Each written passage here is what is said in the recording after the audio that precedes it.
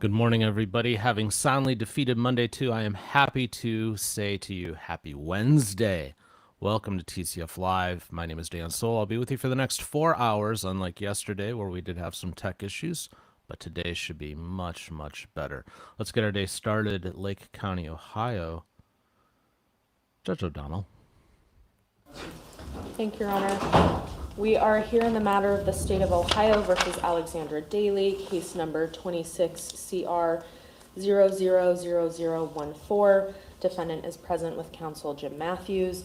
We are set today for a change of plea. It's my understanding that the defendant will be pleading guilty to count 1, possession of cocaine, count 4, tampering with records, count 5, forgery, and count 6, possession of cocaine with the attached forfeiture specification. There is no agreement as to sentencing. The state would request a pre-sentence report, victim impact statement, and drug and alcohol assessment prior to sentencing. Thank you. Mr. Matthews? That is accurate, Your Honor. Okay, Ms. Daley, how old are you? 39. How far did you go through school? I completed 2 years of college. Are you a U.S. citizen? I am, yes. Are you able to read, write, and understand English language? Yes, sir. Prior to coming to court, have you taken any drugs or alcohol or any prescription medication in the last 48 hours? Yes. What have you taken? Clonidine yesterday. What's that for? Anxiety. Does that medication affect your ability to understand what's going on here today? No.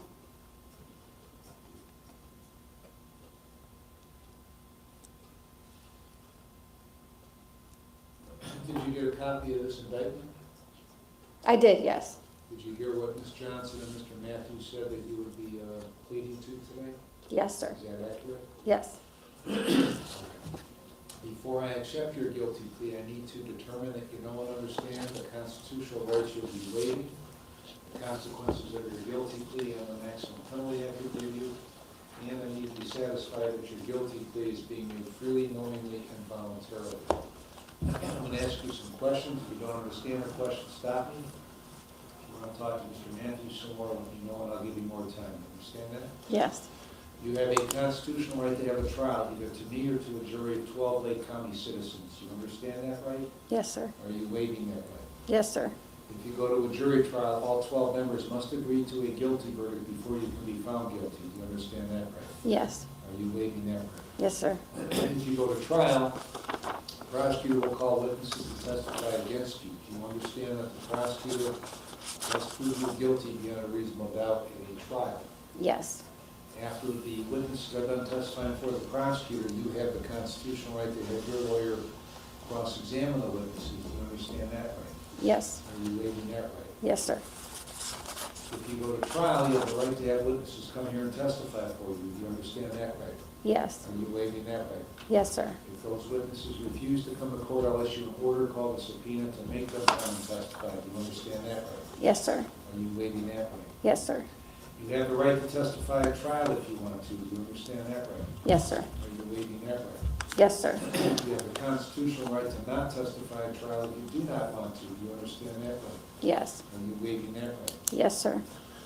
If you decide not to testify at trial, nobody is permitted to comment on that decision. Do you understand that? Yes.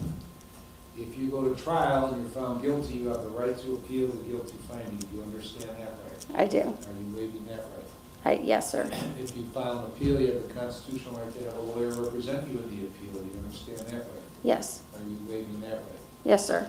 If you could not afford to hire a lawyer, one will be provided at no cost. Do you understand that? Yes. If you file an appeal, you're entitled to have a transcript of all the hearings in this case. Do you understand that right? Yes. Are you waiving that right? Yes, sir. If you could not afford a copy of those transcripts, they'd be given to you at no cost. Do you understand that? Yes, sir. If you plead guilty today, you will not have the right to appeal the guilty finding. Do you understand that? Yes. Do you have any questions about any of these rights? I do not, Your Honor. Do you still want to plead guilty to these charges? I do, Your Honor. Do you understand by pleading guilty, you're fully admitting your guilt to the charges? Yes. Do you understand by pleading guilty to these felonies, you're voluntarily giving up your freedom for whatever period of time I can sentence you to prison, to jail, or to community control? Yes. In Count 1, possession of cocaine is a felony 5. It carries a 12-month maximum prison sentence and a $2,500 maximum fine. Do you understand that? Yes, sir. Count 4, tampering with records is a felony 3. It carries a 36-month maximum prison sentence and a $10,000 maximum fine. Do you understand that? Yes, sir. Count 5, forgery is a felony 5 with a 12-month maximum prison sentence, $2,500 maximum fine. Do you understand that? Yes, sir. Count 6, possession of cocaine is a felony 5, 12-month maximum prison sentence, $2,500 maximum fine. Do you understand that? Yes, Your Honor. If you plead guilty to the forfeiture specification in count 6, you're voluntarily giving up the items listed. Do you understand that? I do. I could give you a consecutive sentence. That means one sentence after another for the separate offenses. If I did that, then the maximum prison sentence would be 72 months and the maximum fine is $17,500. Do you understand that? Yes, sir. Any questions about the penalty? No. Are you presently on post-release control to the parole authority? No. You understand that your felony conviction will prevent you from owning or possessing a firearm? Yes, I do. You understand that your guilty plea may result in a driver's license suspension of between 6 months and 5 years? Yes, I do. Do you understand that if a prison term is imposed in this case, you might have to serve a period of post-release control for up to 2 years under the parole authority? Yes, Your Honor. If you are placed on post-release control and violate any conditions in parole authority, can send you back to prison for up to 9 months for each violation, up to 1/2 of my sentence. Do you understand that? Yes, I do.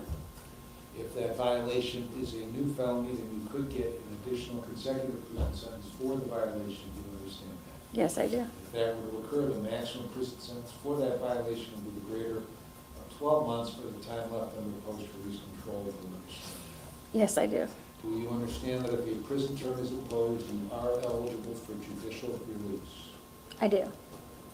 I could place you on community control for up to 5 years, but if you violate any conditions, I can send you to prison for 72 months. You understand? Yes, Your Honor. Has anybody promised you that I would be lenient on you just because you're pleading guilty today?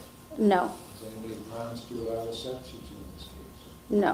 You understand at the time of sentencing, I do not have to follow the sentencing recommendation of either the prosecutor or your lawyer. I understand, yes. Have you had enough time to talk with Mr. Matthews before pleading guilty today? Yes, sir. Has he discussed everything about your case and answered all of your questions? Yes, sir. Are you satisfied with the advice he has given you? I am. Have you been threatened or coerced in any way to plead guilty today? No. Are you freely, knowingly, and voluntarily entering your guilty plea? Yes, sir. Do you have any questions? No, Your Honor. Ms. No. Johnson, if this case went to trial, what would you do? Your Honor, the facts would have shown that in September 2025, Willoughby police were called to a parking lot in Willoughby for reports of a suspicious vehicle. Police contacted the defendant, who provided her name at that time as Victoria Daley. Suspected illegal substances were found in the vehicle pursuant to a search and sent to the Lake County Crime Lab for testing. A weighable amount was determined to be cocaine. The defendant was transported to the booking room of Willoughby, where she was booked in as Victoria Daley. Her case proceeded through Willoughby Municipal Court under the name Victoria Daley, and the defendant signed and filed a motion to continue under the name Victoria Daley. In December 2025, Mentor Police Department became involved when it received a call for females passed out in the Mentor sheets. On scene, police secured suspected illegal substances, sent to the Lake County Crime Lab, and determined to be cocaine. The defendant identified herself to Mentor PD as Victoria Daley at that time. She was brought to booking, but before she could be booked in at Mentor Police Department, an individual called and advised that officers had booked Alexandra Daley, not Victoria, and that Victoria was her sister. Officers were able to ultimately confirm that the individual in their custody was Alexandra Daley. Thank you, Mr. Matthews. Anything to add to those facts? No, Your Honor. Ms. Daley, did you hear what Ms. Johnson said, that the facts would show if the case went to the trial? I did. And are those facts true? They are, yes, sir. What is your plea to count 1, possession of cocaine, a felony 5? Guilty. What is your plea to count 4, tampering with records, a felony 3? Guilty. What is your plea to count 5, forgery, a felony 5? Guilty. What is your plea to count 6, possession of cocaine, a felony 5? Guilty. And what is your plea to the forfeiture specification on count 6? Guilty. Thank you, Your Honor. Prior to the hearing, I did review the written plea of guilty with Ms. Daley. She indicated that she understood it and that she intended to sign it.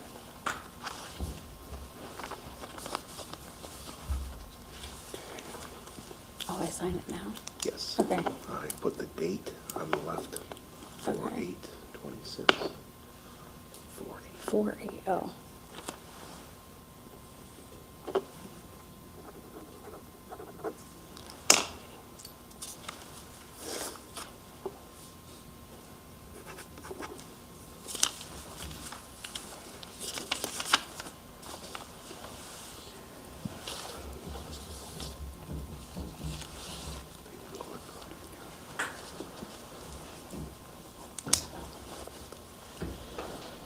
Your Honor, I have witnessed the defendant and Mr. Matthews sign the written plea of guilty. I have also signed the written plea of guilty and with permission would return it to the bench.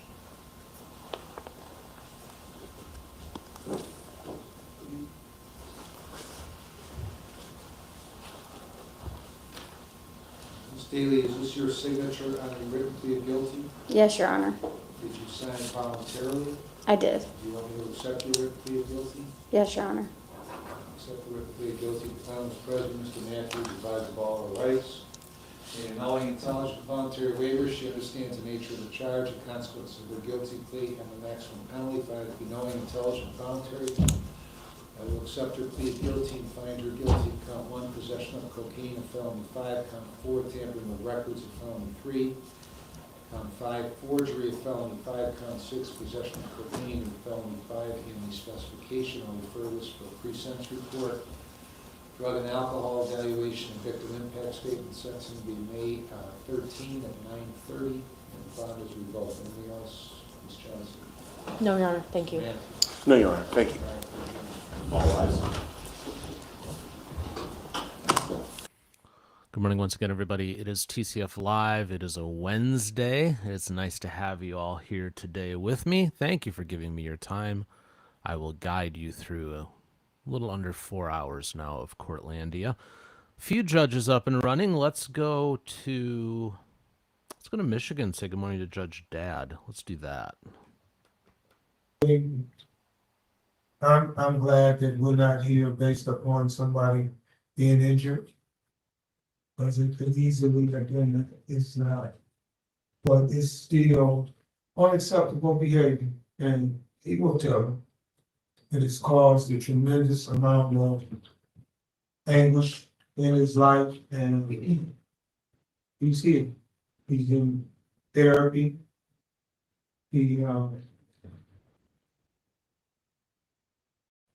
Judge, he's working, he's desperately wants to try to keep the job.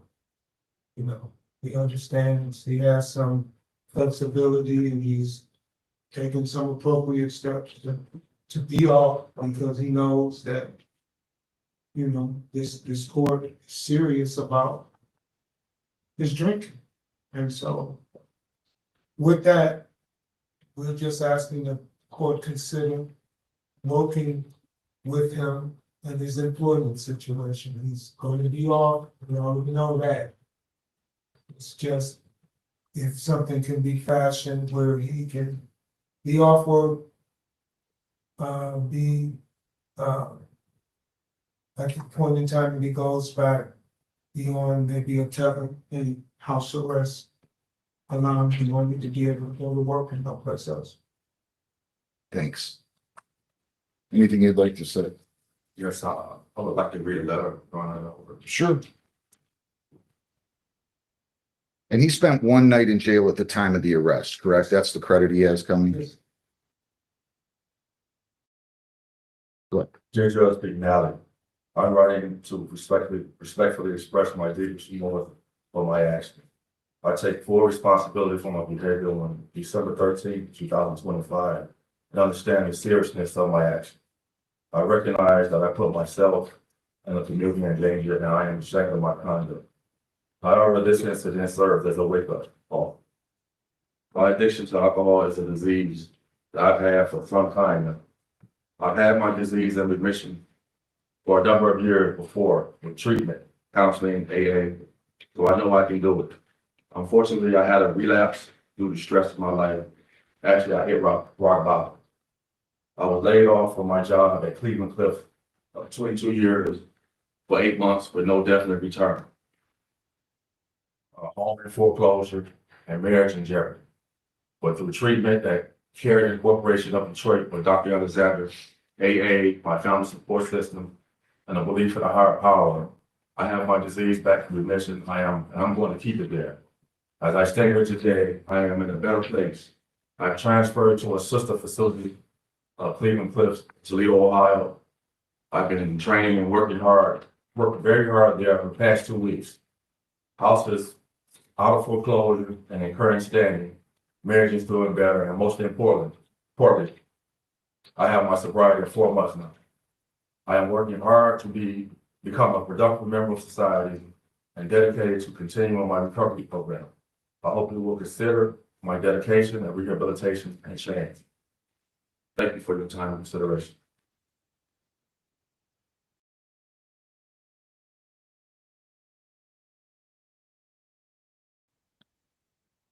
When it came to my attention that you were in a sobriety court, I remembered you. And I liked you.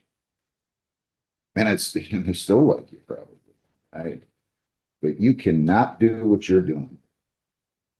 I don't understand. I get the whole disease aspect. That's why I started a sobriety court back in 08. But I don't understand why you would undertake to drive when you're drunk. I mean, how many times do you have to go through this before you learn? I really don't understand it. There are Ubers, there are cabs, there are friends, there are spouses that can come and pick us up. You went through 2 sobriety courts. You went through mine, and then you went through the Veterans Treatment Court in 34th. There is nothing I'm going to do except say to you that you are so fortunate that somebody dropped the ball and didn't charge a felony, because I can tell you after this many and what I've seen, if I were a circuit court judge and you came before me, you'd be doing at least 2 or 3 years. 500, I'm not even going to bother putting you on probation. 500 fines, 850 costs, 75 victims' rights fee, $50 justice assessment, 1475, screening fee 60 for 1535, 76 days forthwith, credit 1, serve 75, you'll serve 17 more, fines and costs are not paid. I'm going to give you until August the 1st to pay those. If you need more time, you can come in here and request to pay if you don't have the money. You have 21 days to appeal, 14 days to apply for a court-appointed lawyer for purposes of appeal. I'd like to let him do weekends or something. I can't. I'm not going to. He's going to kill somebody. And I might be saving you from killing yourself. So you're in custody. I'm sorry, Mr. Polk. You're always such a gentleman. I enjoy having you here, but you cannot do this, Mr. Wells. This is the 5th one.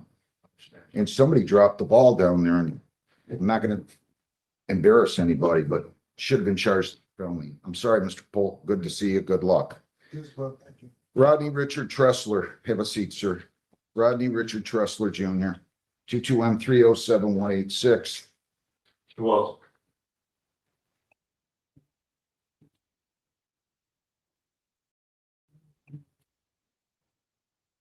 Tell me how the money's paid. yes. Your name? Rodney Richard Tressler. Heather, can you help me? This is failure to pay fines and costs is ordered. He pled guilty on March 31. We gave him an adjournment. His probation set to expire tomorrow. He paid this morning, Judge. Everything's paid? Correct. Congratulations to you, Mr. Tressler. Sorry. Huh? It's okay. Well, there was a lot of money. That was a lot of money you ordered to pay in restitution. I'm gonna go ahead and discharge you with improvement. There's no other violations here, is there, Heather? I do not believe so, Judge. You don't have anything else pending, right? Discharge you with improvement, case closed. I wish you well. I really do. Good luck. People against Lawrence. Mark Gibson Lawrence, 26B1502224A and B. Good morning, counsel. Morning, Your Honor. Billy Jeffers on behalf of Mr. Lawrence. Mr. Lawrence, your name, sir? Mark Gibson Lawrence. All right. Does he stand mute, wait formal reading? Yes, Your Honor. And so now you pre-tried this with the prosecutor, is that correct? That's And correct. Karen, go ahead, you You can. should have a plea agreement for you. Yep, she's gonna plead to impaired driving, the OWI to be dismissed, correct? Correct. And there's also the civil infraction of driving left of center, that is also to be dismissed, true? Yes, Your Honor. Sir, if you plead guilty to operating while impaired, I'm gonna go ahead and dismiss the operating while intoxicated. The operating while impaired is punishable by up to 300 fines, 93 days jail, 360 hours community service, court costs, or all of those 4 points would be added to your traffic record. Your license would be suspended or revoked in accordance with your record, and your vehicle could be or might have to be immobilized depending upon your record. Do you understand that? Yes, sir. And did you sign, read, and understand an advice of rights? Yes, sir. If you plead guilty, you'll be giving up all those rights and there will be no hearing or trial. Do you understand that? Yes, sir. Okay. Any questions before I ask you how you plead? No, sir. To the charge operating while visibly impaired, how do you wish to plead? But plead no contest. Why are we doing a no contest? Potential for a civil liability. Was there an accident Yes, it was. with another vehicle? Yes. Was somebody hurt? Well, then.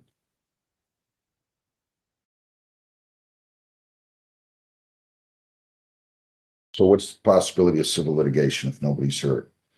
I'm not gonna give you a hard time if this was, there was a 3-car crash. I'm looking at it.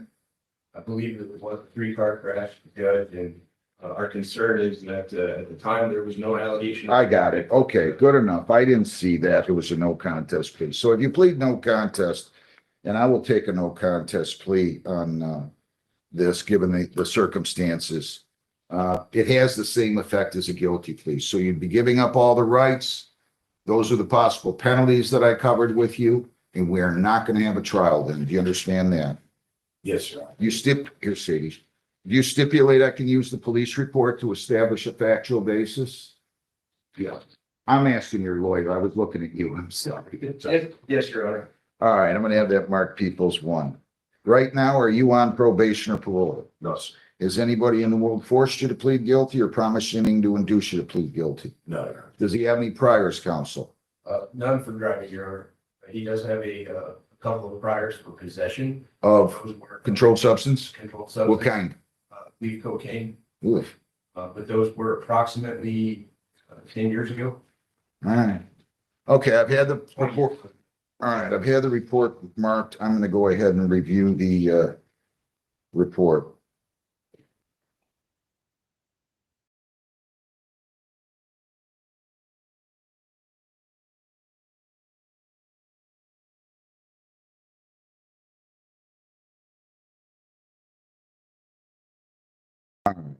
Based upon my review of the report, I find there is a factual basis for this plea.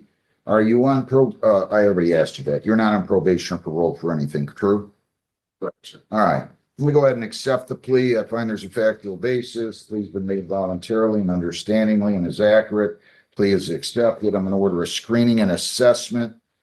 We'll give you a sentence date, but first we have to address bond. Let me just take a quick peek here. He lost his license too. He didn't take the Correct. intoxilizer, correct? Correct. So I don't expect you to be driving, okay, sir? Driving, sir. Here it is. All right, so he shows, let's see, possession of controlled substance out of the circuit court in 16. He's got a suspend charge, but I'm not that concerned about that. Retail fraud 14, improper transportation of marijuana at 17. I'll give you a personal bond of $2,500. You cannot leave the state without the consent of the court. You cannot violate any law or ordinance. You must appear in court as directed. Okay? Yes, Your Honor. No alcohol. No marijuana. Okay. No illegal drugs. You're not to purchase, possess, or consume any one of those things. Okay. I do want you going to AANA at least 2 times per week. At least 2 times per week. What? That's great. I've already started doing. Good. When he came into the office, Judge, I ordered him to begin all of those treatments. He's also in substance abuse counseling. Okay, good. Well, you got a good Smart lawyer then, Mr. Lawrence. All right, that's what we'll do. I want him to go in person. Has he been going in to AA in person? Yes, Your Honor. And you've been getting that form signed every time you go? Yes, Your Honor. Do you have it with you? Yes, I do.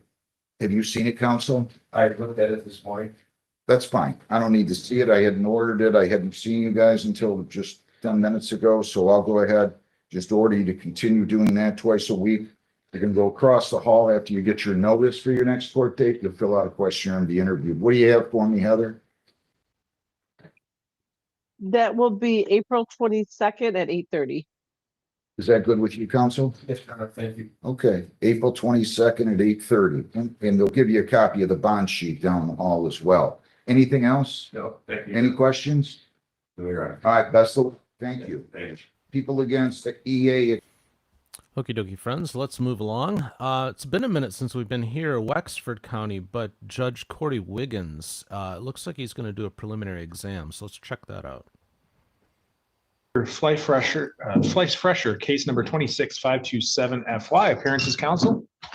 Brendan Maturin, for the people, Your Honor. Good morning. Jerry Tabor on behalf of the defense. All right, good morning. You all may be seated. We are here for a preliminary examination. Has there been any resolution to this matter at all? No, Your Honor. All There has right. not been an offer extended. In speaking with the prosecutor, I'm hoping that despite running the examination, that negotiations are not forestalled and could continue. All right. Are there any preliminary matters before we get going? There are a couple, Your Honor. Is it okay if I address the court from? However you're comfortable. Thank you, Your Honor. Appreciate that. First of all, Judge, all of the people's witnesses will be waiting outside the courtroom until they're called to testify. Okay. However, the victim's daughter, Patricia Smith, is here this morning. She's going to testify first. And I would ask that she be allowed to remain in the courtroom after she testifies to observe the remainder of the examination. Any objection to that? No objection. Okay. Also, Judge, the people and the defendant have a couple of stipulations regarding evidence. There is a packet of records that the people obtained from Pleasant Lake Lodge, which is the adult foster care facility where the defendant was employed at the time of the events in question. Those records total, I believe, 98 pages, have been marked as People's Exhibit 2. It's my understanding that the defendant will stipulate to Exhibit 2 being entered into evidence. That's correct. All right. Also, Judge, there are a couple of former employees of Pleasant Lake Lodge who would be called as witnesses to testify in this case, including at this examination today.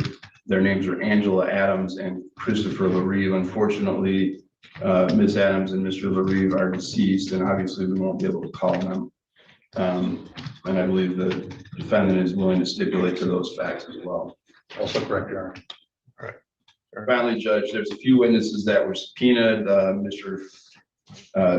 Faber is aware that they were subpoenaed, however, they may not be called today. I don't know if we need to go into detail about that. That's all I have before we start the evidence, Your Honor. All right. Counsel, any concern about the witnesses that may not be called? Could the prosecutor identify which witnesses are he intends to call? So the witnesses I do intend to call are Patricia Smith, Amber Harris, Valerie Glendenning, Allison Scholten, David Harrison, Dr. Paul Wagner, Bruce Messer, and Trooper Patrick, MSP Trooper Patrick McClure. Thank you. All right. And they are all sequestered? Except for Ms. Smith, yes. Thank you. All right. Defense counsel, do you have any preliminary matters before we get going? We do not. Thank you. All right. Your first witness then. People call Patricia Smith, Your Honor.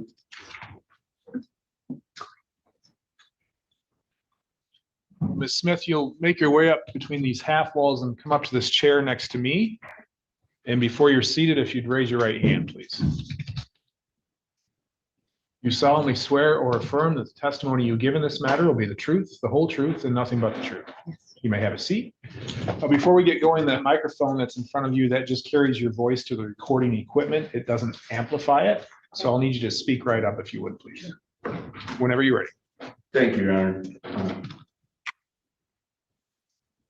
Please state and spell your name, ma'am. Patricia Collins, Patricia Collins. And were you previously known as Patricia Smith? Yes, Smith? yes, Do you mind if I call you Patricia? yes, That's okay? yes. That's okay. Patricia, how, do you live in the Cadillac area? Me say, Meesick, okay. And how old are you? 40. How long have you lived in Meesick or in Wexford County? We've been here for 30 years. Who was Kelly Harris? My mom, And is Kelly Harris still living? no, When did she pass away? November 4th of 2022. If I suggested it was November 5th, would that be accurate? Yes, Okay. Yeah. Where was she when she died? at Pleasant Lake Lodge, And what is Pleasant Lake Lodge, or what was Pleasant Lake Lodge at that time? an adult foster care home. Was she a resident there? Yes. How did your mother come to be a resident at Pleasant Lake Lodge? I sought a care facility for her, and I chose that place for her to go. Okay, let me ask you a couple of follow-up questions. Why did she need to live in a care facility? She was not strong enough to live on her own or maintain a home. And why not? She had many health issues that kept her from doing so, that she could not overcome. What were her health issues? She had hypertension, orthostatic blood pressures. She had muscle like atrophy, diabetes. She had a pituitary tumor removed from her brain, and it just kind of messed up her entire body. And she just had some health issues that she couldn't get over. Okay. Were those chronic issues then? Yes, She had those for years? yes. You know how long she'd been diabetic? Yes, from the time I can remember being small, the time I was in second grade, she had been diabetic for maybe 25, 30 years. Did she take insulin for her diabetes? Yes, And was she able to administer the insulin to herself? yes. How did she know when she needed insulin? She had a glucose monitor. And without getting technical, what did the glucose monitor do? It just told her what her blood sugar was. She even had one that was, she had a thing in her arm, and she would just take it would tell her what the reading is. And then based on the reading on the glucose monitor, she knew whether she needed insulin? Yes. Do you know any details about what kind of insulin she took? I mean, over the years, it changed. It was Humalog, Ador, I can't recall off the top of my head. She had a couple of different ones, Novolog, Humalog, Okay, that's fine. Aspart, something. Okay.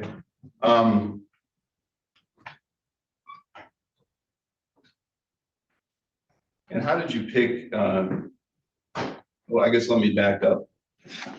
No, I'll go ahead with that question. How did you pick Pleasant Lake Lodge for her to live at?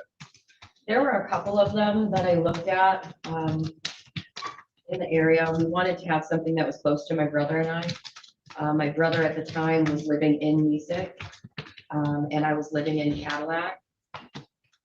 We wanted to find something that was close because we enjoyed spending a lot of time with her. There were a couple of them that she could qualify for, a couple of different homes that she could afford to pay for out of pocket. I looked at one in Kalkaska, and I looked at Pleasant Lake Lodge. And it seemed like Pleasant Lake was a nice. What kind of daily care did your mother require? She just needed somebody to have eyes on her, to watch, how she was doing. previously to her going into the hospital, she stayed at my home. The only thing she couldn't do was get up and down the stairs. You know, so she just needed somebody, you know, just to kind of keep an eye on her to, because once in a while she just got,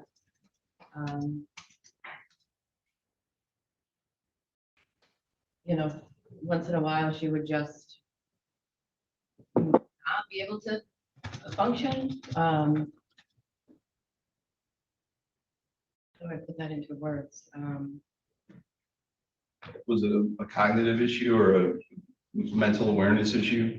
No, not necessarily. She was just on, she was on so many meds, you know, and so many different things, that she just she needed to be supervised a little bit. No, as she could, if she stood up and she had orthostatic, you know, her blood pressure dropped, she would fall. She could get, you know, she just needed help. So she needed somebody to keep an eye on her, make sure she was safe. Yeah. Whether she needed any physical assistance. Yeah, she didn't need help transporting by any means. She didn't need, you know, she could cook for herself. She could, you know, do her own laundry. But sometimes she would not necessarily, you know, she could pass out because of her blood pressure. She really, Okay. But she was able to walk. yeah. Okay. You mentioned the hospital. Was she in the hospital before she went to Pleasant Lake Lodge? She was for 3 weeks. And do you know why she was in the hospital? Her blood pressure and her diabetes. So she was having issues with those two problems is why she was in the hospital. That's right. Do you know how long she was in the hospital? I believe I took her to the hospital on October 12th and she left there on November 1st. So about 3 weeks. Yes, And did she go directly from the hospital to Pleasant Lake Lodge? that's right. And again, who did you talk to at Pleasant Lake Lodge before you decided to have your mother sent there from the hospital? Christy, And by Christy, are you referring to the defendant? yes. Can you please point out the defendant and just give a brief description of her appearance and what she's wearing? She's here in a black cardigan with a white blouse. Record reflect that witness identified the defendant, Your Honor. Any objection? No objection. It's a sole reflect. And is Pleasant Lake Lodge located here in Wexford County? Yes. Thank you. So what did you talk to Christy about before you decided to send your mom to live there? I think most of our conversations were just about whether or not my mom could afford it, the financial status, and what, it was really important to my mom to have some freedom. She wanted to be able to go out and have a cigarette. She wanted to be able to go in and out as she pleased. If I could take her to the store, you know, if I would just wanted to pick her up and take her shopping, you know, some skilled nursing facilities you cannot. However, this place you could. So it was just conversations like that, you know, would it be a good fit for where my mom needed.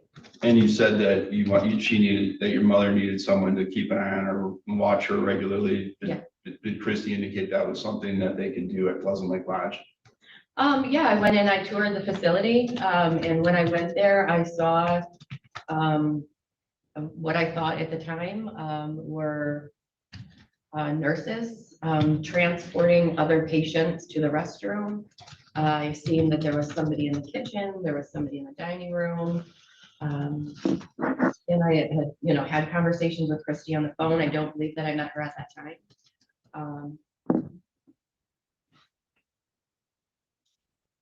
Will you repeat the question? I just wanted what services Christy indicated would be provided to your mother at Pleasant Lake Lodge. Oh, yeah, so I just assumed, yeah, and I, you know, after seeing it with my own eyes, that it would provide what my mom needed. Was there any discussion about giving your mother her prescribed medications? I don't believe that we had that conversation. Okay. So, which day did your mother actually move into Pleasant Lake Lodge? November 1st. And how did she get there physically? I believe it was by ambulance. It was a medical transport of some sort. Okay. Is that because of she was being transferred from a hospital? Was that your understanding? Yes. Okay. Were you there when she arrived? No, Okay. Did you see her that day? yes. Can you describe what your interactions were with your mother and anyone else at Pleasant Lake Lodge that day? I don't remember any interaction with staff, per se. But my mom was just saying that she's not sure that this is where she wants to be. She's not sure that she really likes it. I don't remember that she had anything specific. It was just, just wanted to go home. She just wanted to be at my house. What did you tell her? I said it's just really not a good idea, just because of how many times she falls. And that I was worried about her because I was not home to be there for her. Were you working outside of your home at that time? Yes, 40 hours a week? yes, Okay. So you weren't home during the day to keep an eye on her? that's right. Okay. Any other interactions you had with your mom the first day she was there? Not on the first day, no. Well, when was the next time that you saw her? The next time I saw her was that Wednesday, and the conversation went very much the same. She was in a wheelchair and she had come out. I brought some things to her, such as, her robe, her slippers, some personal belongings that she wanted. And she had come out to my car and she just said that it's not what she wanted. She didn't want to be in a home. But there really wasn't anything. I think the only thing that she said specifically she didn't like was that she had to turn over her cigarettes. Okay. She didn't like that as an adult having to ask for permission. But I think that was our conversation was mostly about she wanted to come home. And I said, if you just try this for a little while, see if you can get strong, get yourself put back together, get your blood pressure and your sugar under control. And then once that happens, you can, find a different place for you to go. Okay. Was that the second day that she was there? Yeah. Okay. I told her, I said, I support your decision. I said, let me know what you want. And she said she was. Okay. When was the next time that you talked to her? The next time I talked to her was Thursday. Was that the third day she was there? Yeah. Okay. I don't believe that I think she was sending me text messages between Wednesday and Friday. I just texted her. Okay. She sent me a list of some more things that she wanted. She decided she was going to stay. She was going to try to work it out. Between Wednesday and Thursday, our conversations were, she sent me a list of things. She wasn't feeling well. She had gotten sick on the side of her bed. She had puked in a bag, and she lost her dentures in a bag. And she was upset that nobody helped her, that nobody noticed and nobody helped. And I didn't know if she was just trying to talk me into coming back to get her, to take her out of there. So I was just kind of like, okay, are you okay? Are you gonna rest? I know you're not feeling good. She was gonna lay down. And she told me some more things that she wanted. You recall which day it was that she said she vomited and she wasn't feeling well? I believe it was Thursday. Yeah, Okay. I really think it was Thursday. Okay. Because Thursday I had taken her a box of things. I'd taken the box of the things that she wanted, with her phone charger, her reading glasses, and her makeup, taken them to her, and she was sleeping when I got there, and I didn't wake her up. Then I just left. I dropped off her things and I left. I left her sleeping. I thought she just needed the rest. Okay.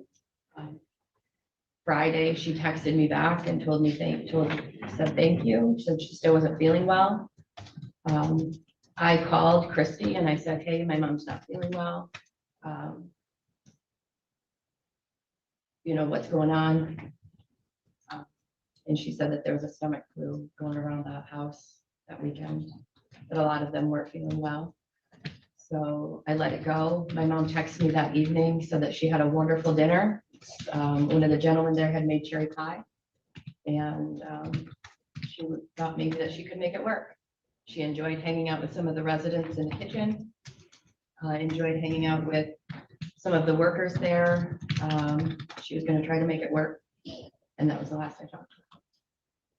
The last time ever? Yeah. When was the next time that you saw her? When I got the phone call Saturday morning, And what was the phone call? it was a phone call from Christy. What did Christy say? She said, your mom is dead. What was the rest of the conversation? I just asked her to repeat that a few times, and I said, are you sure? Are you sure that you're talking about my mom? I said, are you sure? Are you there? I said, did you see her? And she said, yeah, she saw her herself, that she's talking about the right person. Was that the entire conversation? Yeah. And what did you do after that? I took my daughter to the neighbor's house, and my husband took me to Pleasant Lake Lodge. What happened when you arrived? I went in the door, and my mom's roommate had been brought out to the living room and was sitting in a chair when I got there. And when I walked in, she had been reaching for me, and she held on to me for a long time. My mom's roommate did, and I just sat there in her arms for a minute.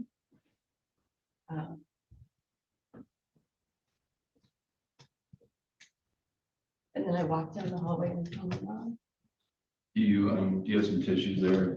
I do. Okay.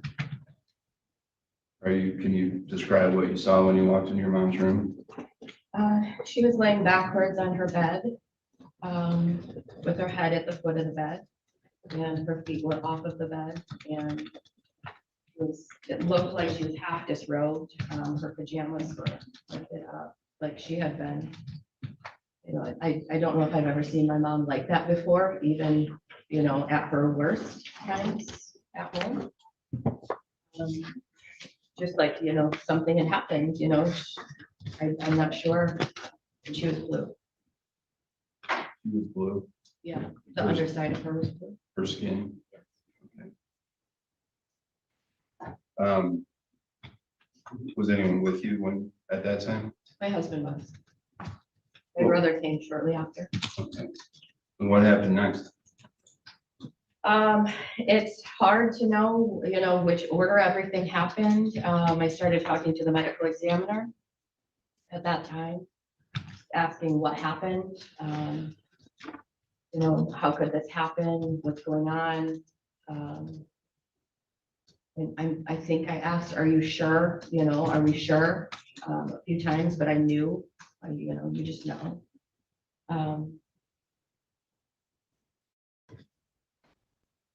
And the medical examiner said he still needed some more time. There were still some things that he had to do, and I said, but somewhere in there, by the end of his examination, he did say he thought it was ketoacidosis. Objection if hearsay. Counsel, That's fine, Judge. I'll sustain the objection. We had a conversation. Do you want me to tell you about the conversation? No, that's okay. It would probably be mostly hearsay. Okay. Did you talk with the defendant, Christy?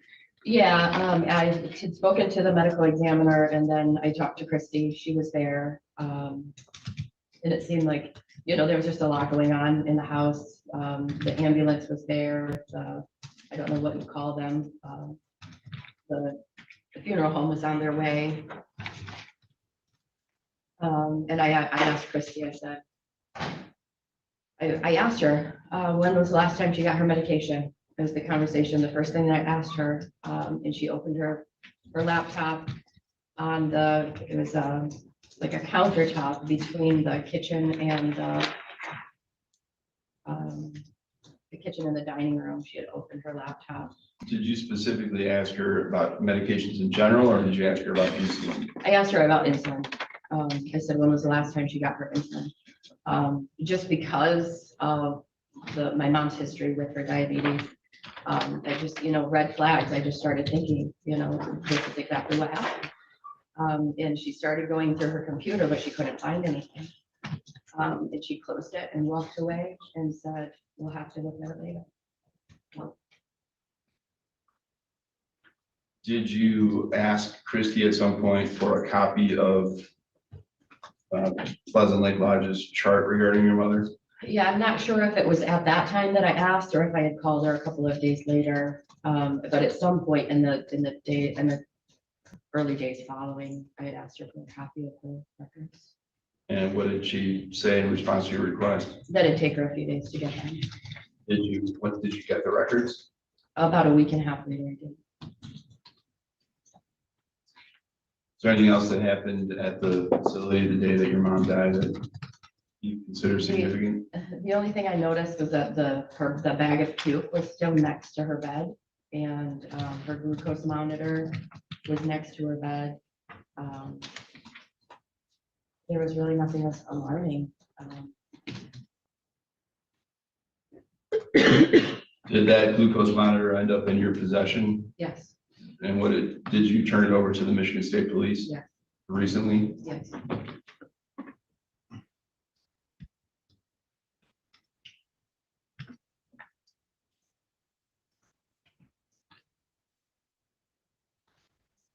That's all the questions I have, Your Honor. Thank you, Patricia. Thank you. Any cross? Yes, please, Your Honor. Please stay seated. Any question? Yes, that's fine. However you're comfortable. Good morning, Ms. Collins. My name is Jerry Faber. We never met, correct?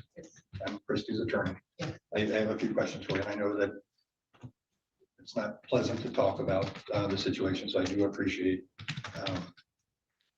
your candor and your willingness to be here. Sure. How long did your mom live with you prior to her hospitalization? She lived with me about 3 months. And what was the circumstance surrounding her living with you? Where was she living before that? Before that, she would go to Texas with my grandparents. And then was there an event or something that happened that where you made the decision to move her in with you? Yeah, my mom, she was unable to work for a long time. She was on disability. So a lot of times she could not afford her housing for a long period of time. Or, she'd be able to afford it, her lease, for about a year. Or she would end up back in the hospital because of her blood pressure, or her diabetes, or another health issue, kidneys, what have you. So her living arrangements were often short in time. And she reached the age of 60? That's right. And I'm not asking these questions to disparage, but it's going to be very important to get into the medical history and her physical condition. I understand. She was, according to the medical report, she was 5'6". That's right. 280 pounds approximately. Maybe a little less than that when she passed, but Okay. Yeah. All right. So that would be the clinical definition would be morbidly obese. That's right. Is that fair to say? yes, She had a lot of health problems. that's right. Are you familiar with you mentioned a few of her diagnoses. Are you familiar with, have you looked at her medical records or the medical examiner's report? Have you reviewed that yourself? I have, but I didn't find anything in it that was alarming to me. I'm very well versed in everything that my mom had dealt with. Okay, all right. And so I just want to go through those. Yes, Adrenal cortical hypofunction. Yeah. Coronary artery disease in the native artery. yes, Rotted stenosis. Yes. Degenerative disc disease. yes, Lumbar depressive disorder. yes, Diabetes, you mentioned that. At least as of the time in the hospital, diarrhea. yes, Heartburn. Yes. Hypopituitarism. yes, Hypothyroidism. yes, Intractable lower back pain. yes, Lumbar stenosis. A lot of back problems. It was painful for her to move around, wasn't it? absolutely. obesity, peripheral artery disease. Mhm. That's a yes. Yes, Right lower quadrant abdominal pain, yes, sacroiliitis. It's probably, I'm guessing Back that's pain. lower back. yes, Chronic pulmonary obstructive disorder, I think that's COPD. yes. You mentioned smoking. The medical examiner's report indicates a pack a day smoker. Is that accurate? I mean, in and out of the hospital, she'd been in the hospital for 3 weeks. Outside of the hospital setting, how would you gauge her smoking habit? Maybe, yeah, a half to a pack. Was she a drinker? No, So if that's indicated in the medical records, that's not, that's something you would disagree with? like I said, I worked and I did not see that my mother had any alcohol issues. You know, if it's in the medical records, she did not have alcohol issues. We went to, if she was in Texas and we went to a roadhouse, absolutely, my mom would enjoy a drink. Okay, how, on a weekly basis, was she a daily drinker Oh, goodness. during the time she lived with you? Not to my knowledge. By not to your knowledge, you mean you don't recall her drinking on a daily basis, or it would just be an occasional thing? I would say at least, if you wanted me to take a guess, take my best guess, I would say that I knew she drank at least twice a week. Okay, Um, and beer, hard liquor, she liked to have a beer mixed with tomato juice was her favorite. one of the diagnoses was a humerus fracture. Yes, yes, that was maybe 2 years prior. You know which arm?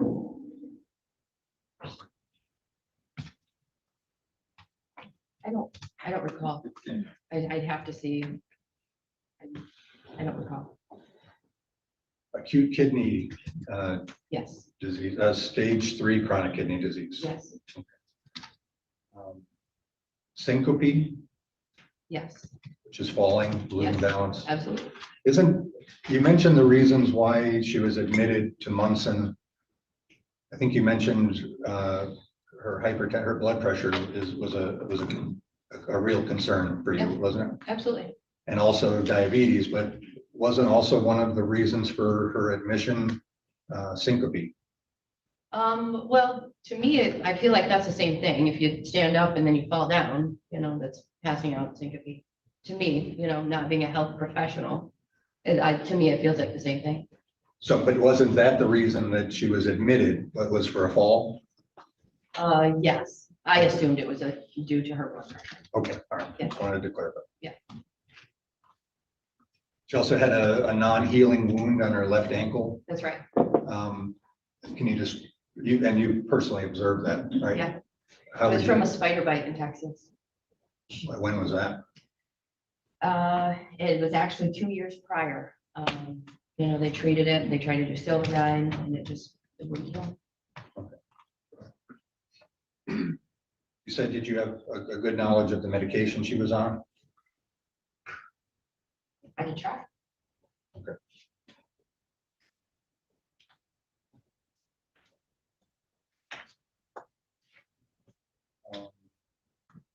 She was on a few mood stabilizers. Was she ever diagnosed with like bipolar or? No. Okay. Not that I'm aware of. Bupropion? Does that sound familiar? Wellbutrin? That's Yes. I think that's the market name for that, yes. Amotadine for GERD, Okay. did we know that she had acid reflux or GERD? She did not share with me that was something that bothered her. Okay. Fludrocortisone, which I think is a steroid for maybe the rash or maybe that non-healing. Does that sound right? Yes. Okay. Norvasc, which is a high blood pressure medication. Yes. you know what, in what dose that her blood pressure medication was? No, over the years, I really tried to take a step back and just let her be her own person. Okay. Yeah. Oxycodone for pain, Yes. gabapentin also for pain. Yeah.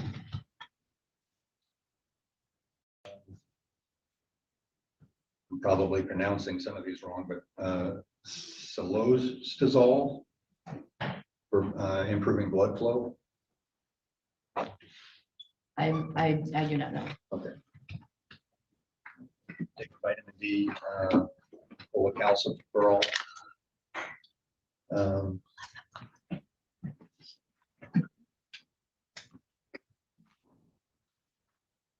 then the diabetes medications. Let's talk about those medications.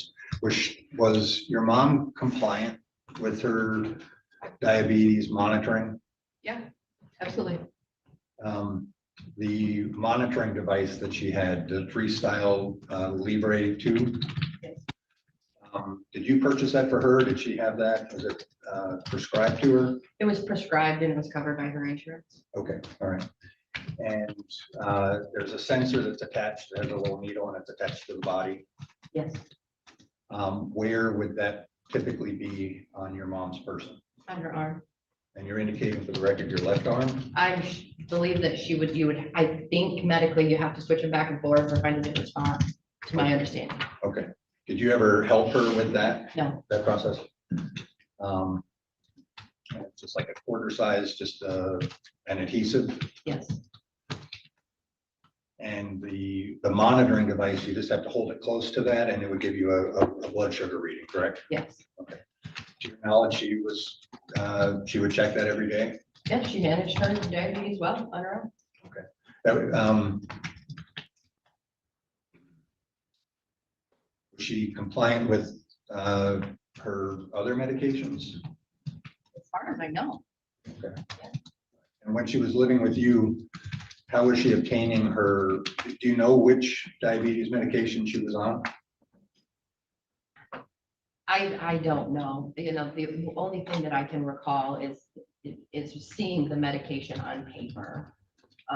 Just because, like I said, when she lived at my house, it was mostly just me keeping eyes on her. Just making sure that if she fell, somebody was there but I really, tried to just let her live her life. I really tried to just take a step back from her healthcare.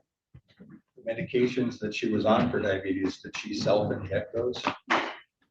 I believe that they were injections. Did you ever see her inject herself? Oh, all the time. Yes. I just don't know if they all were. I don't know if all three of them were injectables. And where would she inject herself? Usually in her stomach. She was doing that on her own? You didn't have to prompt her? No.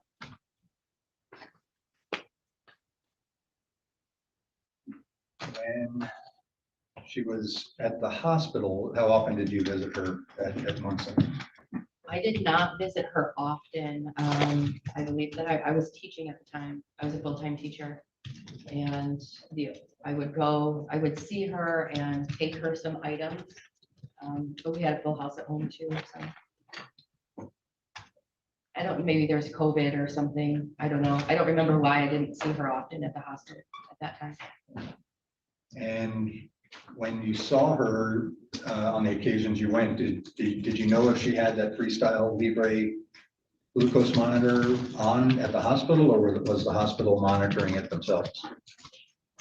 My understanding, if you're at the hospital and they have to prick your finger, like the nurse actually has to do it for you. Okay, so you didn't see if it was there or not, but that's just the practice as you understand. That's my understanding. Okay. What went into the decision to have her discharged at the end of that 3-week period? So you testified October 12th, she's admitted. And then November 1st, she's discharged from the hospital. Mm-hmm. Were you part of the decision-making process for that discharge? Yes. Can you tell the court what led to the decision to discharge? Well, I would imagine that the hospital found her able to no longer in need of emergency services, you know, that she could go home and, you know, that she could be released. Okay, and so the hospital contacted you and said she's ready to go. She contacted me and said that the hospital is releasing her. Okay. What insurance was covering her stay at Munson? I don't know. Was she on Medicaid? Medicaid, Medicare, you know, the insurance thing is always a mess. Okay, did she have her own private insurance or was it through, No. it was through Medicare or Medicaid? Yeah. What options were you exploring since you testified that you weren't in a position to care for her at home? That wouldn't be safe for her at home unsupervised. So what sort of facilities did you have like a priority list of like best case and worst case scenarios? Yeah, so she had been at a couple of different facilities over the, you know, the course of her care, you know, for 5 years. She was in and out, you know, just a couple of different facilities. I looked at Orchard Creek, but she didn't qualify for a skilled nursing facility.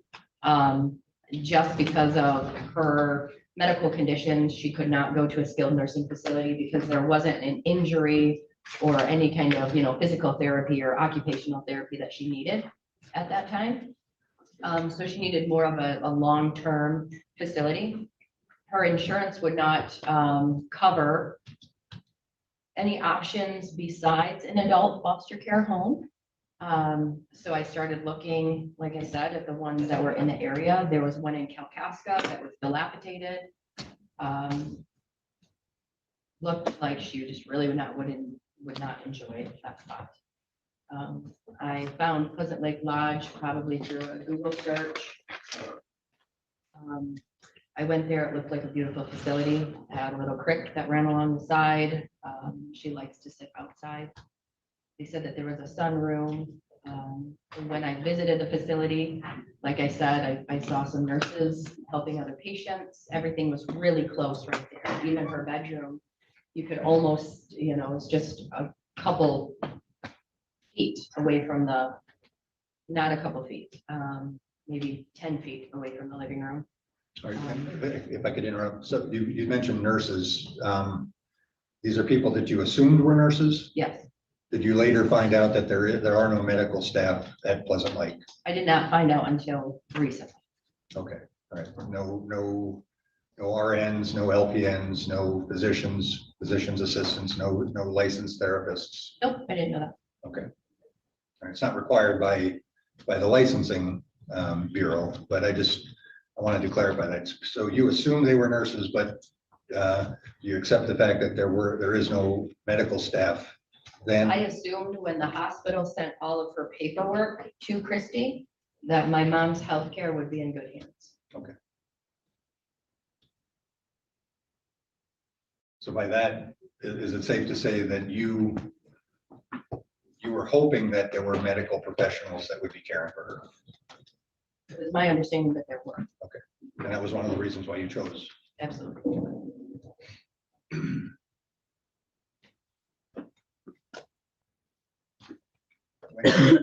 Did you see her in the days leading up to her discharge from Munson?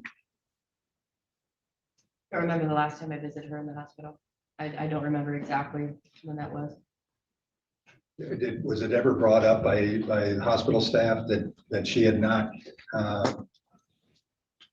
urinated for at least the 48 hours before her discharge? I have no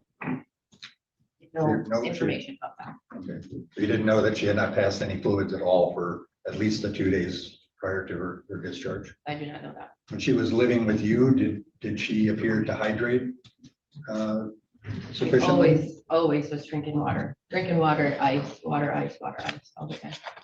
Even though, and so you didn't see any issues with her not going to the bathroom? No. So I believe your testimony was you saw her Wednesday, which would have been November 3rd. you there when she was admitted on the first? No, She was taken by some medical transport. yes, When you saw her Wednesday, she was pleasant and lucid, yeah, interacted with you normally. yes, Maybe said not an ideal place for her to be, but other than that, yeah, a normal conversation, right? yes. She never mentioned to you that she can't self-administer her diabetes medication? We had a conversation. I can tell you a conversation that I had with her about that. if you'd like me to. On that day, on Wednesday the 3rd. I'm unsure which day it was. So my question is, did she mention to you that she needs to take her diabetes medication? She did in one of those 3 days that I had been speaking to her. Between the 1st and the 4th, she and I did have a conversation. She said that she had not gotten any insulin, that she had asked to see the doctor, and that she had not been able to see the doctor. And that's when I called Christine. Okay, friends, let's pause for just a minute. And I'm probably going to do this a couple of times during this hearing because I think it's going to be a longer hearing, a little different from what we normally see here in the mornings, but I want to stick with it because I find it interesting. First off, Barbara, thank you for the $5. So just to bring us all up to speed, they did not announce the charges going into this preliminary examination, but there was discussion of a wrongful death suit in the chat. This is not a wrongful death thing. This is a criminal court, which means there are criminal charges here. The fact that we're in a preliminary exam in the district court means this exam will determine whether or not to bind it over to the circuit court, where presumably, because of where they are, it would go to Judge Elmore. Now, we don't know the charges. They didn't read them going in, but it would seem that it's some kind of like negligent homicide or neglect charge, something to that effect. I'm sure we'll find out as we go. And then also there were some questions in the chat about this person's living situation. Specifically, what was said was that she is in an adult foster care home. So I Googled this just so we understand the difference. Adult foster care homes are licensed residential settings providing 24-hour personalized care, meals, and supervision for adults. Typically, they hold 1 to 4 residents who can't live alone due to physical, mental, or developmental disabilities. These are often located in private homes, and they provide a family-like environment, generally more affordable than nursing homes, costing between $1,500 and $5,000 per month. So that is the situation here, as we understand it so far. Let's continue. Okay, and that sounds like that would have been Friday, because you did testify that you talked to Christy on Friday. I am just unsure of which day it was. Okay. I cannot be sure. And on Thursday, you saw her again. Was it in the morning, the evening? I'm unsure. I don't know what time it was. I know it was dark in her room because the blinds were pulled. She was sleeping and I had a box of her things. Okay. And she has a roommate in, Yes. They share a bedroom, Yes. separate beds. Is there anything like a partition or anything? No. Do you remember the roommate's name? I do not. She asked me to pick up Diet Coke for her. That was the only conversation I had with her.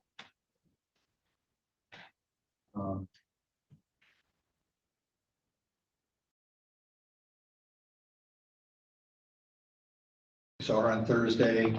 How long did you spend with her? Not long. She was sleeping. I didn't wake her up. And you just dropped off some Yes. things for her? Friday you saw her? Yeah. No, You texted her or talked to her on the it phone? was texting on the phone. These text messages between you and your mom, you still have them?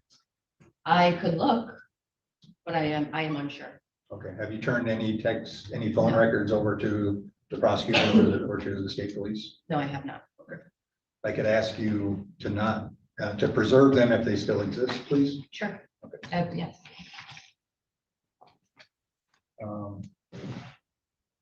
Do you know what time approximately you would have texted with your mom on that Friday? I know that the last time I texted with her that day was after dinner, because like I said, she said that a gentleman had prepared a beautiful meal for them, and there was cherry pie, and she thought maybe she could start to enjoy the place. Okay, so she was praising the meal that she had just had, That's right. and that would have been a dinner? Yes, So it would have been an evening text to you for yes, that. And this would have been the day preceding her passing. that's right.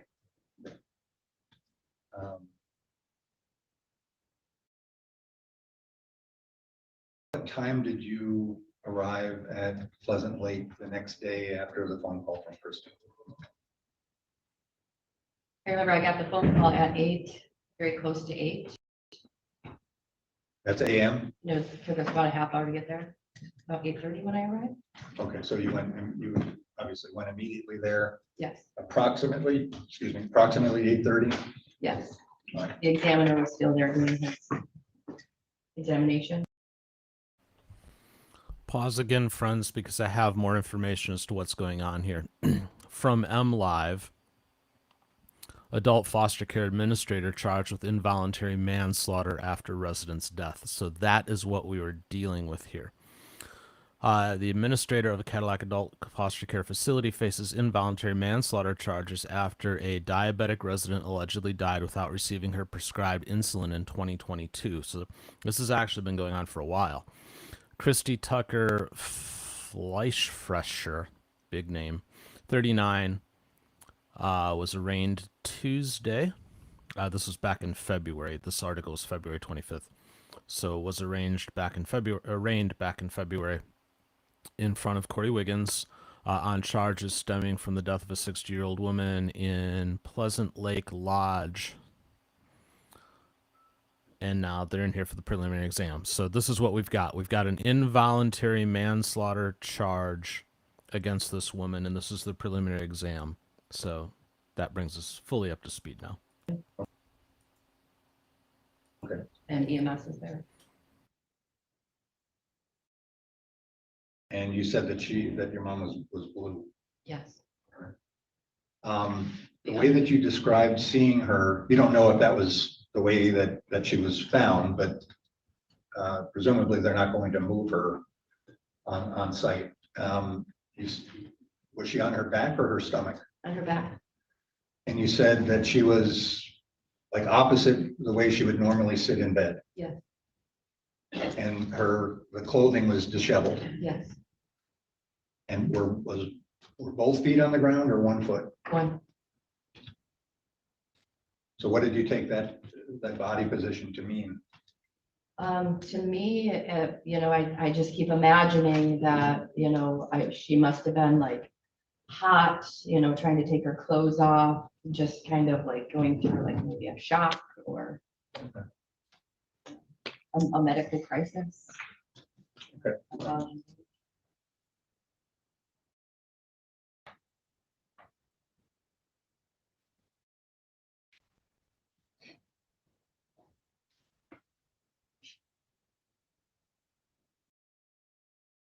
One moment, Your Honor.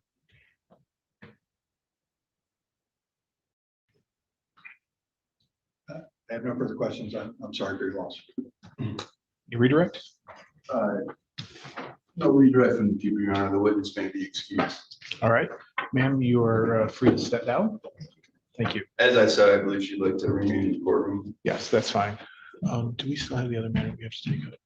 All right, counsel, I have another matter I need to take up that shouldn't take very long. So this seems like a good spot for a break. So if we can do that, maybe 10 minutes. Can I leave everything on the table? Yeah, that's fine. Go ahead. All right.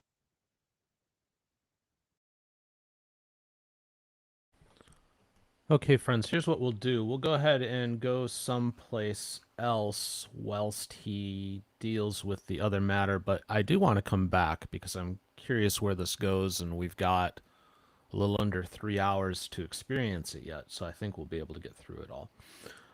Let's do this. Let's go to one of our new favorites. This is Judge Aquilina.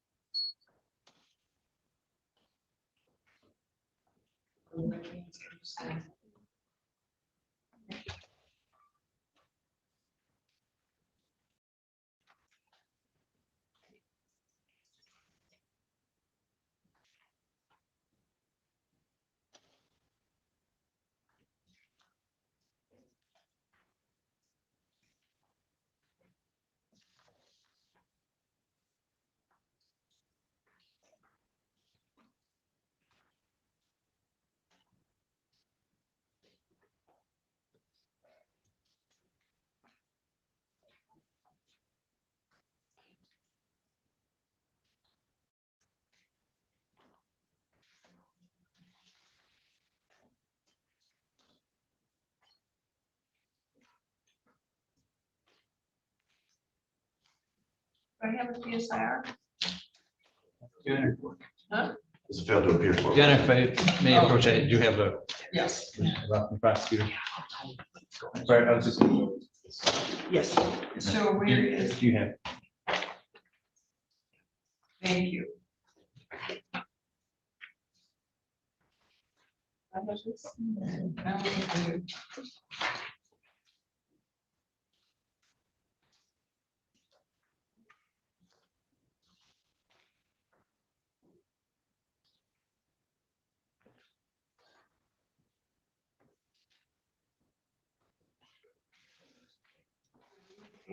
Yeah. I do.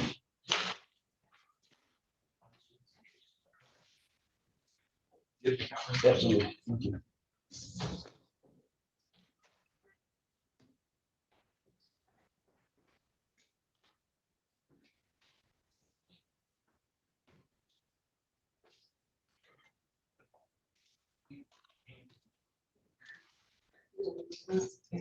Thanks, Lou.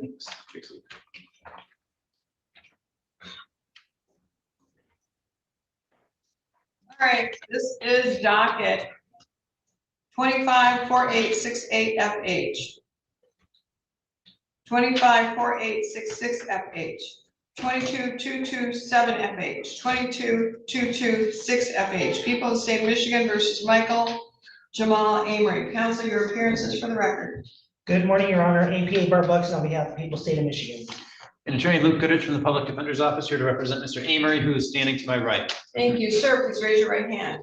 Do you swear or affirm the testimony you're about to provide will be the truth, whole truth, and nothing but the truth under penalty of perjury? Yes, ma'am. Thank you. And put your hand down. Have you taken any medication yesterday or today?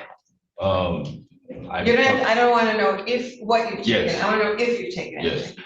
Is it anything that would affect your ability to understand the court or your attorney? No.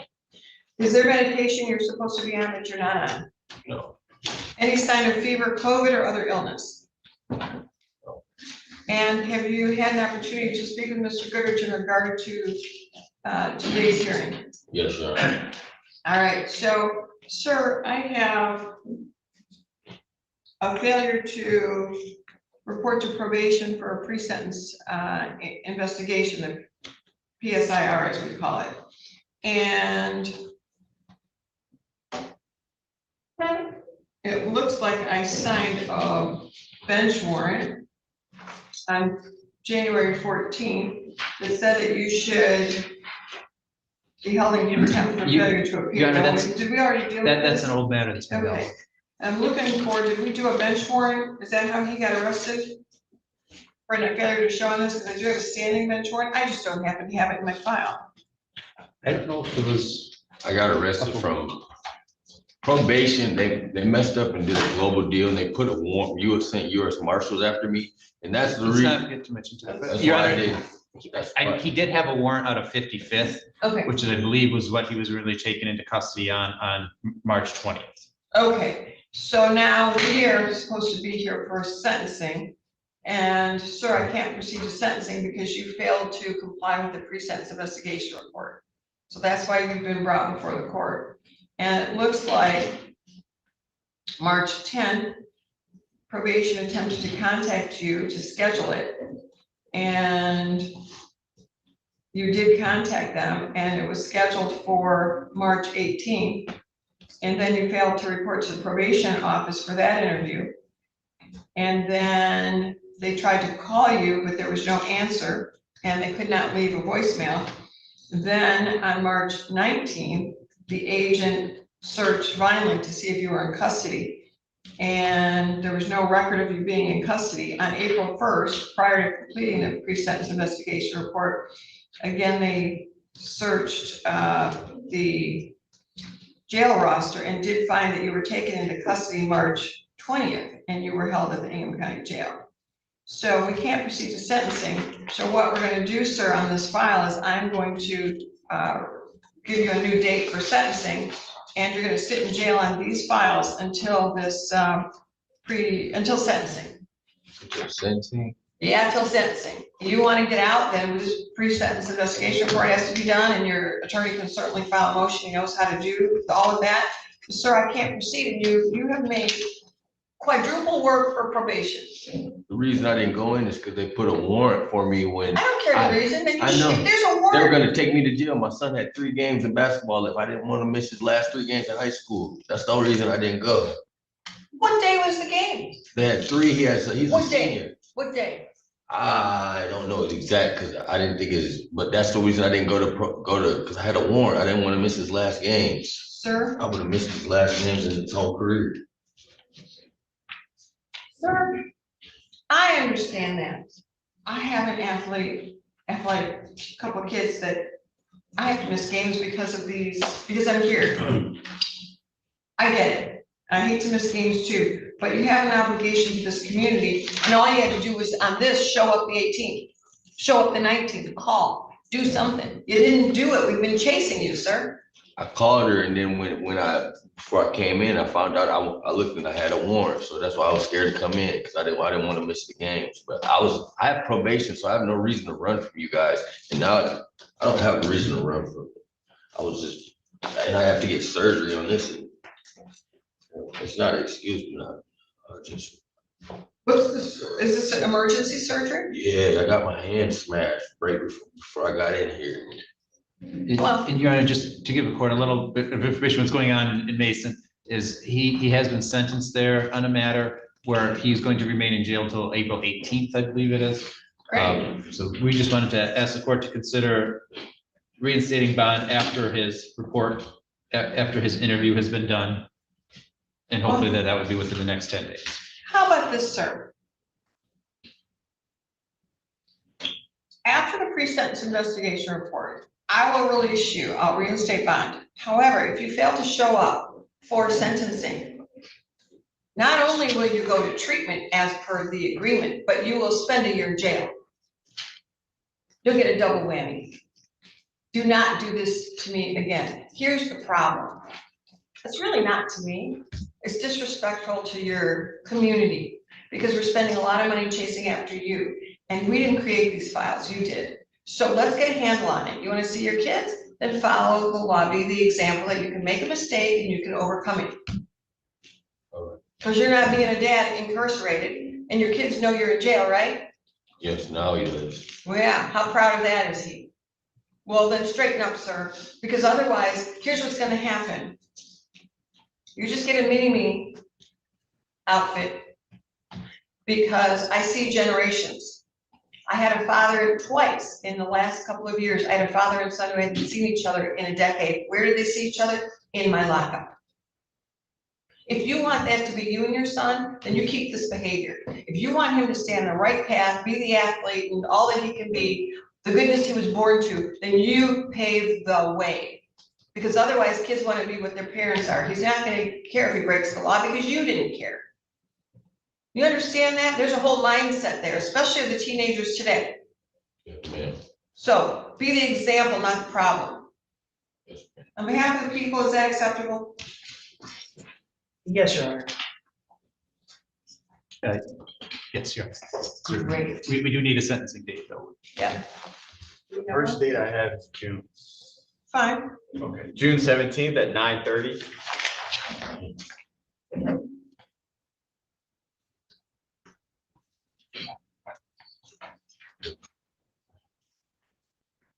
They'll come see you and then you can, you'll be released after that. You better be here June 17th at 9:30. When's graduation? Before that, Great. So you won't miss anything. No excuse to not be here. do you think I'll be able to make it for sure? Things go well. All right. It's up to you, sir. If you don't behave, if you violate the law, if you violate bond conditions, if you violate, you won't be because no one's gonna let you out. It's all up to you, sir. I know that Mr. Goodrich knows exactly what to tell you, so talk to him.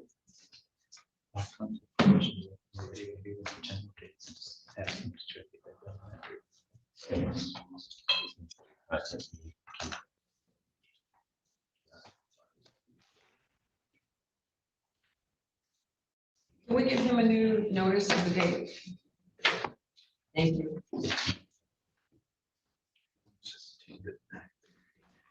As soon as that's done, your bond will be reinstated, you'll be home. Okay, thank you. All for this record. Thank you, Anna. Okie dokie, friends. We're going to go ahead and go back to Judge Wiggins. It looks like they're racked back up. But I did a little more digging during this last hearing while Wiggins was on his other mission. So basically, these adult foster care facilities, generally, they're 1 to 6 residents in a family home. Sometimes they're smaller or larger group homes that could be up to 20 people, but they sit in this weird middle ground between like assisted living and full-on nursing care. So basically, they're there to help bathe, provide medicines, feed, things like that, but it is not full-on nursing care. They're legally responsible caregivers without actually being full medical providers. So it's a very weird middle of the road kind of niche-y thing, which explains why there could be issues with it, because they're taking responsibility for these adults that need help, but they're not full-on healthcare workers. So there you go. All right, let's continue with this. Just one brief matter, Your Honor, from the previous witness. I forgot, I have an exhibit that is marked as People's Exhibit 3. It is a photograph of Ms. Collins and her mother and some other family members. I don't think the defendant has an objection to it being admitted. No objection. May I approach the bench, Your Honor? You may. I just wanted to have a picture of Kelly Harris for the court's reference. She is the, the lady right here. Second from the left? Second from the left, yeah. Looking at it. All right, thank you. Can I take it back? You may. Thank you, Judge.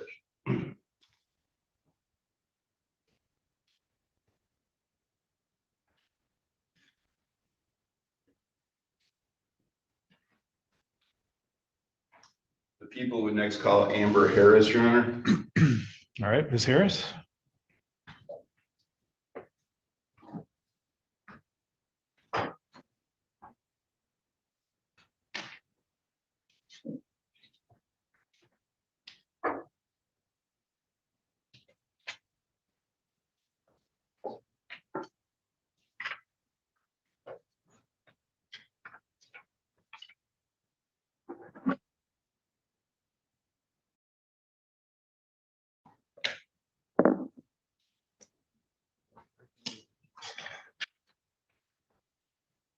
All right, Ms. Harris, you're going to make your way between these half walls and eventually wind up in this chair next to me.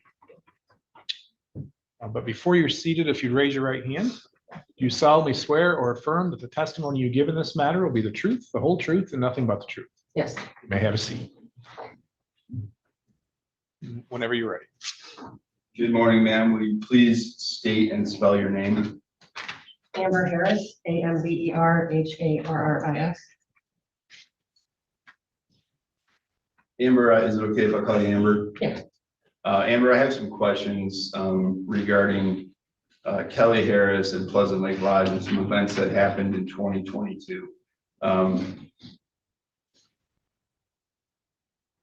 I'd ask that you listen carefully to my questions and please focus on answering the questions that I ask. Is that something you can do this morning? Yes. Obviously, your name is Amber Harris.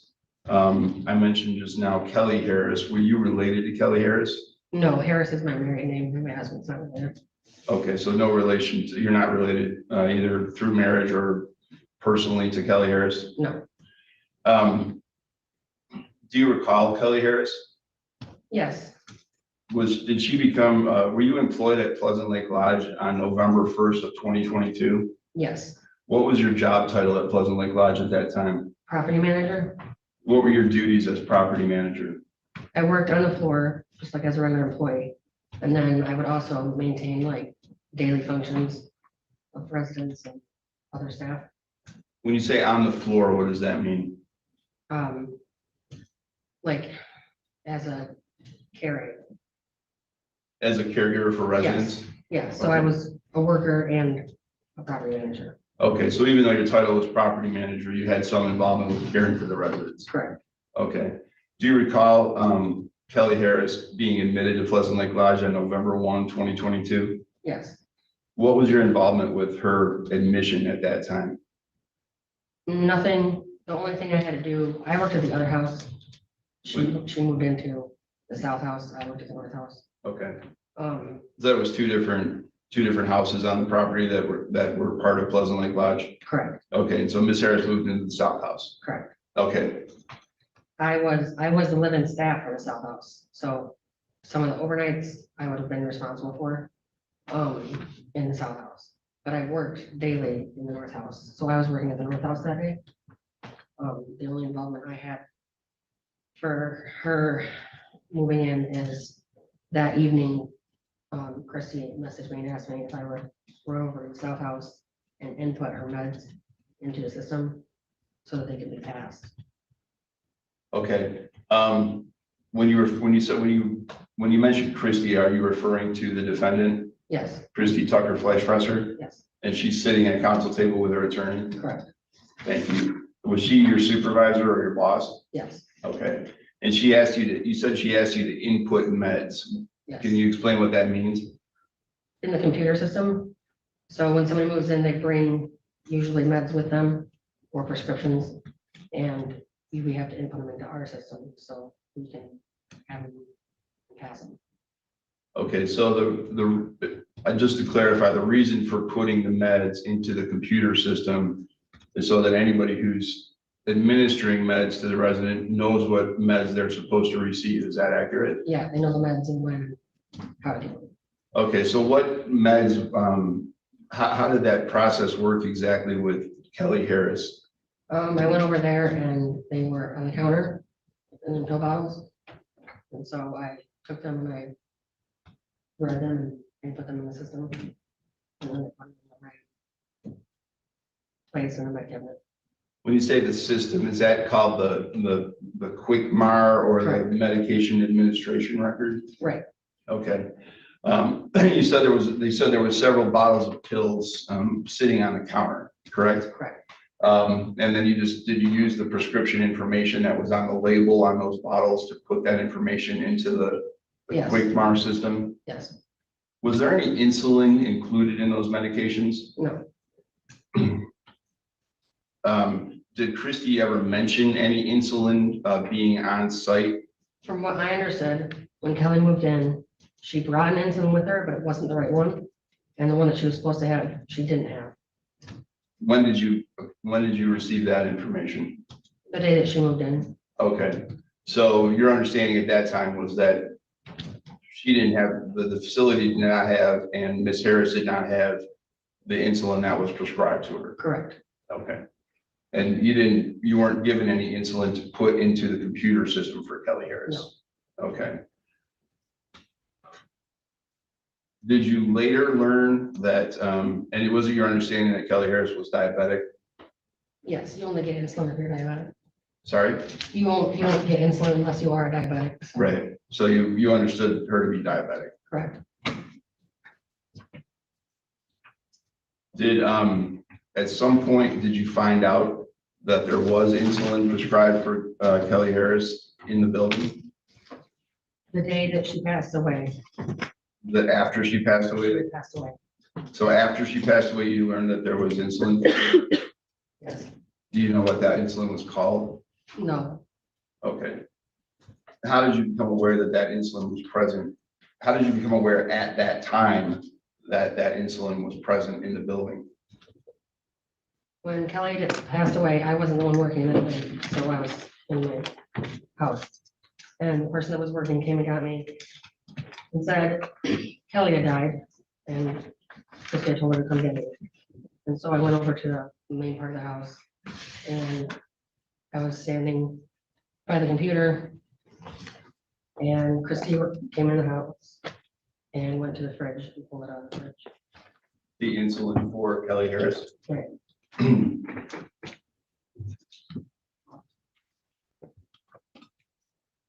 Were you aware of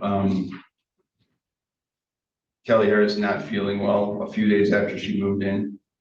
Yes, How did you become aware of that? the staff told me. And if she needed to be sent to the hospital, who would make that decision? Me or Christy. Okay. Was there any consideration given to sending her to the hospital? No, she had diarrhea, I believe, and wasn't feeling well, but there was also a blood going around. So we didn't, we just treated symptoms. She didn't seem necessary for the hospital. Do you know whether Christy, the defendant, was aware that Kelly Harris was experiencing those symptoms at that time? Yes, she was. I mean, we all talked to Christy, or they would talk to me, and then I would talk to Christy about any issues during the day with the residents, so we communicated. So Christy knew that Kelly wasn't feeling well? Yes. And it was showing signs of illness? Yes.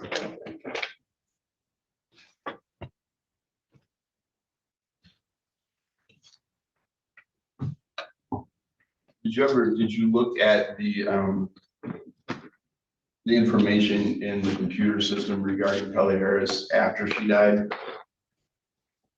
What information? Sorry? What information? Like progress notes? Did you look at the progress notes at any point? Well, there weren't any when she passed away. It hadn't been it hadn't been started yet. Okay, so just again to clarify, as of the time that Kelly passed away, there were no progress notes in the system regarding anything that happened with her while she was there? Correct. What type of information goes in the progress notes, if you know? Yeah, so anything that happens during the day with a resident that's out of the normal, and sometimes even put the normal stuff in there just so it people know what the normal stuff is. If they had a doctor's visit, if they had a visitor, if they, what they did, if they played games with other residents, or if they walked the driveway. If they weren't feeling well, is that something that would go in the progress notes? Yes. And let me back up just a little bit. At the time Christy asked you to input the medications into the system, did she ask you to put it in order that that Kelly's blood sugar needed to be checked or verified every day? No, she had a thing on her arm that tested it automatically. But there was no order that anybody was supposed to ask her about that or check on it or anything like that? No, she would tell the staff. Okay.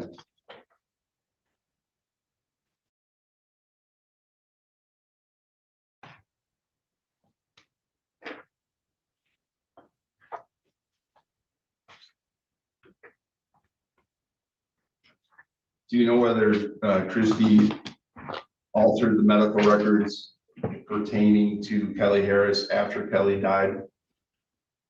Yeah, she did. Can you tell me, what do you know about that? She went back and added the insulin into the system and then checked the schedule and put whoever was working these initials in, that they either passed it or they gave it to her to take with her. So she put in, when you say she put in initials, your other caregivers' initials? Objection to leading. I can clarify the question. Go ahead. Are you referring to other caregivers' initials? Correct. And when somebody's initials go in the system, what does that mean? That means they had passed that medication or they had completed that task. So, but you said she put in other people's initials, correct? Correct. Your knowledge, did Kelly Harris receive any insulin while she was alive and living at Pleasant Lake Lodge? No, She did not. she did not. Did Christy instruct the staff or the caregivers to do anything with respect to the progress notes? She did. She just said to go back and make sure that each time they had worked and Kelly was there, just record what happened. It's not really that uncommon for notes to get backdated. Is it okay to put in information in a patient's record or their chart after the fact, as long as it's stuff that actually happened? Yes. In other words, if you forgot to do it the day it happened, or even the next day, you could go in a few days later and put that information in. There's no problem with that.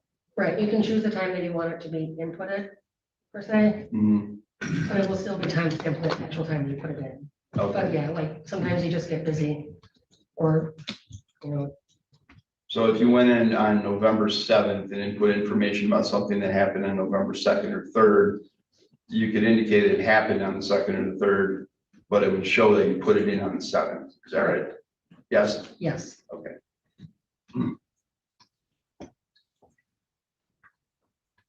And you said that Christie went back in and put in that Kelly had received insulin while she was alive. Objection meeting. Did Christie go back in and document that Kelly received insulin while she was alive? yes. At some point, who was Valerie Glendenning? She was an employee there. And was she a caregiver? Yes. Was she involved in Kelly Harris's care? Yes, At some point, did Valerie come to you and say that Kelly's blood sugar was high? yes. And what did you say to Valerie in response?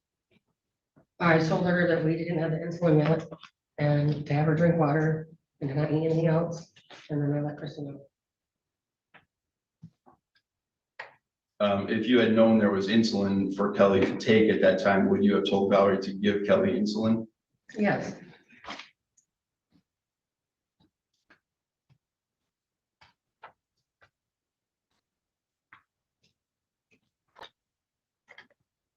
Thank you, ma'am. That's all the questions I have, Your Honor. Ross? Mary Miss Harris. My name's Jerry Faber. We've never met, correct? correct. You were the property manager, you were the live-in property manager, Correct. and you lived in the north house? And no, at that time I lived in the south house. Back in November of 22, you lived in the south house? Yes, But you said you worked in the north house? yes.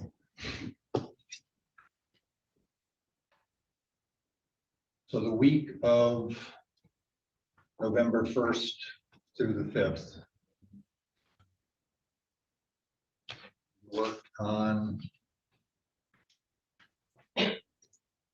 Tuesday, the 1st, from 2 p.m. to 7 p.m. in the north house. That sound accurate? No, just because the schedule was never made from 2 to 7. It was either full days, which would be like 7 to 8, 7 a.m. to 8 p.m. Or if it was a half day, it'd be like 2 p.m. to 8 p.m. May I approach the witness? You may.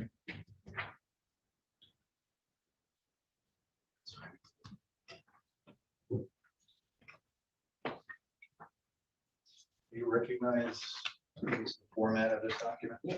What is that? A schedule. Okay, do you see your own name on that schedule? Yes, And for which week are we talking about here? or you to the Of November 22. 30th of October? Yes. Okay. All right, so I'm just gonna be going through your schedule as it appears on this, right? Could I see it? Yes. Just for a second, 'cause it might actually be right. I might not have been in that passage.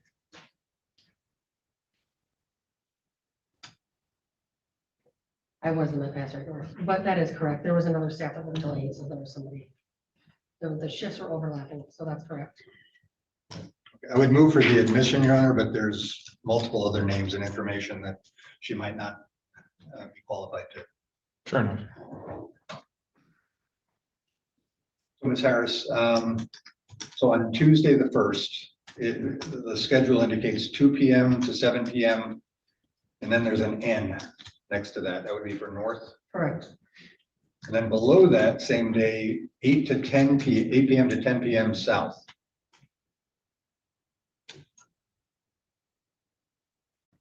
For overnights. Oh, yes. So that basically. So when you're doing overnight, it starts at 8, the overnight does, but you're only paid hourly until 10. It's basically like settle down time, like settle down the residents. You're like actively working, you're actively out there doing stuff, you know, like closing on the kitchen or whatever. And then at 10 p.m., it's overnight time. So it's not paid the same. So yeah, that's correct. Okay. But no meds are passed from 8 and 10. So when you are, so At 2 p.m. on Tuesday the 1st, that's when your shift started, but it was at the north. Correct. And Ms. Harris was admitted to, Kelly Harris was admitted to the south. Right. Okay, did you see her upon admission? No, I believe I introduced myself to her the day after she moved in, because I didn't do that. I don't know if it was overnight. Unless if I was overnight that night, then I went and introduced myself to her the first night that I worked the overnight that she was. So yes, I did meet her if I was there. Okay, and for Wednesday the 2nd, there's no, you were off that day? Yeah, if there's something on there. And then- Like, yeah. Correct. And on Thursday, the 3rd, looks like you've got 2 p.m. to 8 p.m. north. And then below that, it says meds/clean. What does that mean?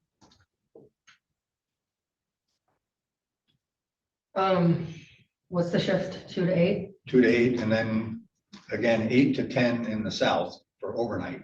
Okay. But in between those two times, it says meds/clean. Is that like just a task that is a reminder to do, or?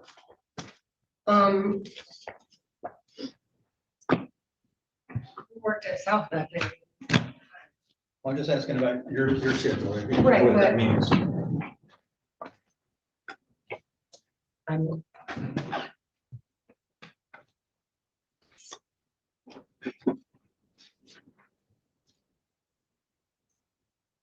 Oh, that just means that my job from 2 to 8 was to like the cleaning duties of the day and do meds. And the other person working, their job was to do like, care of residents and cooking.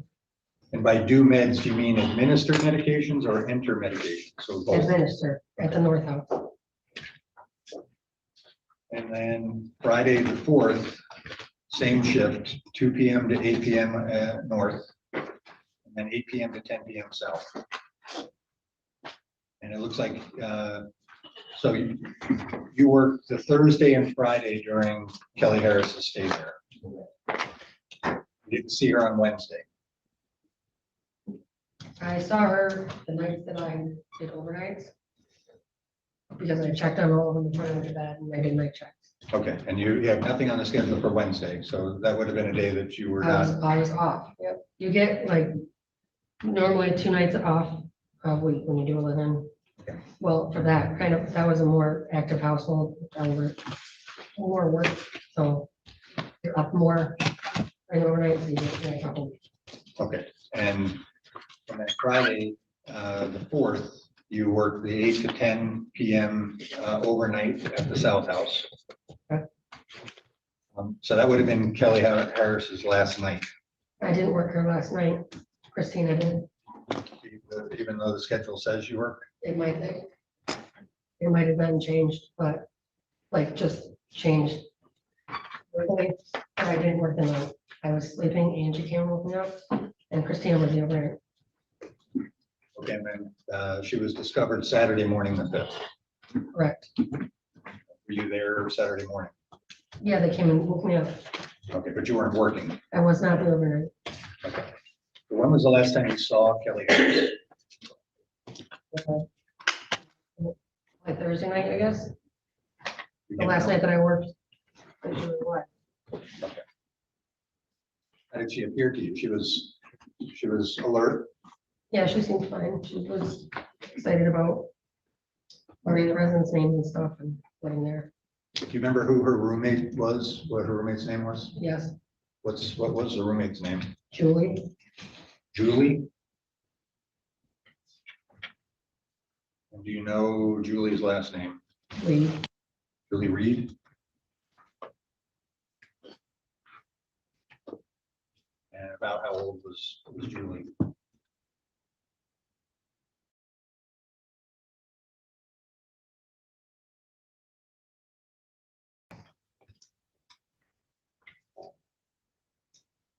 So as a property manager, you work the floor as a standard caregiver. but you also have managerial duties. Correct. Those include entering medications into QuickMart. Did they get? And you did. Correct. Okay.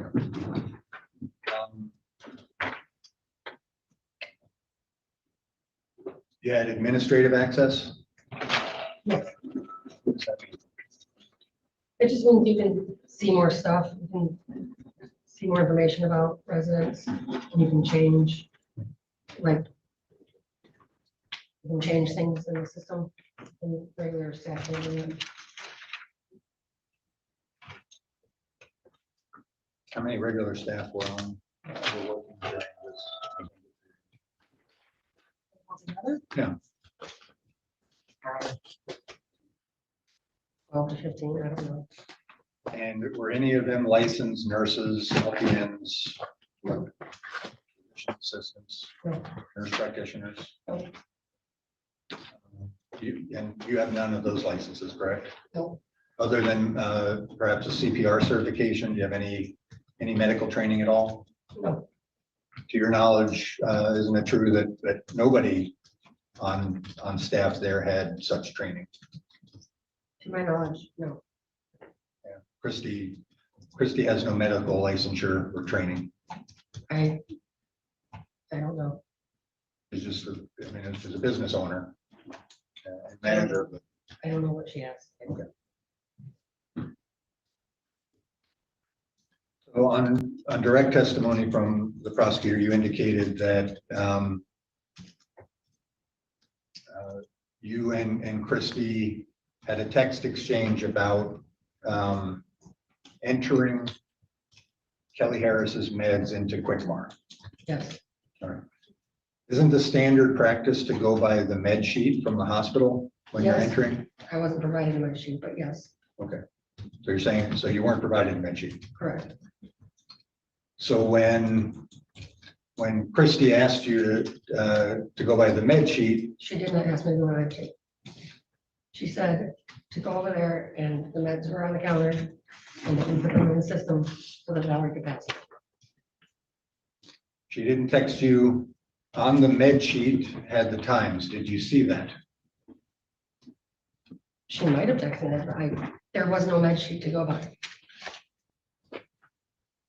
And so you're acknowledging that by going by the bottle, that's not the right procedure. Correct, it's not, but she knew I went by the bottle because we also don't just text everything. It's also, that's like a walkie-talkie app and there's talking. Okay. So I probably messaged her and said, "Oh, my med sheet." And she said, "Well, I don't." You didn't provably communicate that you asked her for a med sheet in this text. We have your word on that. Right, Okay. You don't dispute the fact that the insulin Lantus was on the med sheet from the hospital. I never saw the med sheet, so I couldn't tell you that. All I know about insulin is that when she moved in, she had the wrong one with her, and she didn't have the right one. How do you know she had the wrong one with her if you didn't know that there was any insulin? No, I didn't know that there was any insulin in the house for her to take. I just knew that I So heard. obviously you asked because No, I didn't ask. as a manager of the facility, you didn't, obviously you're without medical training, you know that insulin is a very important medication for diabetics. Yes, And you have a management role in this facility. not when. Yes or no? Yes, And you were aware on your own testimony from the day one that she was there that this diabetic did not have insulin. yes, So obviously you took it upon yourself as manager of this facility to contact Christy immediately. that she didn't have insulin. Yes, Christy knew she didn't have insulin because she's the one who told me that she didn't. she told you she didn't have the quick acting aspart, the No, she sliding didn't- scale. She didn't label any of it. It wasn't like at a doctor's office when you talk to people. It was just, she doesn't have any insulin. She brought the wrong one. She doesn't have the right one. But Chrissy. That's your account for what Christie told you? Yes, The next day that you worked, here's Kelly Harris, diabetic. I didn't pass any medication at the South House where Kelly lived. Did you inquire as manager, live-in property manager? Did you inquire if the insulin issue had been resolved? No, that's the med coordinator's job. Oh, okay, so you didn't see a safety concern there yourself? That the insulin hadn't gotten there? Yes. Chrissy had said that she was contacting the pharmacy. That was Chrissy's job. It's Christie's job, but to your knowledge, Kelly Harris did not have her necessary insulin that next day that you worked, Correct. and you didn't take it upon yourself to provide care for Ms. Harris. I didn't work at that house. So not my So, responsibility, no. so If you asked me my job as manager, I would explain to you that it didn't have anything to do with med coordination. It had to do with day-to-day life of residents and any issues that staff had, like making sure they came to work, making sure they had everything they needed for meals, that kind of stuff. entering progress notes. Yeah. You could do that, right? Enter progress notes? Yes. Yes, Okay, so there's a record then of you entering progress notes during the week saying that Ms. Harris still doesn't have her insulin. no, because I didn't work during the day. I had nothing to do with her medication, so I wouldn't Any- give progress note about it.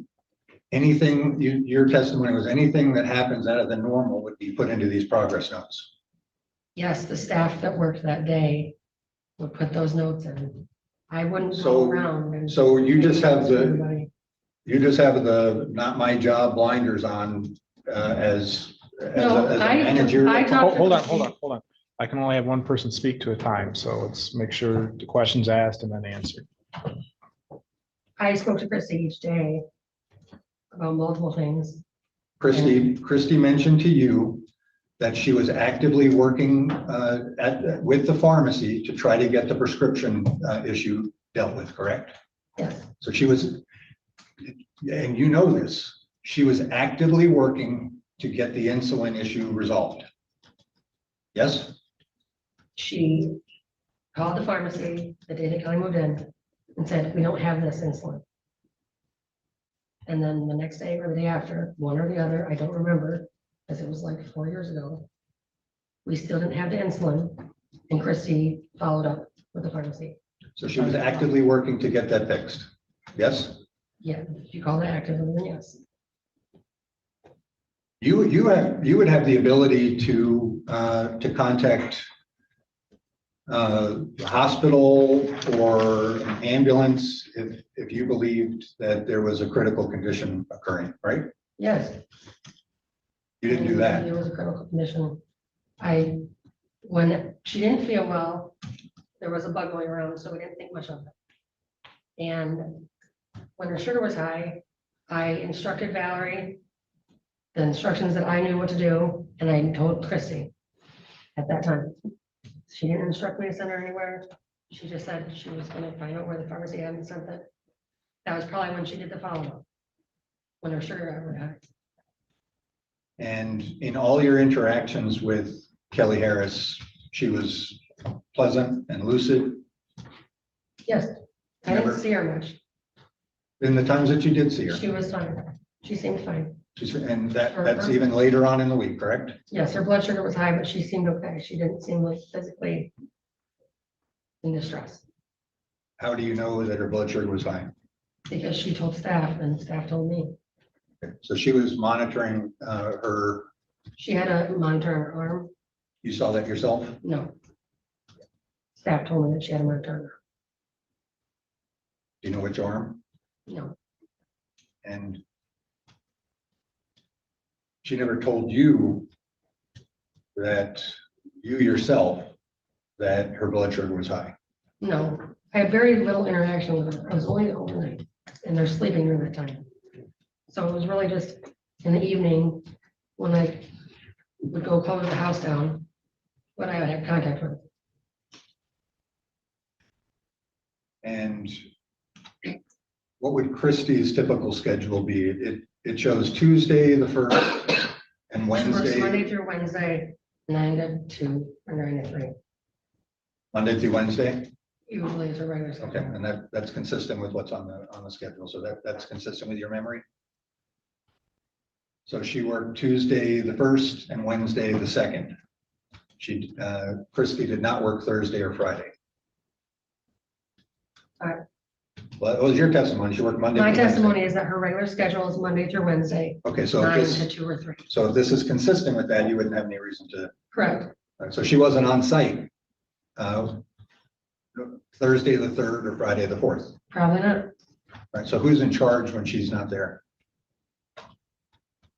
The manager? I guess me. Well, yeah, I mean, everybody's pretty self-sufficient. You don't need it. There will be times where neither one of us were there. I wasn't like walking around. But you did work both of those days. Correct. And as the live-in property manager, the buck stops with you, right? No, I'm a filter. Your filter. Yeah.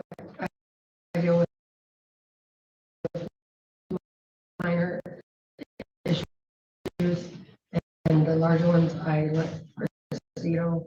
Or And she comes back in a week. no, if she thought something was wrong, she would come over. She doesn't live there. She just wouldn't, it doesn't at all. You're gonna have these marked offense exhibit A. It's send the prosecutor a copy.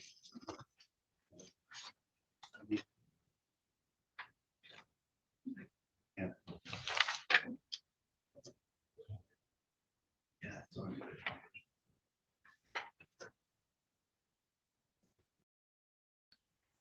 Can we get that marked?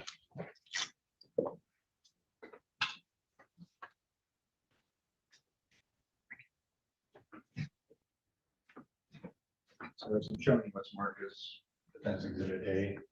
It's 3 pages.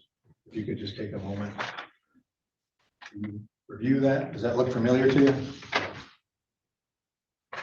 Yeah, yeah. Yeah, you guess? I mean, it's a picture of text, right? From Boxer. Yeah. Yeah. Did the prosecutor show you that in the last couple of days? No. No, Okay, so you're seeing this for the first time this week. right. All right. Does that look familiar to you?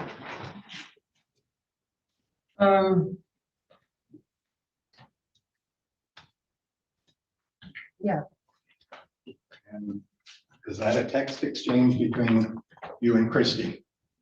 Yeah. And what's the date on the text exchange?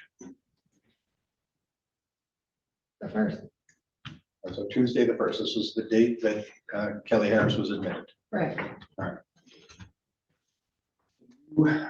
Read, well, I moved to the admission of defense exhibit A. No, Your Honor. A is received. Can you read into the record for the judge, please? Just go line by line and identify if it's you texting or Christie texting, and we'll just go line by line through this document. Is Kelly's meds in the system? Who sent that? Christy. And I said, I'll check. And then I said, no, nothing. When Christy said, shit, will you get them and put them in with quantity?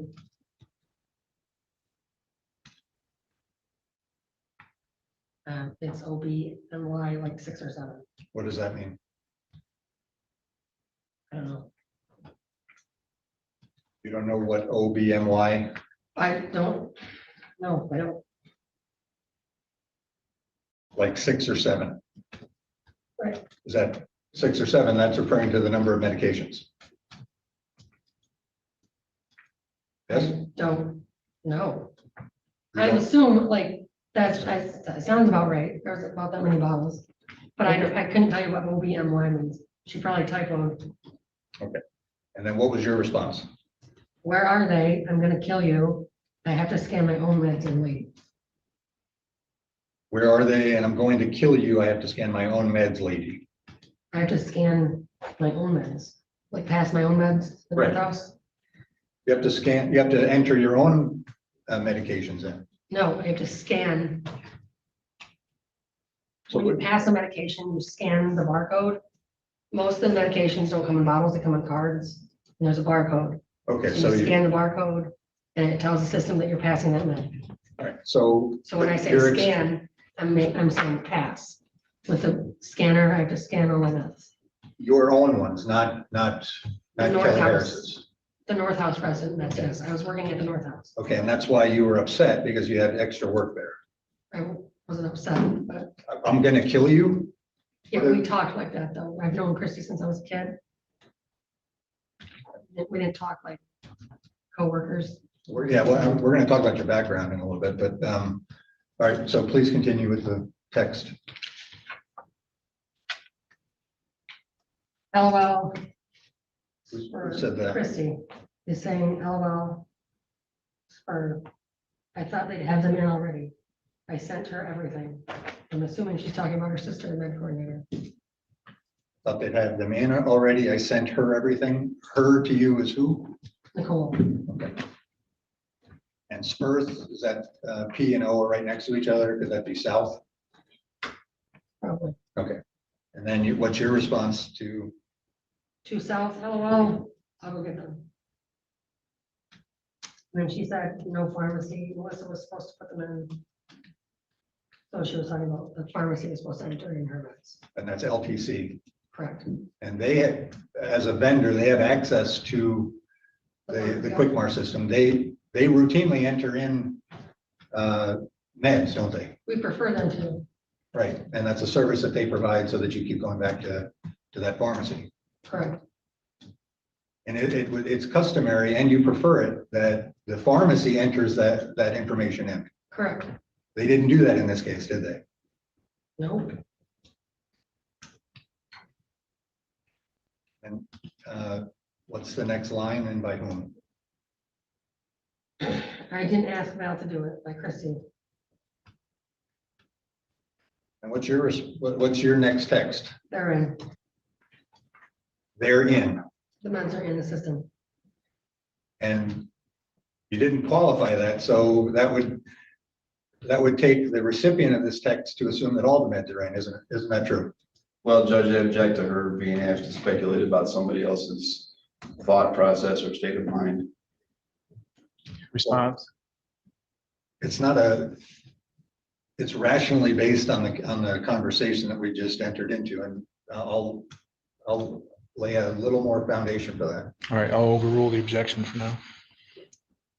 I'm sorry, sustain the objection, sir. Thank you. Kelly's first comment to you, Christie's first comment to you is Kelly's meds in the system? Okay. Your last comment is they're in. Okay, that's referring to, you didn't say I put in Gabby and Oxy. You put in all the meds, right? The meds I was given to put in, yes. Okay. And it's also true that you did not get that information from the med sheet from the hospital. No, they were on the counter in the kitchen. And the practice, the preferred practice, if the pharmacy doesn't enter it in, is for you to go off the med sheet. Isn't that correct? No, it'd be the med coordinator. If you're entering in the medications into Quickmar, you're supposed to go off the med sheet, aren't you? There was no med sheet. Is that a yes? You can go by the bottles also. It's not uncommon. And a lot of times they come from other AFC homes or hospitals and they don't have a med sheet. They just bring bottles or they come from their private homes. And that's also just bottles until we get in contact with the previous doctor. So it changes and it depends on the situation. I did it correctly for what I was given. And you did not enter Lantus into that system. There was no Lantus to enter in.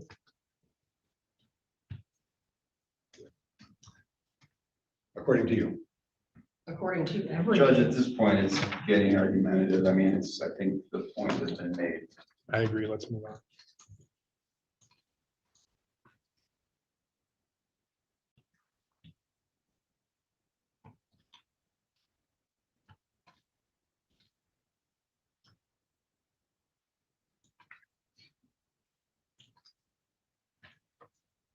Let's talk about your background. You don't like Christie, correct? Is that fair to say? No, No, that's not fair? no, Or no, you don't like her? no, it's not fair to say. It's not fair to say. No, Okay. You didn't tell investigators that you don't like Ms. Tucker? I don't know. It's more complicated than just not liking or not liking somebody. I mean, the questions will get a little bit more complicated. Okay, So my question was, did you tell investigators in this incident that you did not like Ms. Tucker? I could have. Okay. You first met her in 2000-ish? Maybe a little earlier than that, but yeah, How old would you have been at that time? in 2000, that's 15. Your mom, Kathy, began to work with Christie's mom? Not at Pleasant Lake, but at a similar facility, right? Homestead. Is it true in the early 2000s, 2002, 2003, you actually moved in and lived with Christie? No, It's not true in 2904 South US 131? Christy didn't live there. I was the live-in for Homestead for Janine, her mother. Rented an apartment from Christie in 2006 Correct, for a couple of years correct, but no, until you stopped paying rent. okay. So yes? Usually move out when you stop paying rent, so I don't know why I didn't leave. So you weren't evicted. No, 2017, Christie hired you as direct care staff. correct, And you worked there for a couple of years until you moved to Salt Lake City. no, Where did you move? yes. Where'd to you move Lake to? City. To where? Lake City, Oh, so not, okay, so Lake City. correct, Okay. Came back in 2021, Christie hired you again, she asked me to come back, and you did. yes. And you moved into the North facility. I lived in the North facility before that, the first time I worked there. When she first hired me, you said the date. I ended up being live-in staff at North House. Okay, and you did that from 2021 through the November incident that we're here in court for? No, No? no.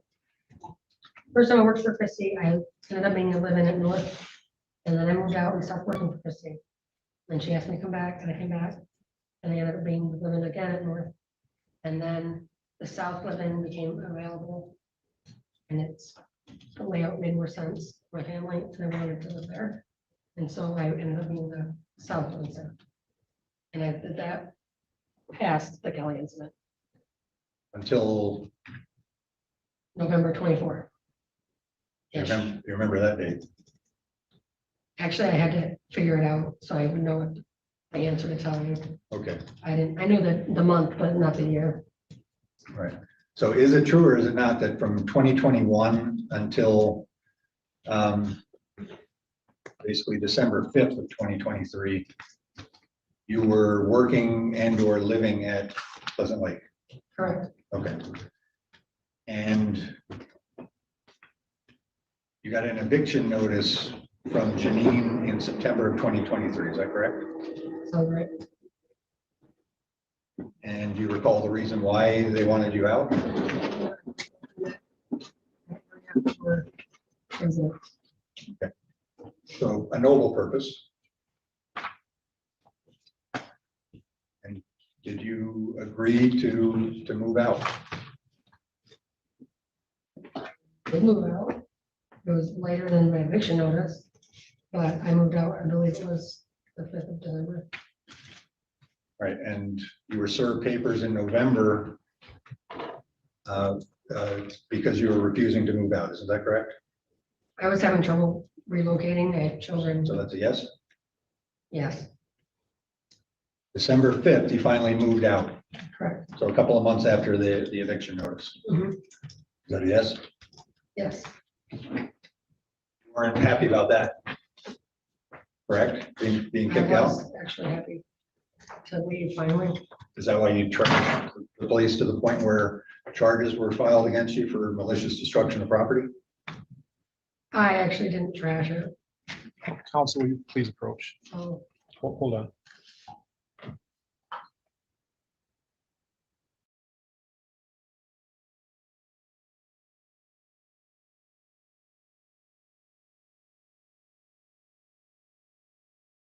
Okay, this is a good chance to hit the pause button. First, Barbara, thank you for gifting 5 memberships.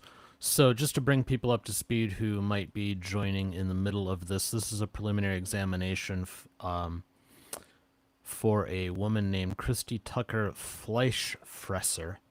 She is the administrator of Pleasant Lake Lodge in Cadillac, Michigan, and this is a charge of involuntary manslaughter.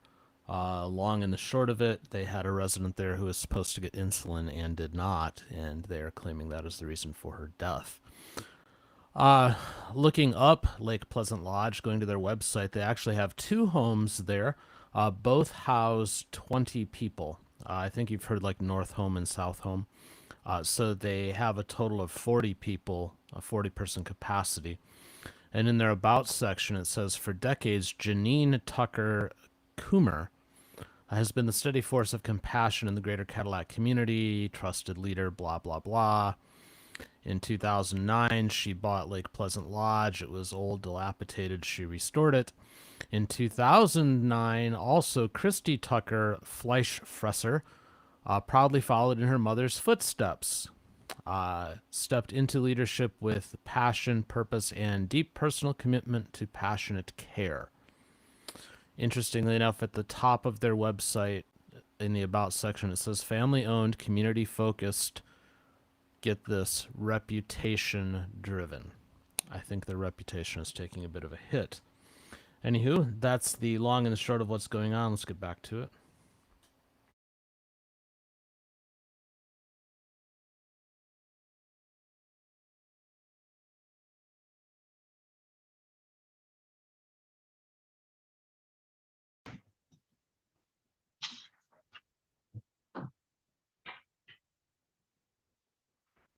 December of 2023.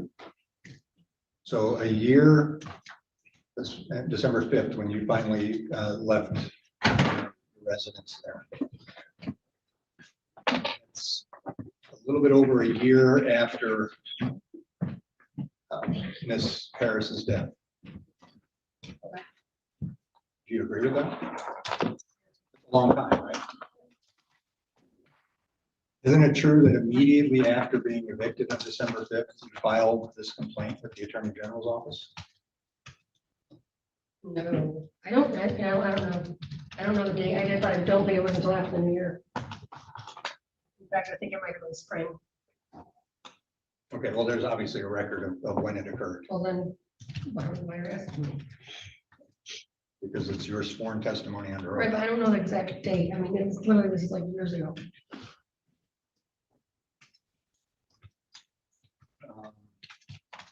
Right around that time also, isn't it true that you demanded from Christie $70,000? No, that was, Or you would go to the Attorney General? no, that was to her mother, Janine. Oh, okay. She's actually the owner of Pleasant Lake, right? Correct, So you went right to the source, correct. right? And you demanded $70,000 or you would go to the AG, I don't know what that is. Attorney General? Okay. I don't think I ever used the term attorney general. What'd you say? You said prosecutor, police? Probably Okay. the authorities. How much of that $70,000 did you actually get? Oh, no, That's why we're here today, right? no. Because Here you, today. Well, Your Honor, I object to the form of the question. There are multiple reasons why we're here, not related to this witness. Response? to the extent of her actions, I think the question is fair. Well, she does, I mean, she can talk about the complaint that she made and you know, about that, but in terms of what happened after she made the complaint and why it happened, I don't know that it's been established if she has any knowledge of those events. Yeah, charging decisions lie with the prosecutor or the attorney general's office. So why we're here today, I think is within their purview. I think you can certainly question as to why she did what she did and bringing it to the authorities. But as far as why we're here today, that's up to the prosecutor. Fair enough, John. Ms. Harris, isn't it true that you were the initial complainant? No. I wasn't, it was Allison. She said to Bruce Messer, the original investigator. Were you a party to that conversation? Okay. She was the person that originally, I was not the original whistleblower. Whistleblower. That's what it's called. Okay. When you're employed somewhere and. Well, there's no question presented to you. Just listen for a question, okay? Yes? Let's go through the $70,000. $20,000 for Adam. My husband, He did some work at, he lived there and he worked there. okay. So you're demanding payment for him. Time. $25,000 severance for you. Correct. $10,000 moving bonus. I solicited 3 times and they wanted me to move out because I knew too much about the Kelly incident and another incident. You were just holding it in your pocket for a year for the right time to spring, right? No, it was investigated. We all, during that year, we were all investigated by the state for Right. that incident. Right.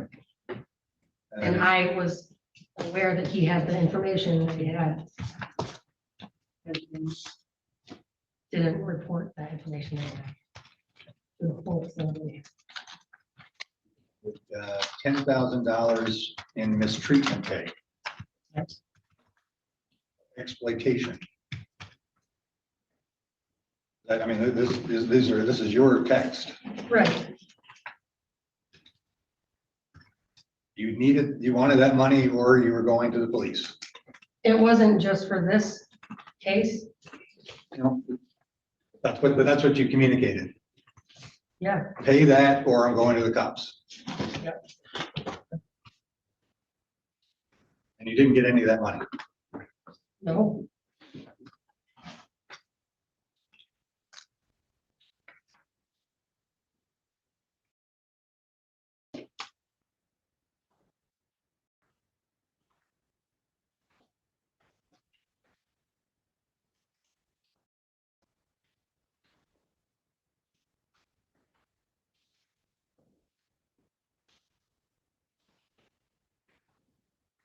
You have passcodes to fingerprint locks on the main office and the med closets.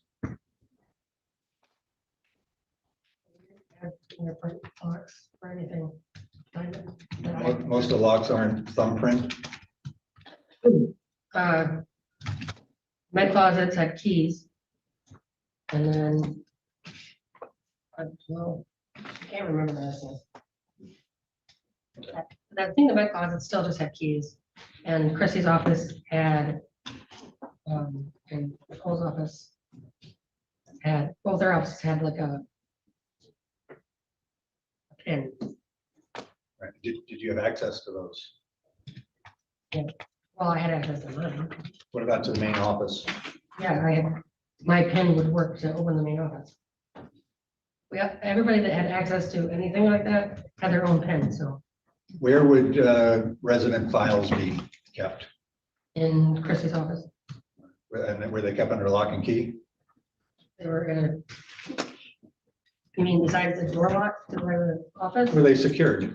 They were inside her office. And that's where they were required to be maintained, right? Yeah. You didn't have any resident files taken out of the office and in your room, correct? No. That wouldn't have. Well, no, I didn't have any, what do you mean by resident files? Files from the main office. No, In your home, where you lived. no, I didn't have any, no. So there wouldn't be any evidence of that. There might be med sheets or something, like That's why you need to explain what you mean by files, because their files, like they have different files. If you're talking about like their information where they. Client and staff files, Huh? client and staff files. Client and staff files. What about them? Did you take them out of the main Oh, office? mine are. Your own? Yes, What about residents or clients? no, So there wouldn't be any evidence of that at all. no. Well, no, there wouldn't be. I didn't take any resident files at all, or anybody else's. I took my own personal files out. But if there was any found in that house, you have to remember that they had access to that house for a week before they called the police and made a report. And they locked it down so nobody else could get in inside the night that I left. They locked it an hour later. And I believe that it changed the door, one of the doors.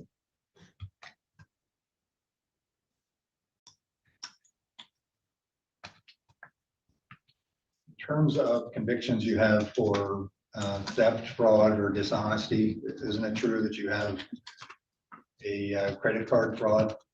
It's misuse of a credit card. Yes. That's what it is. It's misuse of a credit card. A theft, a stolen credit card from Meyer, Yes. stolen probation.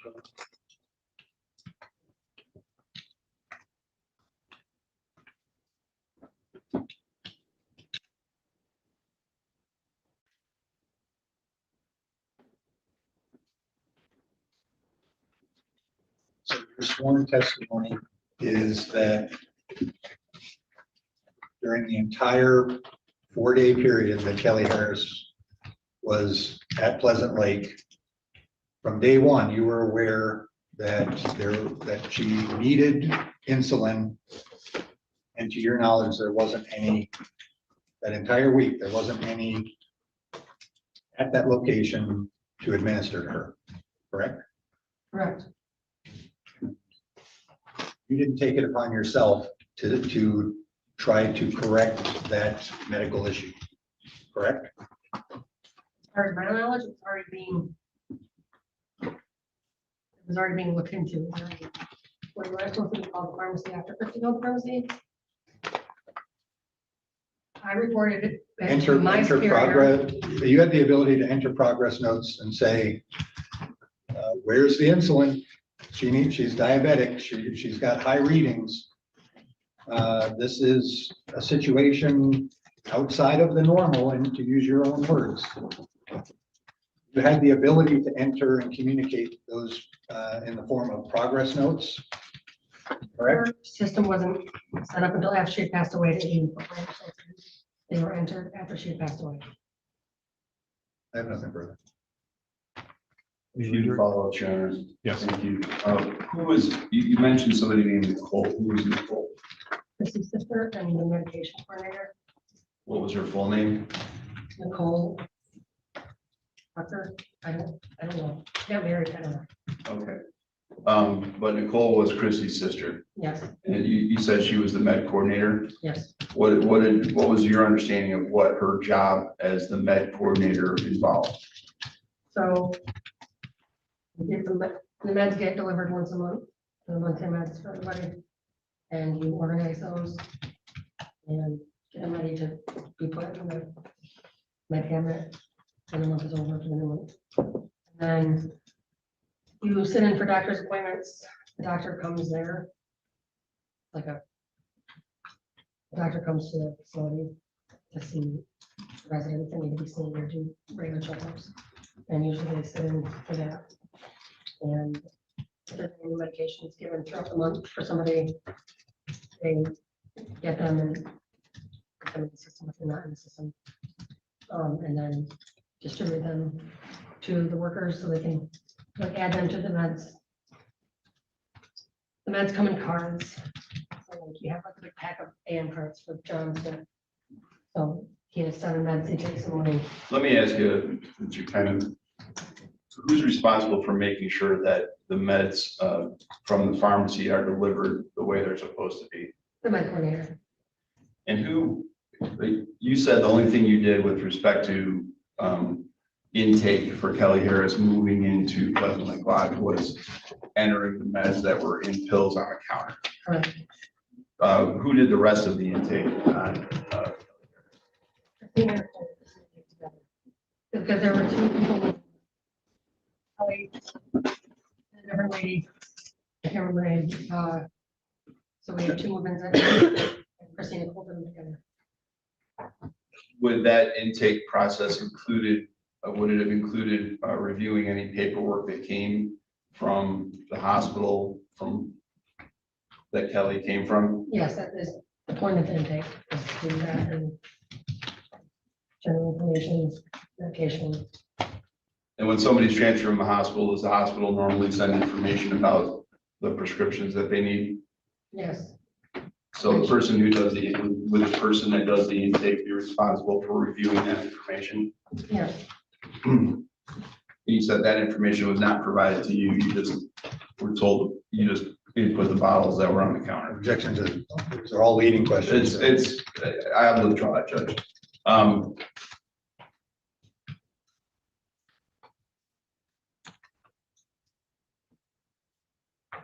That's all I had, Your Honor. Any recross? No, thank you. If I have any questions.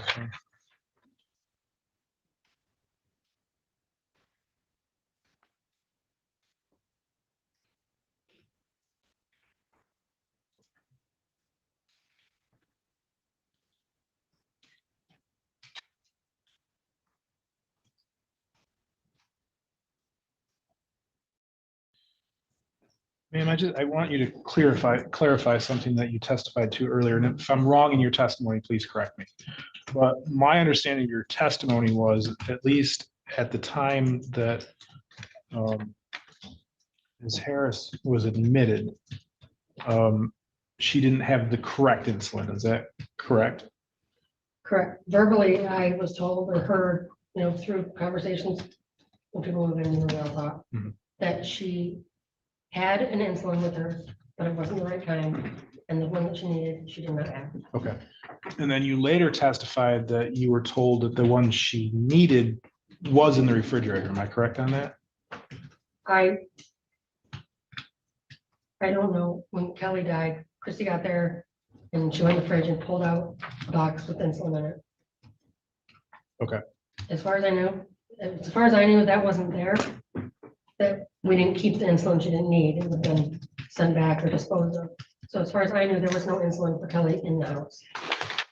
So the stuff that the insulin that the defendant then showed you, you don't know whether that was the correctly prescribed insulin? She didn't show it to me. Or at least told you about? Right. I didn't know. I had no idea. Right. And then so when you're told that there's insulin, you don't know whether that's the correct insulin. Right. I figured, honestly, when she went out of the fridge, I figured it was the wrong one and we just didn't get rid of it. Okay. And that she was just looking at it to check if it was chaotic and nobody knew what was going on. All right. Now I want to talk about the system that the records are put into. And you had testified, and again, correct me if I'm wrong, that you can choose the date of the event, but then it's time stamped as to when it's actually entered. Correct. All right. So I could put something in saying it happened yesterday, but it's going to show that I actually entered it today. Right. So if you were to go back and look at the progress notes, it would show up the day that you wanted it to. All right. It would be like in order of when you wanted it to be. But if you went into the note, you could see that it was entered at a different time or day. And could anybody with access to that system see that it was entered on a different day, or did it take an administrator to be able to do that? That I don't know. All right.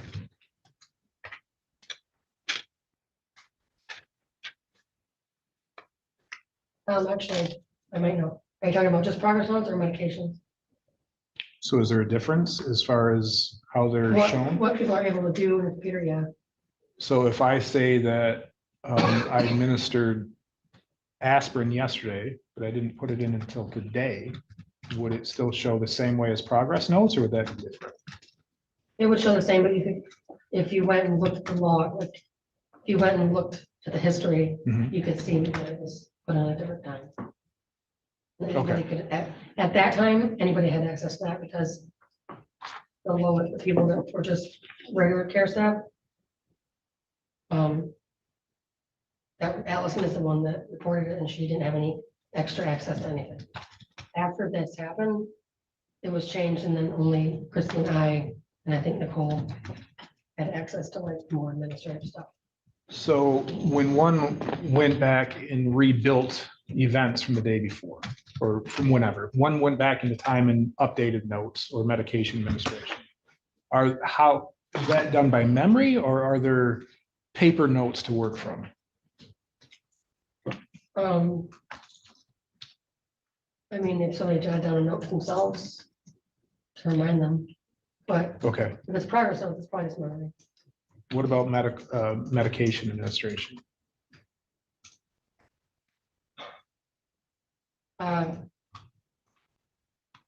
That wasn't ever done. All right, so you testified before that medication, there was a barcode on the cards. Yeah. And so when that barcode is scanned, does that automatically update the system? Yes, or if the medication doesn't have a barcode, you can click on the medication I got.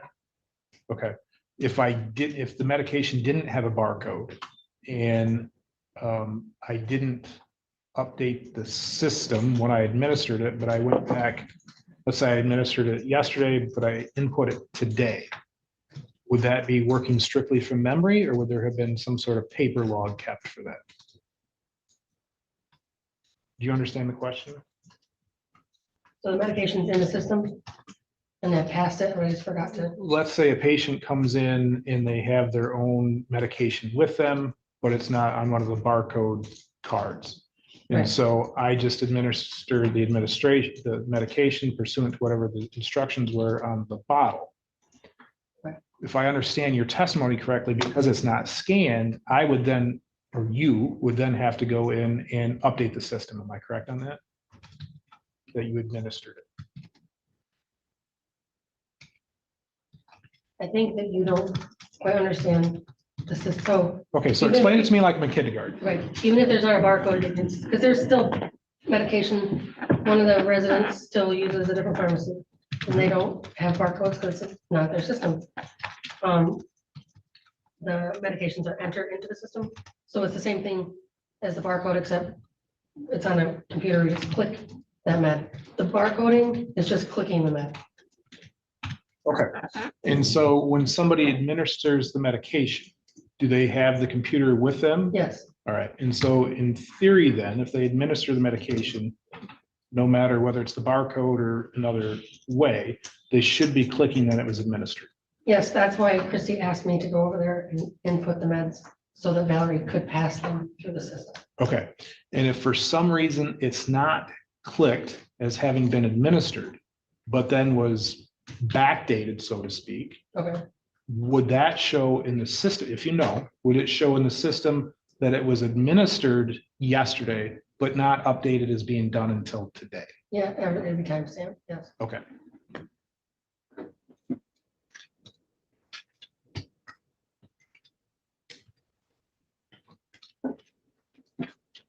And then if I understood your testimony correctly, again, if new medication is received from a pharmacy, that would be the updated by the med coordinator, correct? If it's normally when LTC would send, if somebody got a new med in the middle of the month Mhm. and it was sent by LTC, it would be in the computer by the time it got delivered. Okay, If it's a med that, like an antibiotic that we needed that day, we got it from like Cadillac Family Pharmacy, then it would need to be entered into the system, and that would be the med coordinator. so, okay, so med so it's automatically done if it's coming from the in-house pharmacy. Correct. But if it's an outside pharmacist, the medical coordinator or the med coordinator then updates the system. Correct. All right, thank you. Council, is that raising any additional questions? No, Your Honor. I have one. Sure.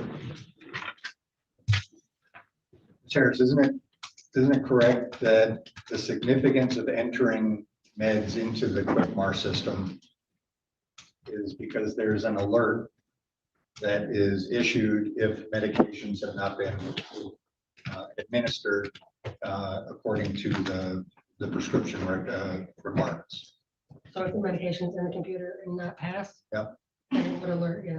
And is it a red light? It's a, No, just the little icon turns red in the system. So you'd have to be in the system to see the alert, but right, so any staff member that can administer medications would see the alert, yes. would see the alert. And that's the significance of why it's really important to get all the medications in, so that if they're missed, there's a fail-safe, there's an alert that tells you, oh, I've got to give Mrs. Williams her meds.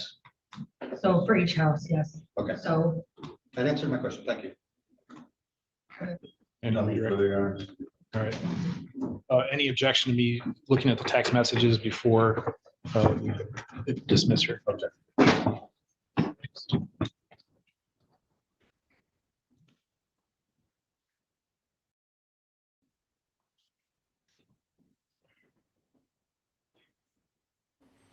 All right, well, judge is scanning stuff. This is TCF Live on a Wednesday where we're in the middle of a preliminary examination. Stumbled into this fairly early. Again, if you're just joining, the defendant is charged with involuntary manslaughter. She was the administrator of an adult foster care home that housed 40 people, and somebody died because they did not get their insulin. So that's what's going on right now. If you're new out there, feel free to say hi in the chat. We're a friendly folk here. Love to have you chat with us.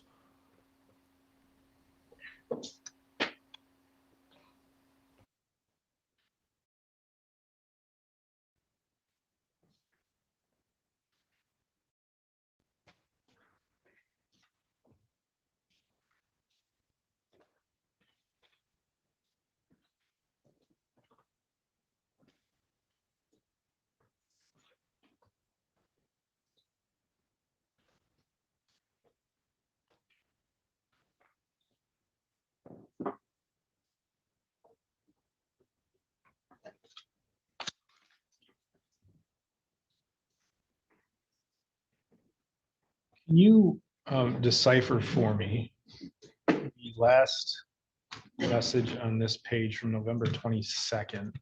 This is 8, 2, 8. That is the last one. Most are 8/8. So that means somebody would take medication at 8 AM, 2 PM, and 8 PM. And if it's just 8 and 8, it's just 8 AM and 8 PM. Okay. And I realize that that's coming from the defendant, but were those, because you testified that you got the medical records from the bottles to input. Right, I said that. So it would was that, mentioned. would those times have been indicated on the bottles? Yeah, so on the medication bottle, it won't say 8, 2, and 8. It'll say take twice a day, take 3 times a day. And in adult foster care, you want to time them out, put a space correctly. So the times are usually 8, 2, and 8, if it's 3 times a day. Okay, so that's the home setting that schedule, not the doctor. Yes, the home sets the times. Okay, all right, thank you. Clock times. Okay, thank you. Any additional questions? No, Your Honor. May this witness be excused? Yes, Your Honor. Temporary or permanent? She free to go about her day then? She is. All right, thank you, ma'am. Your next witness? You can call Valerie Glendenning.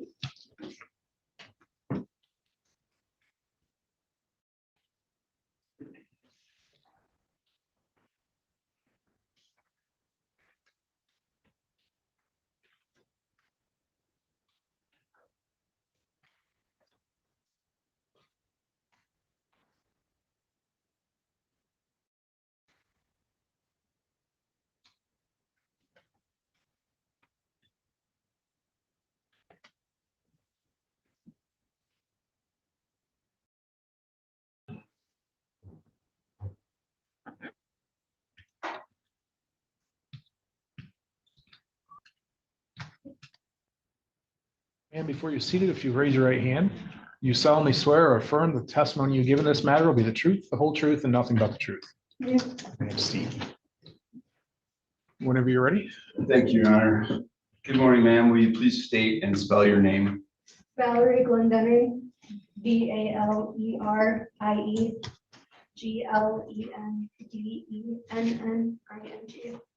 Do you mind if I address you as Valerie? Thank you, Valerie. How old are you, Valerie? 25. Are you currently employed? Yes. Where are you employed right now? Sole purpose home healthcare. And were you previously employed at Pleasant Lake Lodge? Yes. Do you recall the dates that you worked at Pleasant Lake Lodge? I believe I started in 2021 in July, and then I left last year in October. So you were there from July 21 to October 25? I believe so, yes. Okay, thanks. When you were working at Pleasant Lake Lodge, and I want to draw your attention to the time frame of the beginning of November of 2022. Do you recall a resident named Kelly Harris? Yes. And at the time that Kelly Harris was a resident, what was your job at that time? So I had different jobs. I was passing medications. I was doing caregiving, meal prep.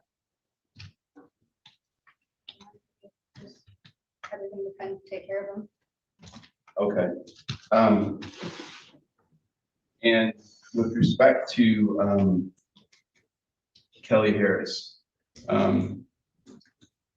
well, let me back up. Let's talk about how you pass meds. Can you please walk the court through that process? If you're going to pass meds to a resident, describe that process from beginning to end, please. So let's say they take medications at 8 a.m.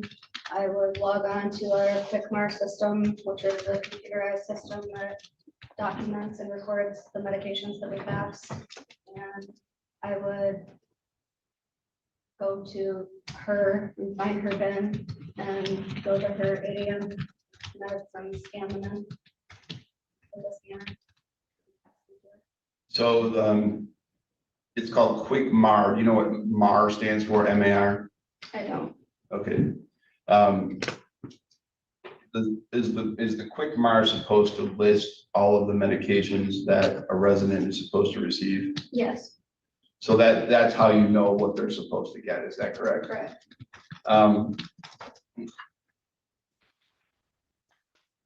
You said scan them in. Can you describe what do you mean by that? So we have a scanner that into the computer, and there would be a barcode on the pill blister pack that we would scan with the scanner, and then it would mark it off in the system. And then you go ahead and actually give the person the medication. Right. And you make sure they take it. Yeah. Okay. Scanning it is the way that the computer knows that the medication was given. Correct. What if the medication isn't in a blister pack with a barcode? Then you would just kind of revert back to the 5 R's: the right person, right route, right dose, right medication, and right time, and just match that up to what's in the system to make sure that all of that is. So the QuickMar will still indicate that the person is supposed to receive that medication, Yes. but it just doesn't have a barcode that will automatically document it as administered. Yeah, if they come in pill bottles, yeah. Okay, so how do you document that it was administered in that situation? You can just use your mouse to click on the square that the medication is listed on. So basically you manually enter that information in the computer. Yes? Yes. Okay.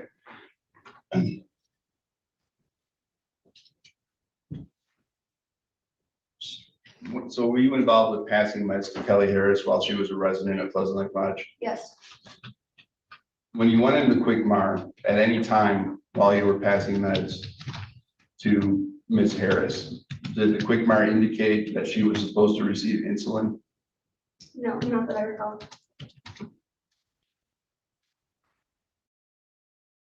Were you aware that she was diabetic? I was the day she moved in, yes. Okay.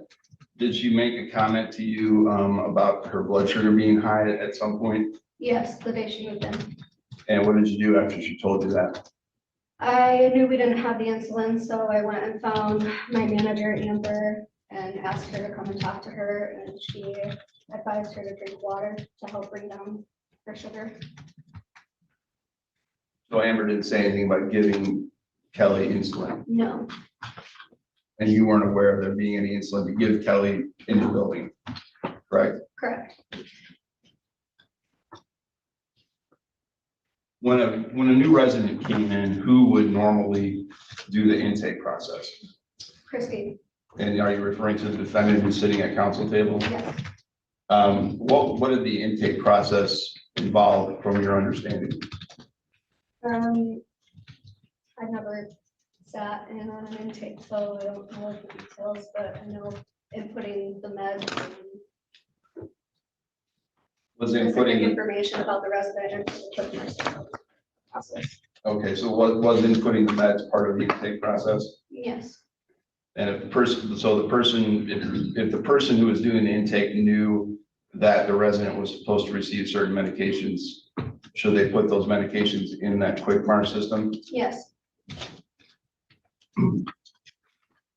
What about care that needed to be given to the resident, such as checking blood sugar? Is that something that would also need to go in the system at intake? yes. Were there any orders in the system to check Kelly Harris's blood sugar or ask her about her blood sugar? No, So as a caregiver, based on the fact that that information was not in the system, were you responsible for doing that? no, Your job was to provide the treatment and administer the meds that were in the system, is that right? correct. Okay. Were you aware at any time while Kelly Harris was a resident of Pleasant Lake Lodge of there being any insulin in the building or on site to give to her? Yes, I knew that she came with insulin. Quick pause because Lindsay asked, drink water to bring down blood sugar. Is that a thing? According to Google, not really.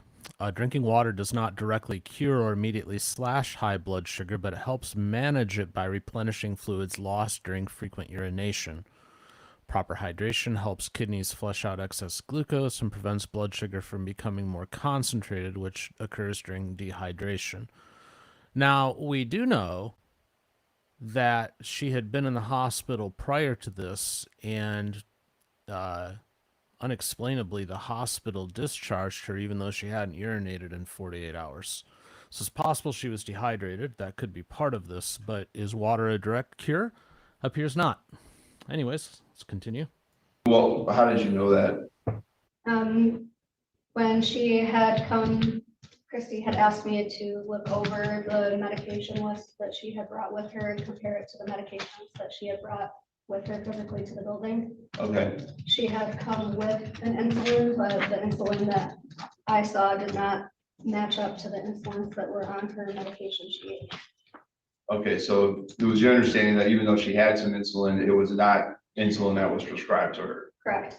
And the insulin that was prescribed to her, was that available? Was that in the building at any time?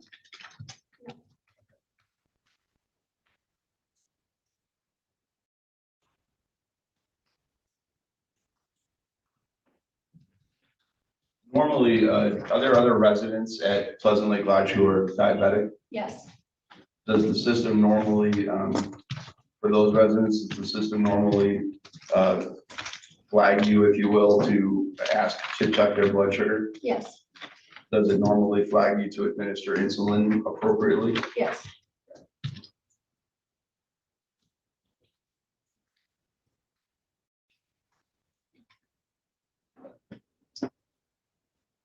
In which days, do you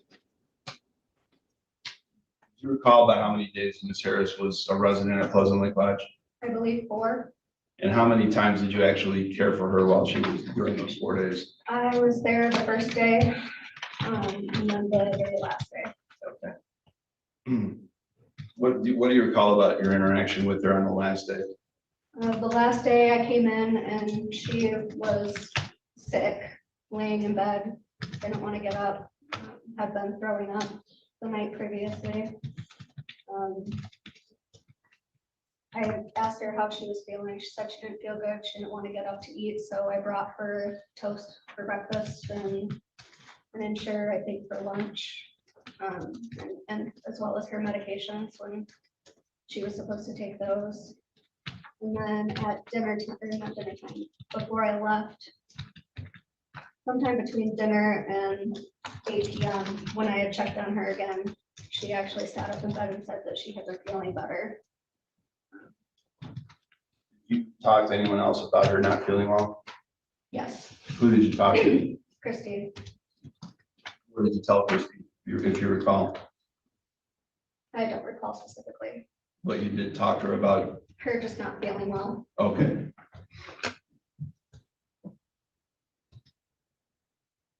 When you, is it okay to enter a medication into the system as having been administered later on, as long as the medication was in fact given at the time you're indicating? Does that question make sense? Yes, Is that, it's okay to do that? yes, as long as the medication was actually administered, because you want to wrap it up. So if I give a medication on Tuesday and then on Thursday, I'm going back to give the same resident medications, and then suddenly I go, oops, I realized I didn't put it in the system on Tuesday, and you do it then, is that acceptable? Yes, Again, as long as it actually happened on Tuesday. correct. What if you were supposed to give a medication on Tuesday, but you didn't? Is it okay to go back in later and put in the system that the medication was given if it was not given? No,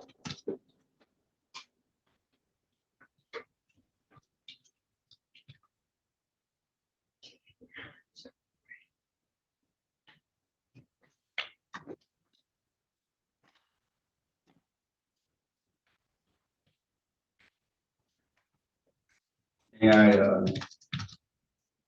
approach the witness, Your Honor? You may. Thank you.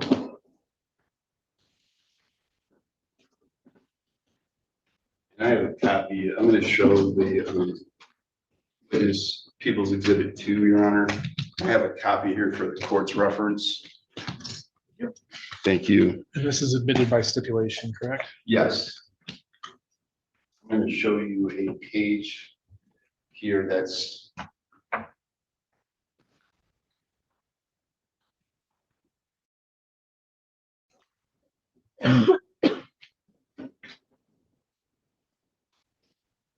it's not numbered, but it is the first tabbed page, counsel and Your Honor.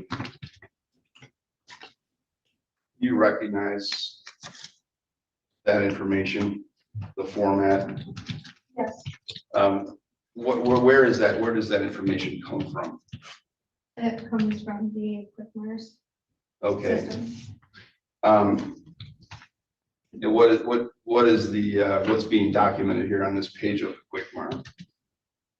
It's showing Ellie receiving different medications at different times and different dates. I want to direct your attention to, so the top line there, it says 2 November 2022, 6:36 p.m. What medication does it indicate was administered at that time? Lantus, 100 units. Is it 636 or 836? I'm sorry, I misread that, 8:36, yes, Your Honor, thank you. Okay, so what medication was administered at that date and time according to the QuickMart? Lantus, insulin. Okay, and on the far right column, there's 2 capital letter A's. What are those? That would be Angie's initials. That would be the initials of the medication passer that passed on. Okay, do you know who AA was? Angela Adams. Okay, so is this information from the QuickMart indicating that Angela Adams gave Lantus insulin to Kelly Harris at that date and time? Yes, Okay, the next line down, 3 November 2022, 7:30 p.m. What medication does it indicate was administered to Kelly Harris at that time? Lantus insulin. And whose initials are at the end of that line? Christopher Laris. And so does that mean that according to the quick mark, Christopher Larev gave Lantis to Kelly Harris at that date and time? Yes. Okay.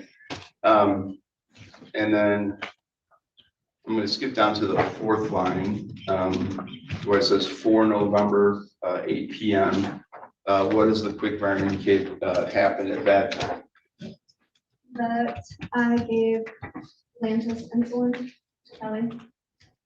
And what are the initials at the end? BG. And those are your initials? Yes. Did anybody else in the facility have those initials? No. Did you in fact give Lantis insulin to Kelly at that date and time? No. And why not? Because she didn't have it. Her son's she didn't have the medication. Was it in the system to give it to her at that time? No. So if you went in the system on November 4th at 8 p.m. and looked at the quick mark to determine what medications Kelly needed, there was nothing in the quick mark at that actual time indicating that Kelly needed Lantis insulin. No.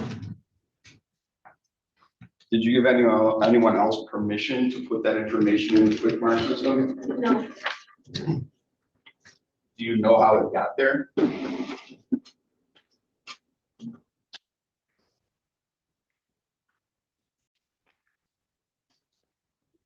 May I approach again, Your Honor? You may. Do you need more time, Judge? No, I'm fine, thank you. This is the last page of the document I just showed you. It's also tabbed. I'm going to show you this. Do you recognize that document? Yes. Can you explain what that is?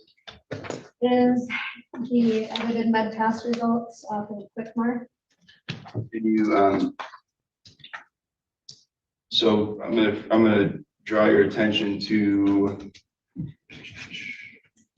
the very last line there. The very bottom line on that page. Please read that out loud and explain to the court what it means. It says Lantis, the insulin 100 units. Inserted by Tampering on the 7th of November, 2022, 10:54 a.m. The reason was for sleeping, not eating, and it was given to Kelly. And is that the same date and time that was indicated on the other page that you supposedly gave her that med? No. Well, November 4th. Yeah, November 4th, yes. Okay, so when it says scheduled for November, For November 4th, yes. does that mean it was supposed to be given at that time? But it says, you read, it says inserted by Tampering on 7 November, 10:54 a.m. Correct.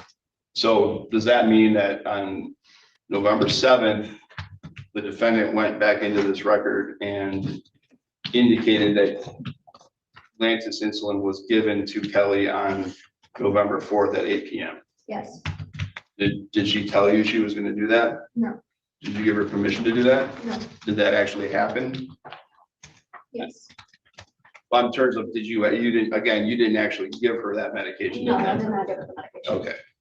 But this document indicates that the defendant entered that information into the record on November 7th.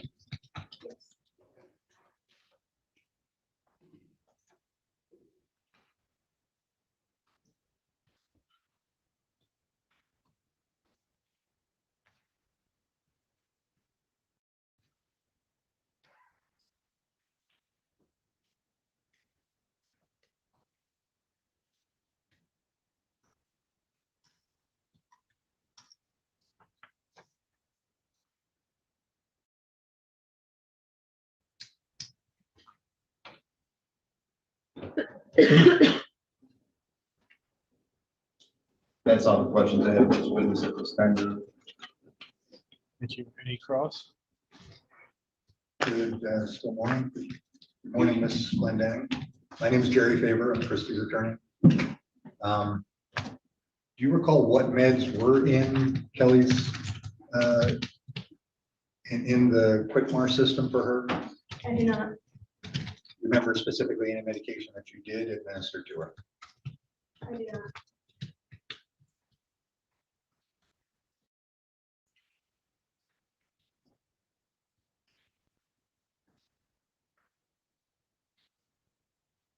Pages are not numbered, Your Honor, but in People's Exhibit 2.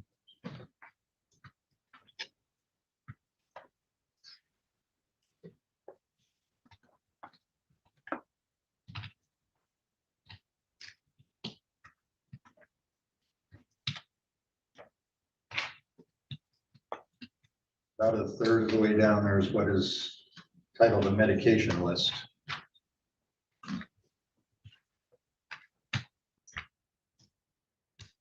It's 3 pages.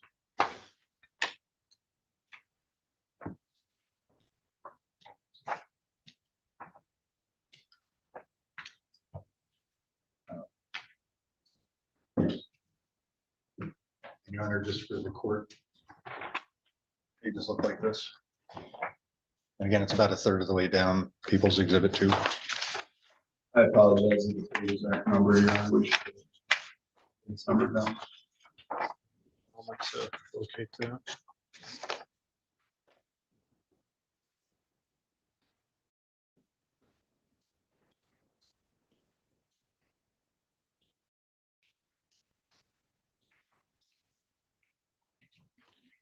This counsel, is this what the one you're referring to? I believe so, yes, Your Honor. All right. And I'm just showing you 3 pages from People's Exhibit 2. Does that look familiar to you? Looks like a medication list. Would you have access to that as part of your job duties? Yes. What would you actually look at to administer medications to a resident? So like During the you're time of med passing, working the floor, it's time to give somebody medication. What are you physically looking at to make that determination?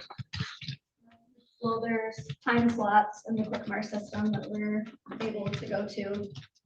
For the time. Is that a computer screen somewhere? Yes, it's a computer system And where is that physically located in the dining room.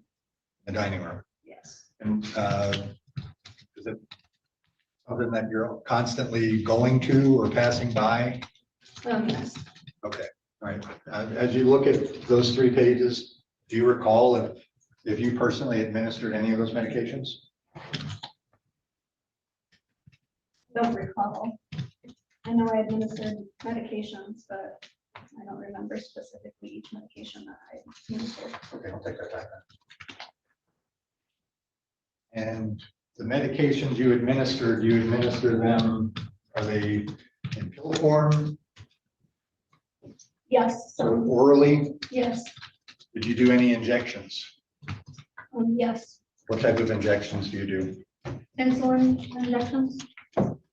That's for it's your testimony, you didn't give Ms. Harris any, No, I did not. okay. But other diabetic residents, Yes. do you have any medical training or degree? No. People that are diabetic, they learn to self-administer the injections, correct? Yes. So you're just assisting them with that process? Yes. Do some of your diabetic patients self-inject? No. They all require you a staff member to do it? Yes. Do you recall if your other diabetic patients wore an adhesive monitoring device on their person? Yes. Did all of the diabetic patients or residents? No, I would say most don't. Most don't.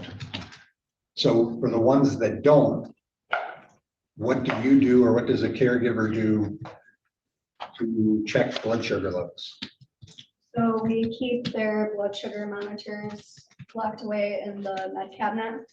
And at the times that the system tells us to check their glucose, we get the glucose monitors out of the medicine cabinet and check their glucose for them. How do you do that? Is it a finger prick or something like that? Yeah, it's a finger prick. Do you recall if Ms. Harris had a monitoring device? Yes.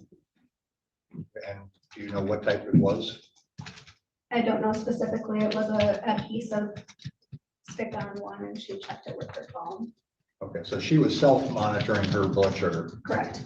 Did she ever talk to you about her blood sugar being high? Yes, On what date? the date that she moved in. Okay, do you recall what the reading was? It was around 400, I believe. I know it was high. And what were you looking at to see that number? Her cell phone.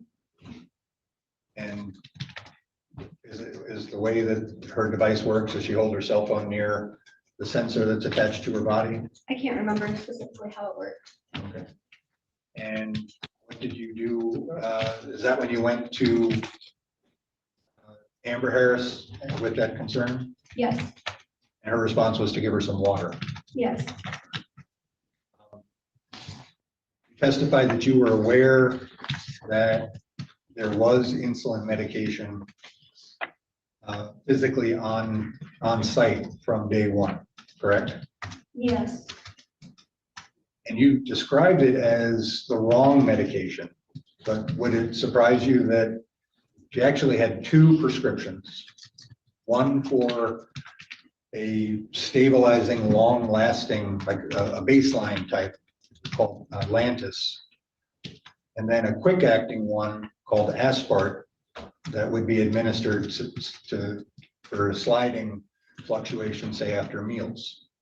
Okay, Okay, does that sound consistent, at least that scheme yes, with other diabetic patients? yes. At no point did you notice, Miss, during the 2 days that you, or 2 evenings that you were in her presence? It's correct that you never saw her in distress She was sick the last day that I was with her, in the morning. the whole day that I was there. Well, she seemed to be feeling better towards the end of the day when she sat up out of bed and was actually talking more with me, but she was sick. Okay, so but she was improving Yes, as Friday, this is Friday the 4th. As that day went on, she was improving. it seemed to be, yes. And there was a bug going around the facility around that time too, isn't that correct? I don't recall. Your testimony that you informed Christie about her not feeling well? Yes, You do that in person, via text? then via text or Voxer.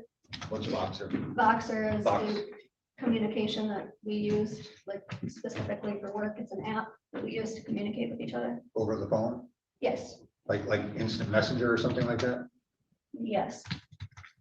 And do those messages still exist? Are they still on your phone? I don't have them, but I know if you have Voxer Pro, it saves. Okay. Pay for Voxer Pro, it saves messages longer. You would delete them. They would still be on your phone if they're capable of being retrieved, correct? Correct. Okay. You still have the same phone that you had when you were working there? Yes, Your employment there ended in October of last year? correct. So you stayed there 3 years after this incident that we're here in court for. Yes. What do you know the reason for your departure from that job? It's time to move on. I've been there for many years and I was ready to look for something different.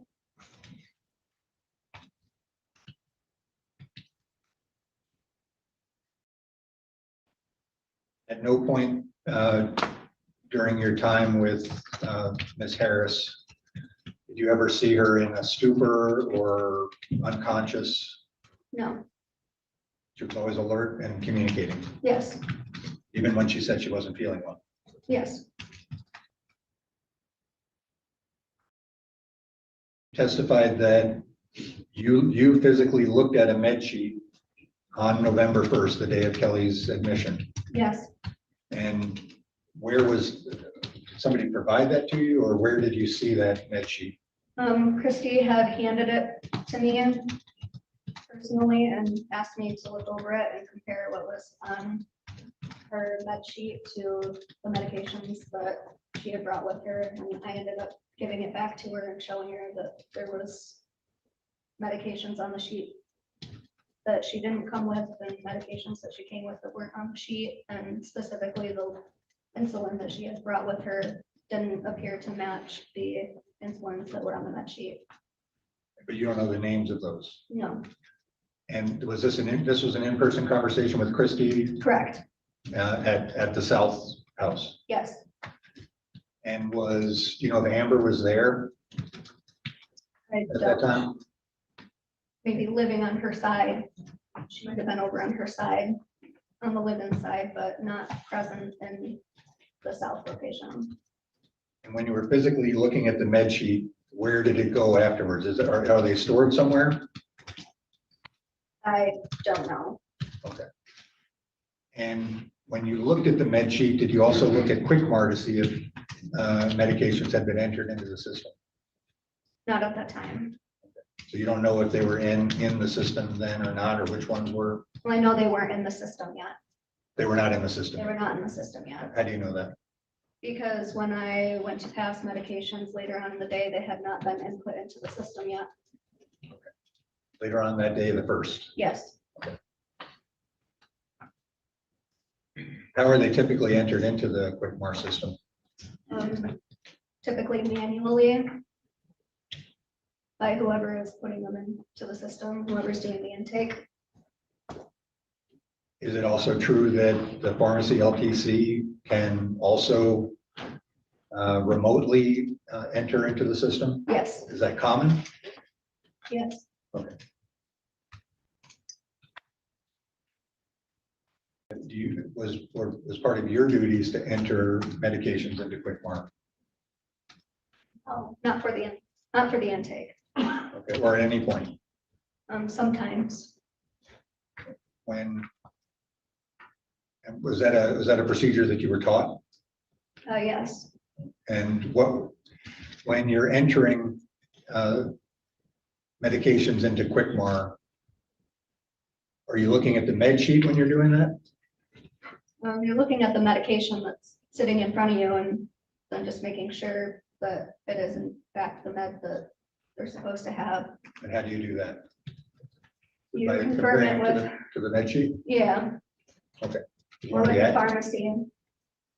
Because you want to be precise with medications, make Yeah, sure. be sure that it's the right medication that you're putting in.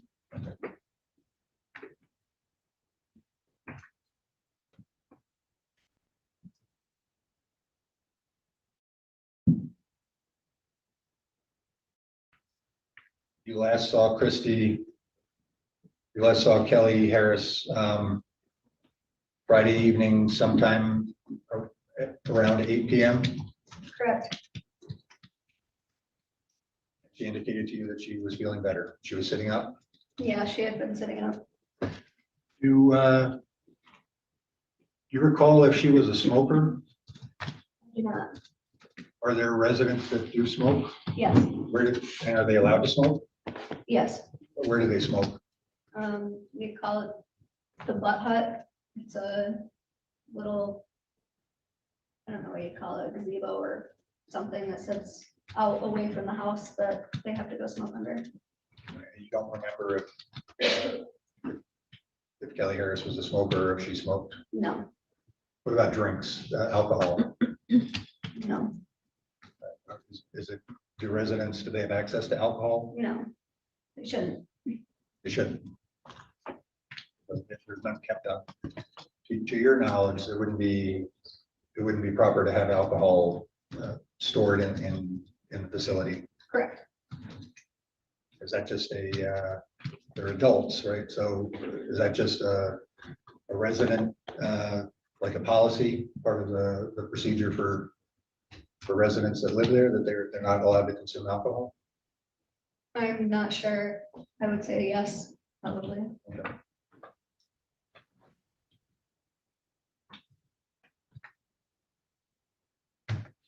Thank you, Ms. Glendenning. I don't have any other questions.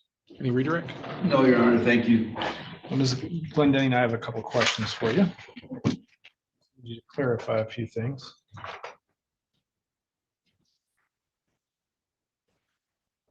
You had testified earlier as to how the QuickMed system or QuickMar system works. And you had indicated that Some items are scanned. Yes. And are they scanned when they are actually administered, or are they scanned when they're taken out of the bin? Let me rephrase that question. So when it's time to administer medications, are everybody's medications that are to be administered that time put on like a cart and wheeled around to different rooms? Or is it John Smith needs his, so I go to the cabinet, get his and administer it? It's like that. It's the medicine closet and they each have their own individual bins for their scheduled medications. And then Okay. there were separate bins for PRNs, which are just as needed medications. So if I have like 3 people that need medication at 8 o'clock in the morning, do you pull all 3 or do you pull one to a time and administer them? One at a time. All right. And then is it a computer that goes around room to room with you to administer, or do you pull the bins, scan it in that dining room computer, and then go administer it? We scan it in the dining room and then administer it. Generally, we would coax them out of their bedrooms and get them into the dining room Okay. for their scheduled times. And so is that scanned when it's, let's say you've got somebody in a room that's not coming to the dining room. Is that scanned when it's pulled out of the bin and then you go and administer it? Yes, you would scan it, pop it, and then if I have to take it back to their room, like Kelly with her medications, I would put her bin back, lock the med closet back up, and then take her medications to her in her bedroom. Okay.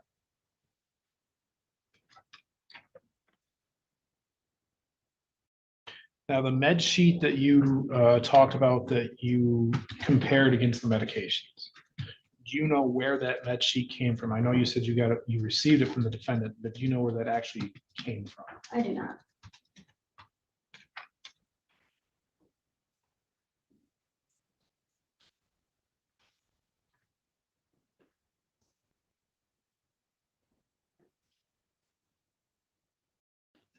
Do you still have that exhibit number 2 in front of you? I do not.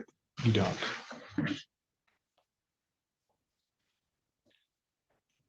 Counsel, do we know where number 2 went? Yes, I You have have that? You want me to hand it to her? Yeah, if you would, please. I want to draw your attention to that first tab that we talked about there earlier. And under the November 4th, 22 entry at 8 PM, those are your initials, VG, correct? Correct. Beside that, there's a note that says still very sick, sugar 314, didn't eat. You know, did you input that note? No. You did not. And how do you remember that you did not input it? Because the Lantis was not in the system, So, therefore I couldn't have attached a note. so that note is specifically listed for that medication distribution. Correct. All right. And there was some questions about the med list and Quickmar. When you administer medications, do you actually administer from the medication list, or do you administer from Quickmar? From Quickmar. So Quickmar says administer XYZ medication. That's what you're going with. You're not going from the medical list. Correct. Med list.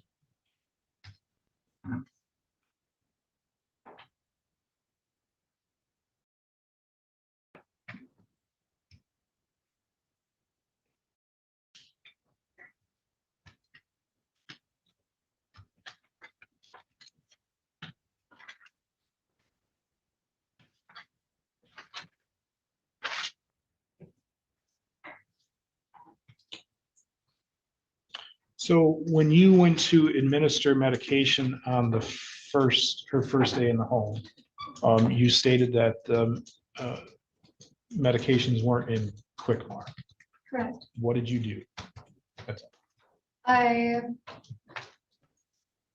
remember if I told Amber Harris or Christy that the medications were not in the system for me to record, but I let one of them know so that somebody could input the medications into the system Were medications administered? after they were put into the system. No, when they were put into the system? I don't remember a time. Okay, so because it wasn't in the system, you didn't administer medication. You should have knew medication needed to be administered, but you didn't administer it. because it wasn't in the system. Is that correct? All right. Counsel, is that raising additional questions? I did, after it was put into the system, did you administer it then? Yes. In favor? Ms. Glendenning, so is your testimony that discovered the discrepancy that the Lantus medication that was physically on the premises was not entered into QuickMart? Judge, that mischaracterizes her testimony. I mean, I know it's cross-examination, I guess, but she never specified any particular type of insulin. Fair enough. The insulin that you physically observed on the premises, is it your testimony that you don't recall if you told Amber or Christy, but you told one of them that it needs to get entered into the system? Is that your testimony? I told one of them that her medications needed to be entered into the system, which medications was out of my scope. Okay, but you don't recall which one of those two you told? That's correct. Okay, and are you positive that it was, that Kelly Harris had a phone that she used to see her blood sugar levels? Yes. It wasn't a glucometer, like a proprietary device. It was her phone? No, it was her phone. Nothing further. Anything else? Just to clarify something, you said you knew there was some insulin, but it didn't match the insulin that was on the medication list. Is that correct? Correct. That's all I have, Your Honor.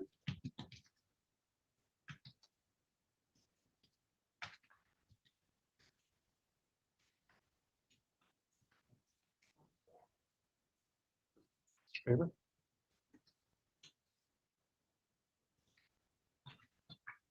This regarding taking meds from QuickMart for one patient.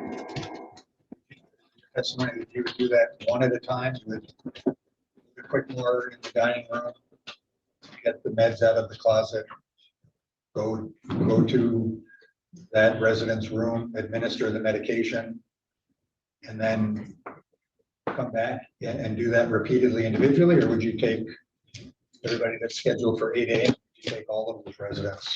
You would do it individually, but generally they're all sitting in the dining room. It wasn't often that we needed to take it to their bedrooms unless they were sick with Kelly Harris. Okay, they would go into the dining room and just wait there. Yes.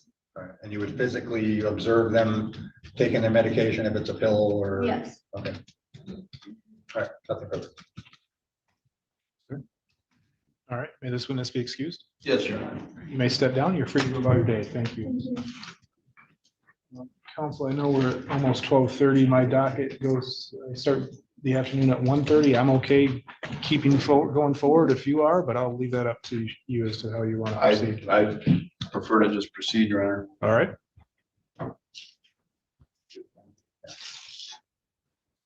Next witness. We would next call Allison Scholten.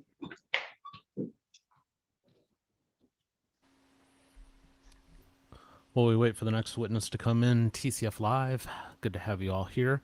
We generally don't get stuck in one hearing for most of the day, but that's where we are, and I think it's been valuable. It's a heartbreaking situation for sure, but I think this has been a good hearing to watch. It's been educational on many fronts. I will go long today if need be to finish this thing off. I don't think it's going to go crazy long, but it wouldn't surprise me if it goes 30 minutes to an hour longer. I guess. Ma'am, you're going to come up between these half walls and eventually make your way up to this chair beside me. But anyways, I'll stick with it. Let's continue. You solemnly swear or affirm that the testimony you give in this matter will be the truth, the whole truth, and nothing but the truth. Yes. All right, you may have a seat. Whenever you're ready. Thank you, Your Honor. Good afternoon, ma'am. Will you please state and spell your name? Allison Scholten, ALLYSON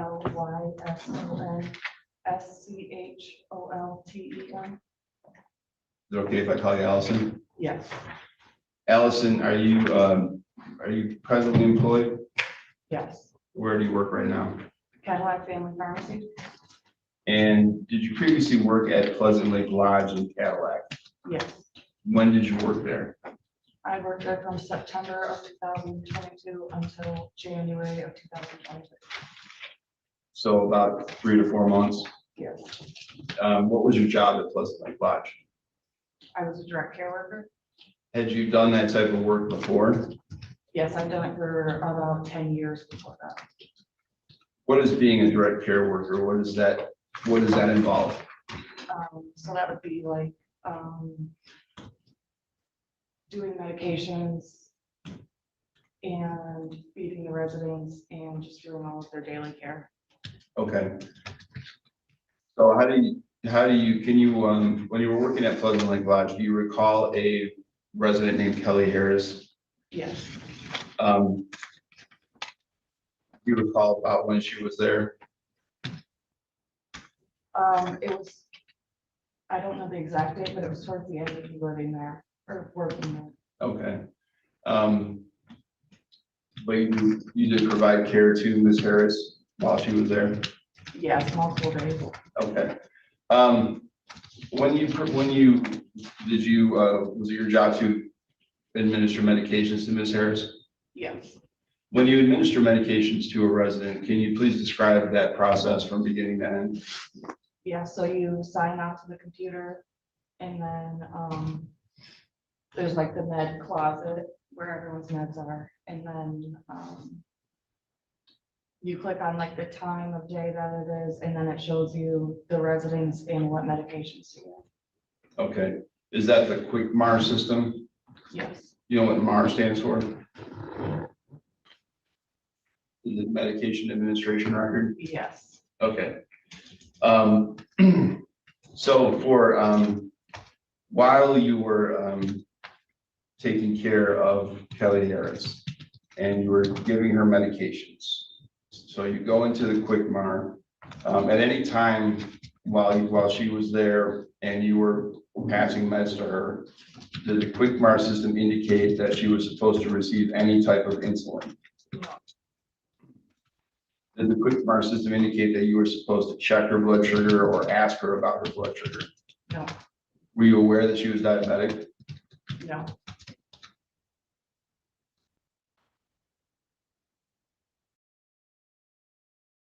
Were you aware that Ms. Harris passed away while she was a resident at Pleasant Lake Lodge?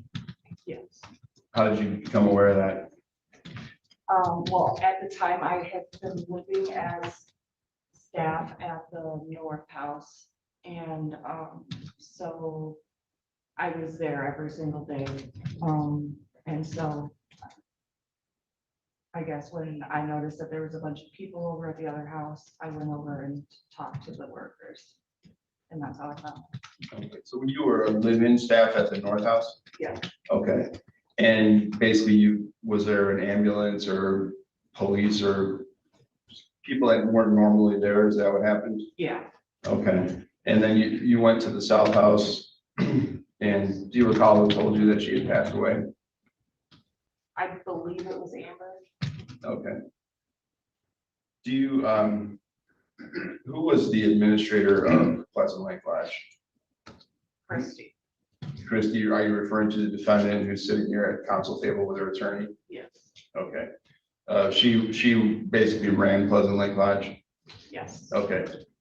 After Kelly Harris passed away, did you have any conversations with Christie about Ms. Harris? Yes. I don't remember exactly what it said, but Do you remember the gist of it? the only thing that I recall is a message on the boxer where she was saying that state was going to be coming to talk to us and pretty much not to provide any additional details and only to answer directly what was asked of us. Did she talk to you about going in and adding anything to Kelly Harris's chart or her medical records? No. Okay. Did you go in and look at Kelly Harris's chart or her medical records after she passed away? I did. Why did you do that? Well, I worked in AFC for quite a while before that, so the one day when I was working, I went to pass medication and I noticed that her insulin was put in the refrigerator when it hadn't previously been there. So I thought that was suspicious, so I went and looked on the computer. Okay, when you say her insulin, are you referring to Kelly Harris? Yes, Did it have a label on it with her name on it? yes, And when did you see that in the refrigerator? after she had passed away. Is that the same refrigerator where other residents' medications were stored that needed to be refrigerated? Yes, Do you remember what kind of insulin it was that you saw in there? I do not. Okay. Have you ever administered Lantus insulin before? Yes, Does Lantus insulin need to be refrigerated? yes, And how is it a liquid? Is it administered by injection? Okay.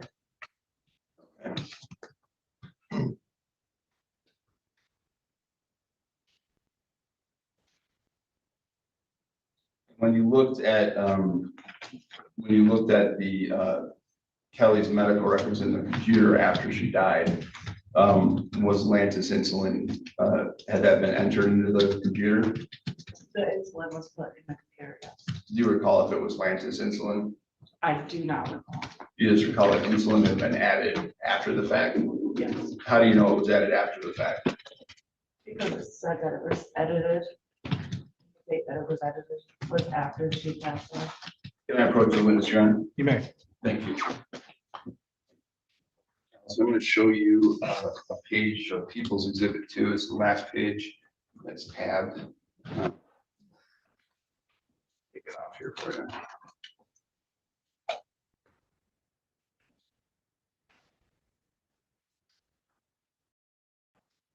Do you recognize that information? Is that what you saw when you looked in the computer after Kelly Harris died? And can you explain to the court what that information indicates? Just generally.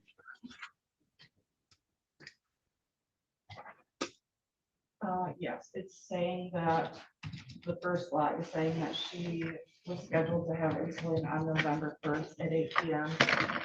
It was inserted by Christie on November 7th at 10:46 a.m. that it was given. And then the same one underneath that. And the same one underneath that. So just multiple times. Over a couple different days. Okay. So basically, Christie, the defendant, went into Kelly's record on November 7th and made multiple entries indicating that Kelly Harris received Lantus insulin on dates previously. Yes. Okay. While Kelly was still alive. Correct. And at that time, though, to your knowledge, from what you saw in the QuickMar, Lantus insulin was never in the QuickMar. Correct. Okay.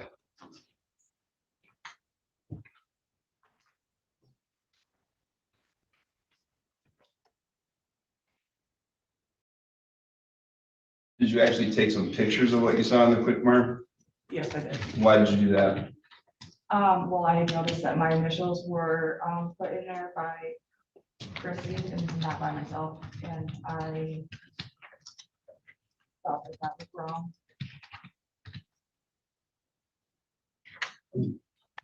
May I approach the witness, Your Honor? You may. I got to ask her about the sheet.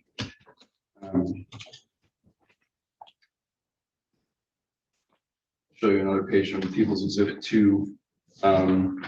What is that? What is that a printout of? This is her medication. Okay. And at the top of the list there, does it say Lantus insulin? Or Lantus Solo Star? Yes.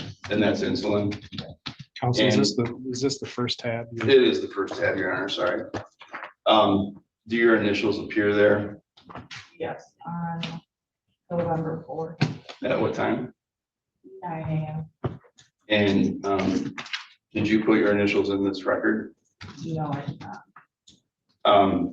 Did you give anyone else permission to do that? No. Did you actually administer Lantus Solistar to Kelly Harris at that date and time? Whose initials are AA Angie Adding, and whose initials are CL? President. Okay. You know whether if, and then you gave Kelly Harris her meds on November 4th. If Lantus or insulin was not in the Quigmire on the 4th, would it have been there on the 2nd or the 3rd? No. Is that something that should have been entered when she first moved in? Correct.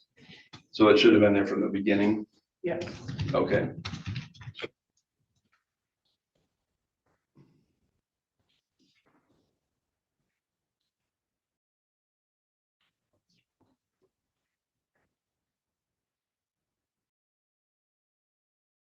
Who would normally do the intake and put the meds into the Quigmire?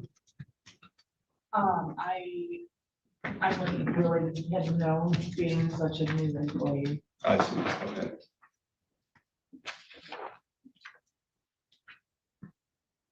I may have already asked you this. Was there anything in the Quigmire that said you needed to ask Kelly Harris about her blood sugar or check her blood sugar? No. I think I asked it already.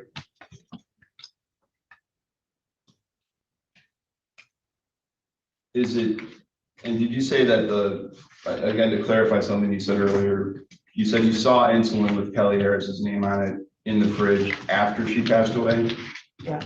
But before she passed away, it was not in there? Correct. Did Ms. Harris, was she showing signs of illness while you were taking care of her while she was there before she died? Yeah, she got very sick. She was vomiting and she couldn't get out of bed. Did you pass that information along to anyone? I did not personally. Okay, were other people aware that she was sick? Yes, there's always 2 staff on duty. Okay.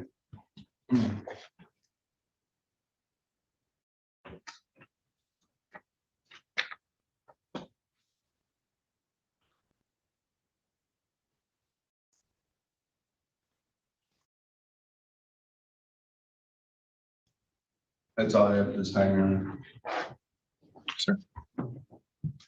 Good afternoon, Ms. Schultz. I'm Jerry Faber, Christie's attorney. How often did you give Kelly Harris meds during your days there that week?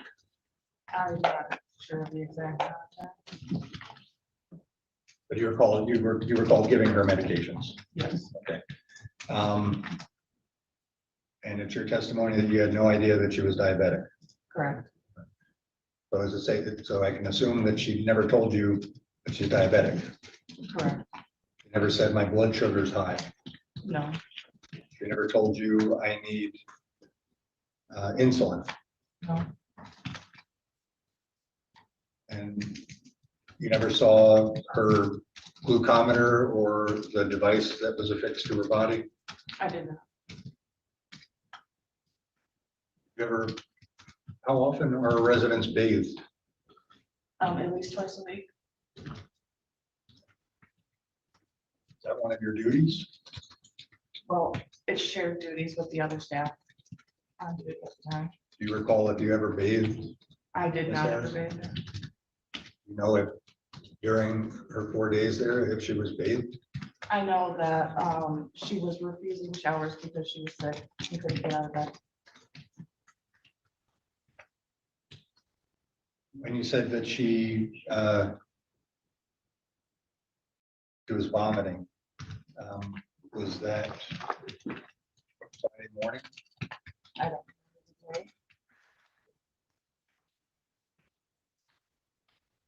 It was the day before she passed away.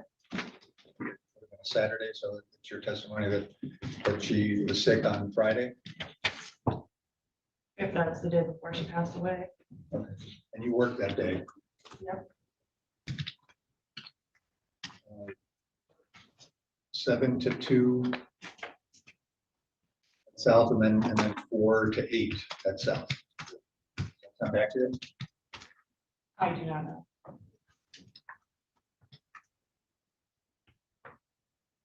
And isn't it true that after her dinner on Friday, that she expressed that she was feeling better and she was sitting up? I am not sure. Okay. If that was the testimony from other staff members. It could be true. But you didn't personally see her No. expressing how great her Friday meal was and that she was sitting up? No, I know that the last time that I seen her, she had been throwing up Okay. in bed. And that was sometime Friday. Yeah. Morning or afternoon, do you remember? I don't remember the time of day. Okay. You were a live-in? At the other house, yes. Okay, so you were not there at 4:30 in the morning when she's chatting with her roommate? No. 4:30 Saturday morning.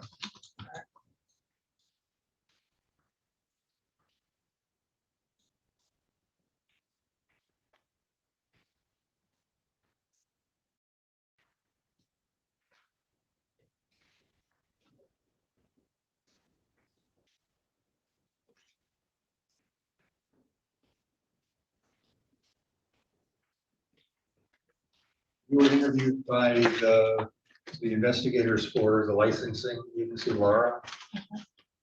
It's true that you told them, when you say we didn't have the insulin to give her or even knew she needed it, when you say we, you're talking about other staff members and yourself. Yes. Okay. So that was from communications that you had with other staff members where you use the collective. Yes.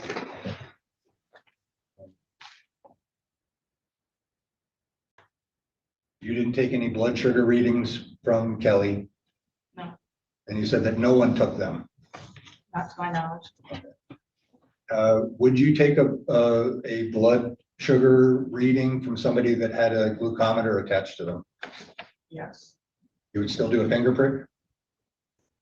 I mean, I guess I have never personally dealt with anyone that had one of the sensors in their arms. Other than Ms. Harris? Correct. I didn't know she had one.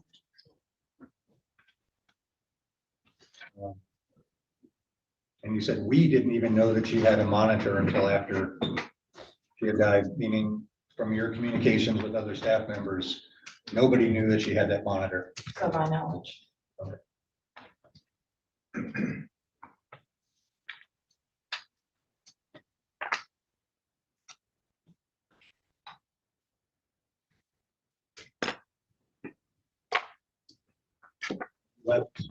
You left your employment shortly after this incident occurred. Is that correct?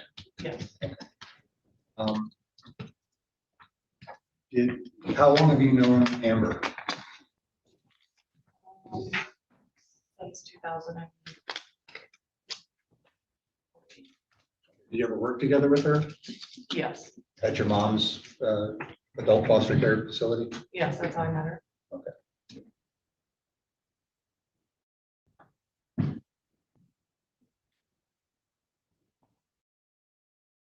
You never saw Miss Harris. You said that she couldn't get up.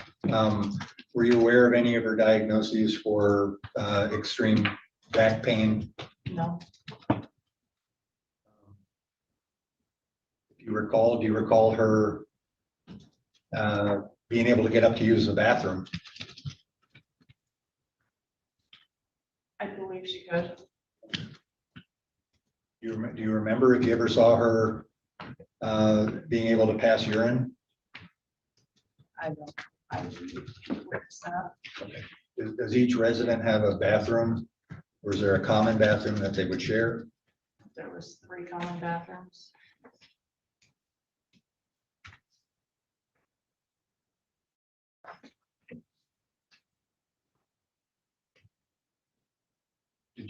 Were you able to access the QuickMart system to enter medications? So what, to add them? To add, yes. Were you ever tasked with that duty? No, But, so Christie could do that. yeah, Amber could enter medications into QuickMart. I don't know from her. Were you aware that the pharmacy is able to remotely add medications to QuickMart? No, I didn't know a whole lot about the system.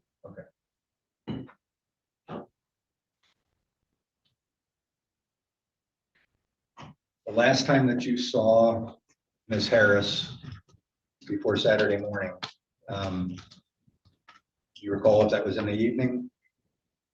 I believe it was in the evening. And she was alert?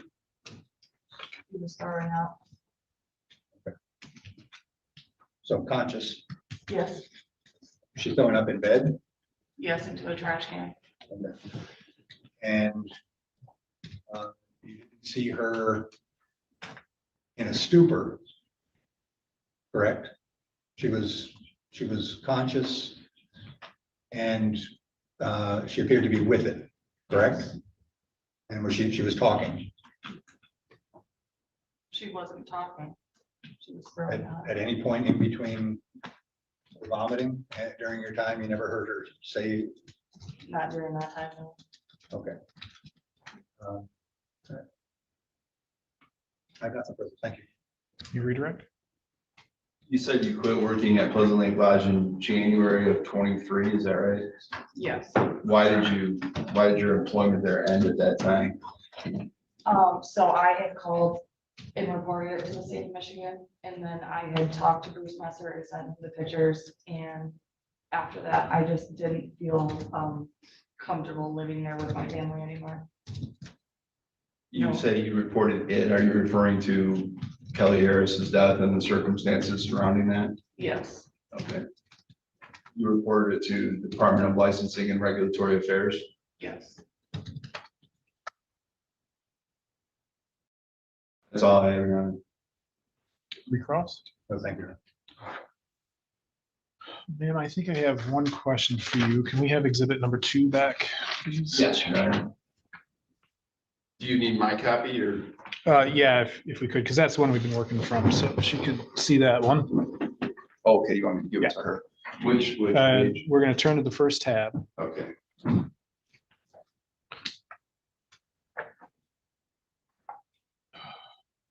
The QuickMar system, so I see that first page where that tab is and the 2 pages after it, there are medications scheduled out. You agree with that? Medication administration? Yeah. All right. And there's initials beside each one of those to be administered medications. Do you know, does the system, if you know, does the system assign those initials? Are those based off of work schedules? Do you know how those get put in? For future dates? Yes. I would assume that Angela was the one that went into the computer input out of the facility. Okay, but Or- so I guess let me be more specific. So let's go down to the first entry for November 6th, which is on that first tab. Says November 6, 2022, 6:13. Do you see that? Yes. There's a medication listed. Yes. Next column says physically unable to take. And then there's the 2 initials AA beside that. Okay. Now, do you know how those AA initials would have gotten in there? From Angela putting that in the computer for her login. Okay, so then on the next page, let me just double check something here.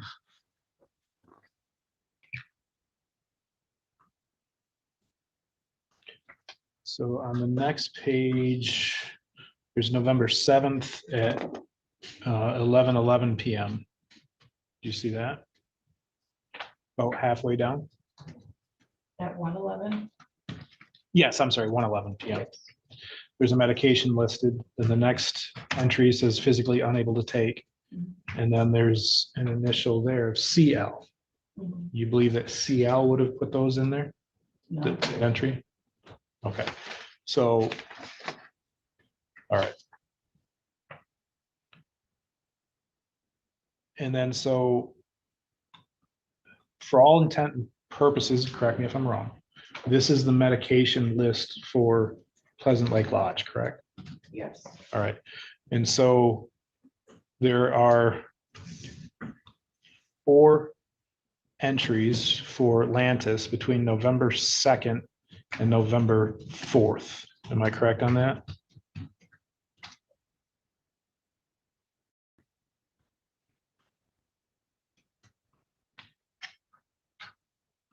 Yes. And there's no other medications listed during those days. Correct. And then other medications begin being listed on November 5th, correct? Yes.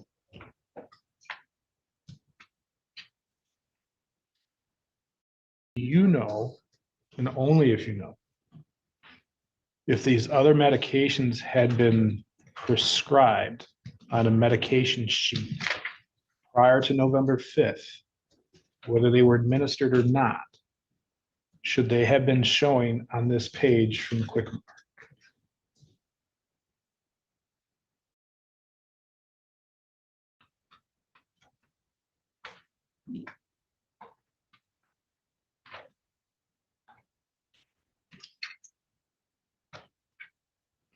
It looks to me like this is just the medications that she didn't receive. A little bit up above, the November 2nd, 3rd, 4th, and 5th, or 4th, it does show that she received the Lantus, correct?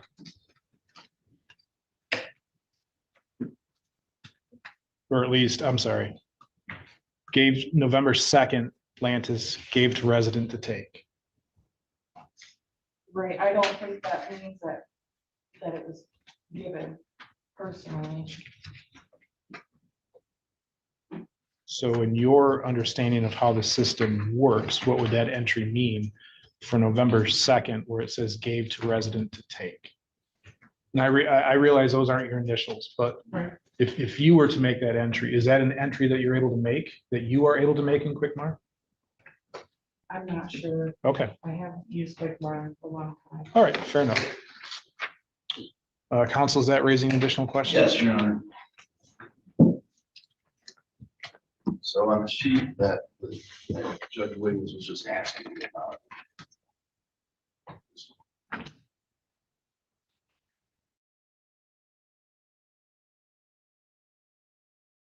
Right above where it lists the dates and times and the medications, it says exceptions for Kelly Harris. Correct. What is, do you know what exceptions means?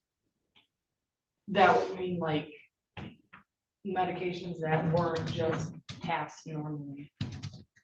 So, when it says gave to resident to take, does that mean there's, according to this information at least, that there was some question about whether the resident actually took it?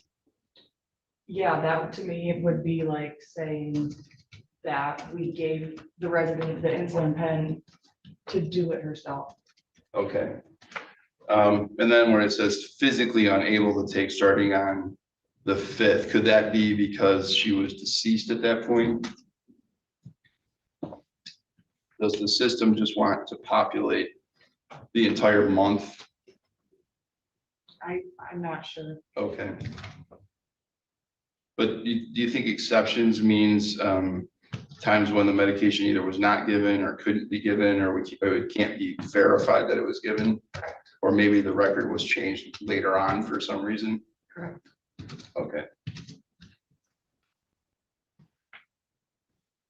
Any Because there's questions? another Sorry. part of the MAR, actually the previous pages, where it shows what was given like in real time, right? Like this, atorvastatin, bupropion, famotidine. Yeah. Okay. What pages were you Just at? the pages immediately preceding the page you're asking about.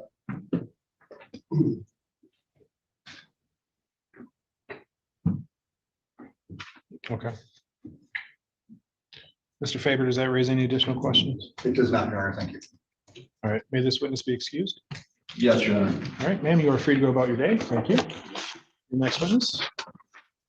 Judge, for the next witness, I have a few pictures I need to put on the screen. Okay. If we can, able to just hook my, Yeah, so there should be an HDMI cable on the back of the screen there.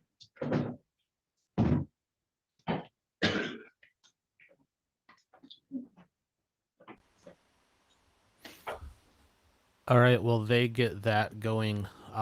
We are at the end of our 4 hours, but I'm going to try to keep going. I've been working on some other things that I have to do today while this has been running to try to free up time to continue with this. So I'll go as long as I can. If for some reason this runs longer than I think it would and we can't get it all, we'll try to finish it off tomorrow. But I think we can get it in today based on how many witnesses they said they would have and where they're at now. So let's continue. just talking about. Okay. I'll wait, display the ones I need with this witness. The next witness for the people will be David Harrison. Thank you.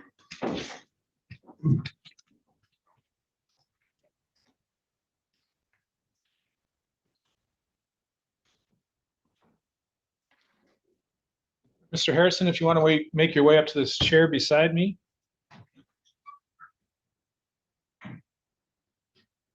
Before you're seated, if you raise your right hand, you solemnly swear or affirm that the testimony you give in this matter will be the truth, the whole truth, and nothing but the truth. I do. Go ahead and have a seat. Whenever you're ready.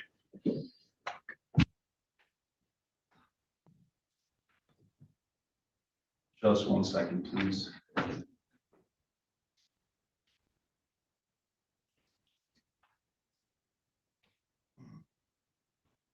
Good afternoon, sir. Thank you for your patience. Will you please state and spell your name for the record? David, D-A-V-I-D, Harrison, Harrison. And Mr. Harrison, how are you employed, sir? With regard to this case, as a medical contracted with the county for Medical Examiner Investigator. Okay. And how long have you been doing that job? Okay. Were you, so you were employed in the same capacity in November of 2022? Correct. Okay. As a medical examiner investigator, can you give the court just sort of a brief overview of what you do? We go out whenever death is reported to the county. We go out and do an investigation, make a determination as to what the likely cause of death was. How do you how are you alerted to a situation that you need to go investigate? Wexford County Central Dispatch contacted us. Okay. And in that capacity, did you do an investigation regarding the death of a lady named Kelly Harris on November 5th, 2022? I did. And where was Miss Harris's, where was she located? I don't have the address right at hand, but an ASC home. Okay, Pleasant Lake Lodge, does that sound right? That's correct. Okay. And do you know what time you got the call approximately? It was early in the morning, 8 o'clock. I can pull up my reports. We don't need an exact time. Did you go straight there after you got the call? Correct. Okay. Do you know about approximately again what time you arrived? If they called me at 8 o'clock, I probably would have been there by 8:30. Okay. And please tell the court what occurred when you arrived there. I spoke to the aide that was there. Boone is her last name. It's in my report. Spoke to her, went in, took a look at the scene, took several pictures, talked looked through the medical records, to get an idea of what was going on. Spoke to the aide again. I believe I spoke to a family at some point. They showed up. Just to try and get a background on what exactly had happened and what her history was. And do you recall what sort of information you received along those lines? Without my report, I mean, she had some degenerative disc disease. She was a brutal diabetic. Kidney dysfunction. I can't remember off the top of my head. So describe what you did, please, after you talked to those folks and you obtained that information. do a full view of the body, make sure that there's nothing sketchy going on or anything weird or anything out of the ordinary, making sure that their story aligns with what I'm seeing with the body.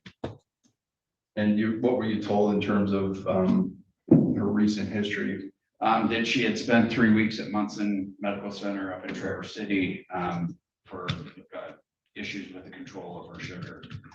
That she had been placed in the AFC home because her daughter didn't have the capability of helping her out 24/7, so that she had been placed in the AFC. And how did you find Ms. Harris in the facility?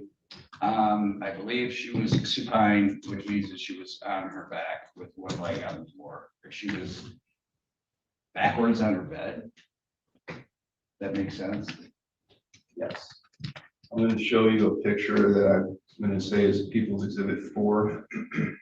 It's up on the screen there.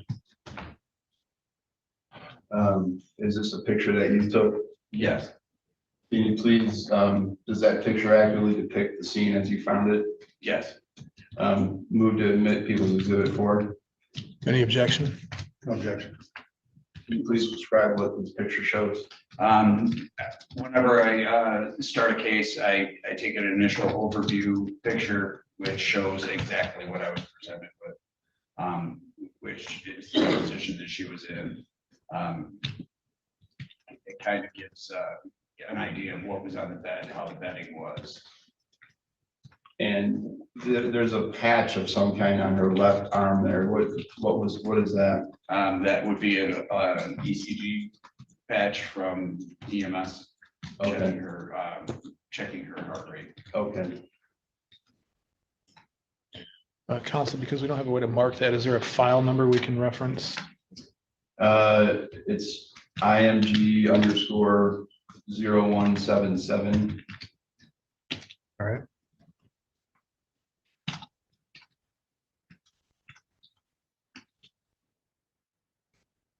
Now I'm going to show you what I'll call People's Exhibit number 5, which is IMG_0173. Do you recognize this scene? Yes. And what is this picture? This is a picture of the contents of the nightstand that was directly next to it. And is that as you found it? Correct. And move to admit People's Exhibit number 5, Your Honor. Any objection? Objection. 5 is received. So there's a sort of rectangular shaped black device lying there. It looks like between an inhaler and a Dalton cup. What is that device? Looks like a glucometer. What is a glucometer? A glucometer is a tool used by diabetics to gauge their blood sugar. Okay. Had you worked with glucometers prior to that day? Prior to doing death investigations, I was a paramedic and EMT. So since 1990, I've dealt with glucometers in one way or another. How many times? I could not. Dozens, hundreds? Hundreds, probably closer to thousands. Okay. So are you familiar generally with how these devices operate? Yes. And did you attempt to access information from this particular glucometer? I did. Were you able to do so? I did. Did the device appear to be working correctly based on your previous experience working with glucometers? Yes. Was there any indication it was malfunctioning? No. Were you able to obtain historical readings of Ms. Harris's blood sugar? I did. What did those readings generally indicate going back for the last about 4 days, going back to November 1st? Her blood sugar had been extremely high. And what does the glucometer show? I believe it was either high or 500. Without looking at the pictures, I would. Let's see. And I'm just going to show you an example.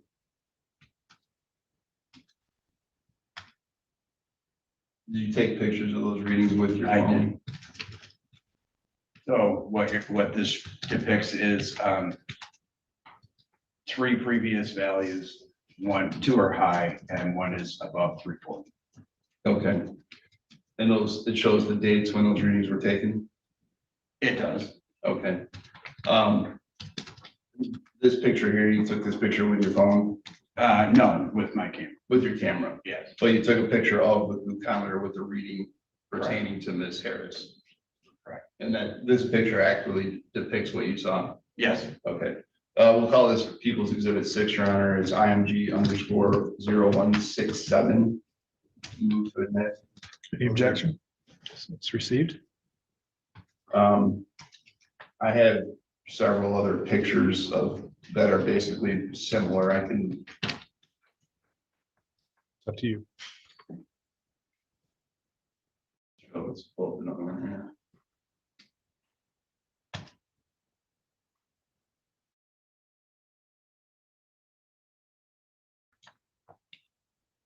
What is, this is, we'll call this People's Exhibit number 7. It's IMG_0165. What is this? It looks like the next three values. Okay, and obviously, what do those say? Just high. So does that, do you know how high it would be, like over, and it's measured in milligrams per deciliter, is that right? Correct. It's hard to say without looking up the actual manual on this particular model. Some models say high after 450, some 500, some 550, but suffice to say, it's about 450. Okay. And did you take several other pictures with? I took pictures of every reading that was in the machine. Yes. And were most of them showing high? Correct. Okay. Is there any other information that you obtained during your investigation of the scene that you would consider pertinent to determining the cause of death? There was some question as to whether or not she was being given the insulin that was prescribed. The individual I was speaking to at the AFC home had told me that she was being given one kind of insulin, a long-acting insulin, I believe. I would have to refer to my but was not being given the other type of insulin, which is a short-acting insulin. I inquired as to why, but she didn't understand. Does the person who told you that, is she in the courtroom? I do not believe so. Okay. You don't remember who that was, or? It's on the front page. Can you refer to your report? I can. Will that refresh your memory? What's that? Will it refresh your memory to look at your report? Yes. Any objection? You may go ahead and look at your report just to determine I that. have to Go ahead.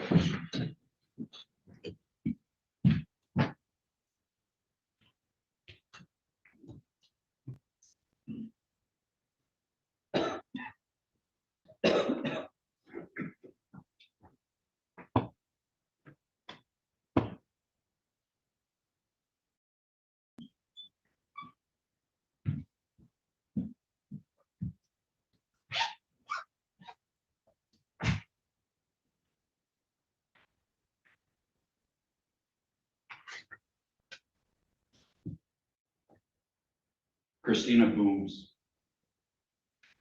Okay. Do you know who she was? She was the aide that was on duty at the time that I was there. I see. Did you have any conversations with the defendant, Christy Tucker-Fleischfresser? I think she may have shown up before I left, but I don't remember having a specific conversation. Okay. So is your understanding that Miss Harris was receiving the long-acting insulin, but not the short-acting insulin? Correct. Okay. Any other pertinent information that you obtained while you were at the scene? She had been ill the last 24 to 48 hours, with nausea, vomiting, something akin to what had been running around in the AFC home, but it was subtly different. She wasn't running a fever like the other patients were. Okay. I'm basically trying to get a sense of what all information you obtained that you then forwarded to the medical examiner. Is there anything else that we're missing? You mind if I look at my? Will that refresh your memory? Yes. Any objection? You may refresh your memory.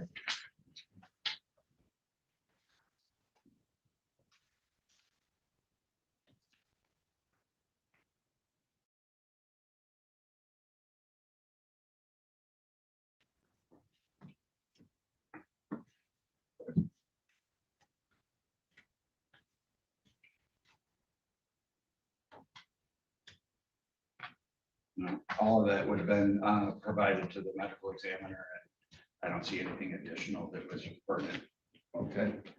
Did you find any other injuries or any other physical indications that would you deemed relevant? No. Okay.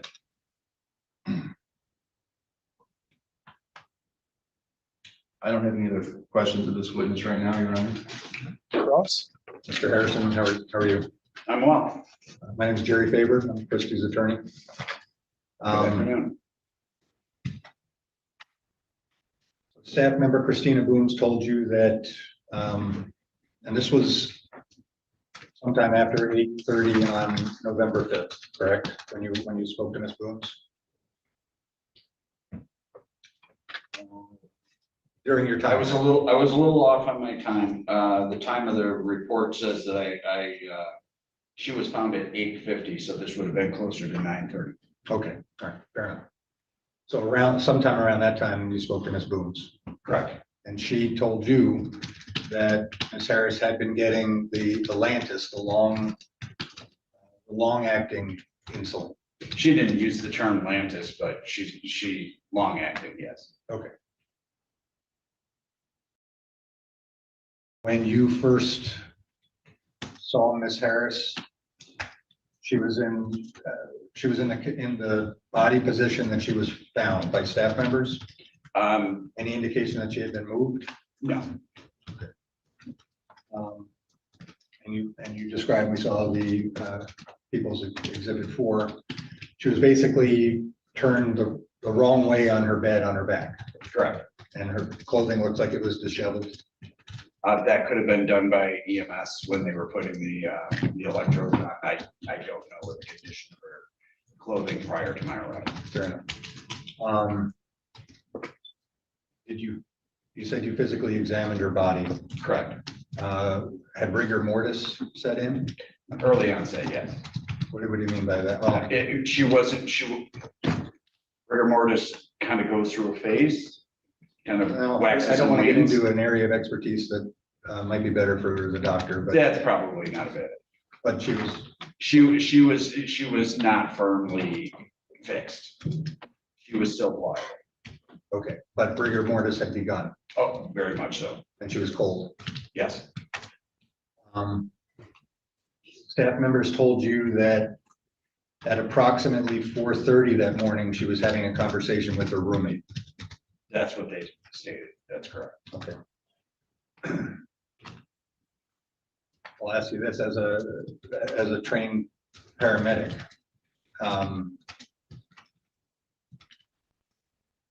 4:30, she's awake and talking.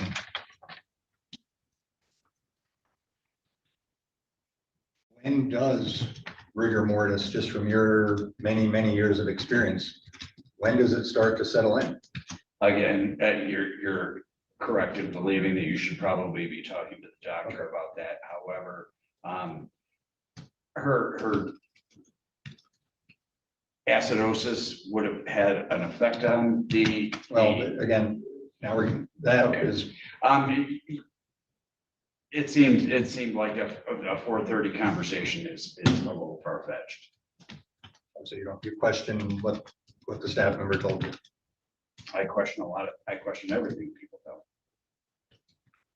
So your term far-fetched. Maybe their time was wrong. I mean, there's a lot of different things, different factors that could be involved. And details are important. That's why you're documenting it. Exactly. And it was an important enough factor to document. Correct. You physically, did you disrobe her? Did you physically examine her entire body? That's correct.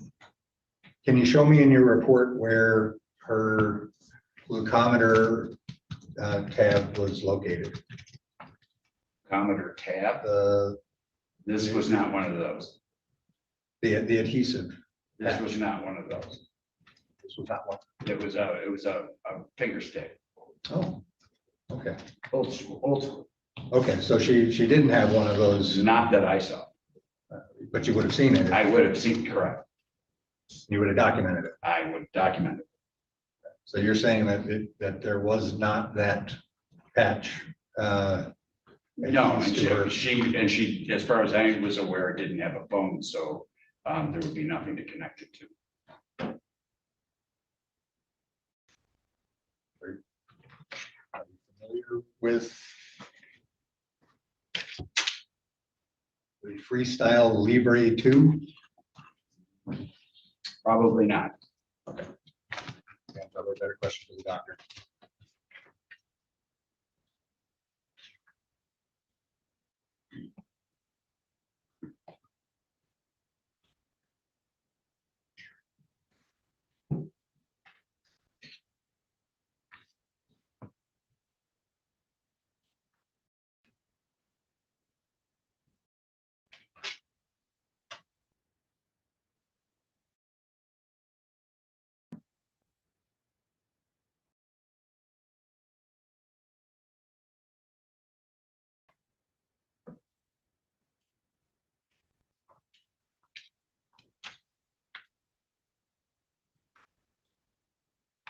What did you mean by brittle diabetic?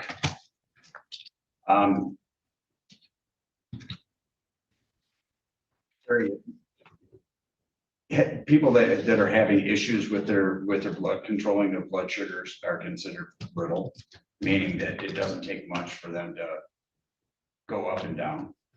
Okay.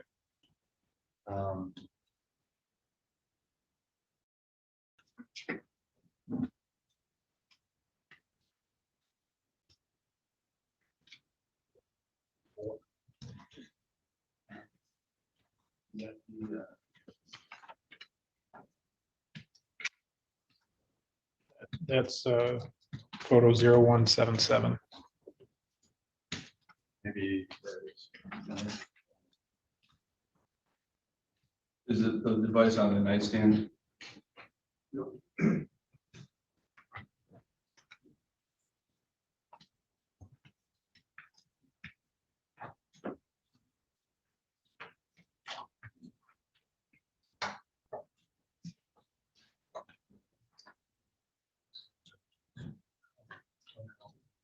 Could you zoom in on Sarah's elbow?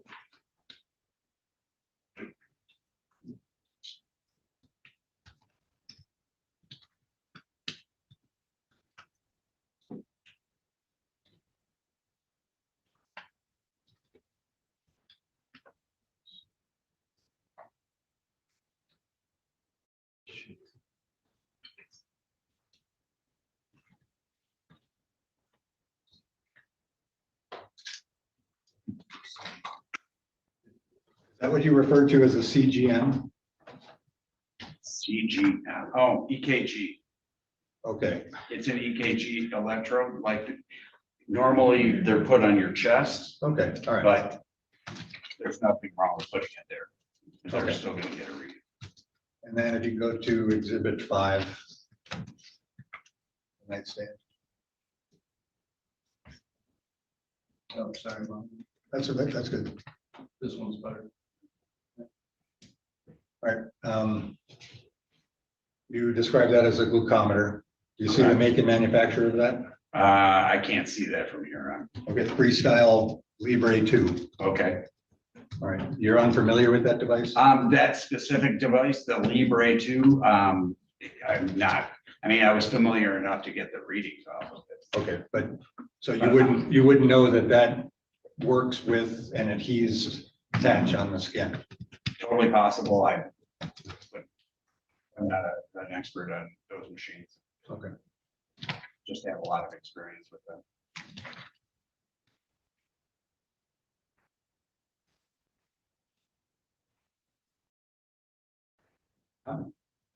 How many suspected diabetic ketoacidosis deaths would you say you've investigated?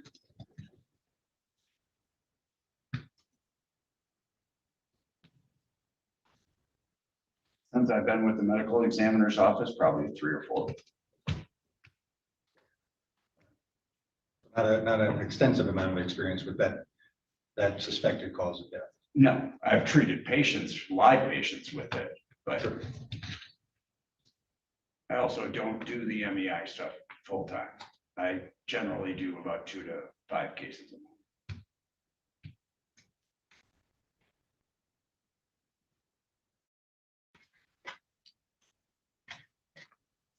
Then you, so,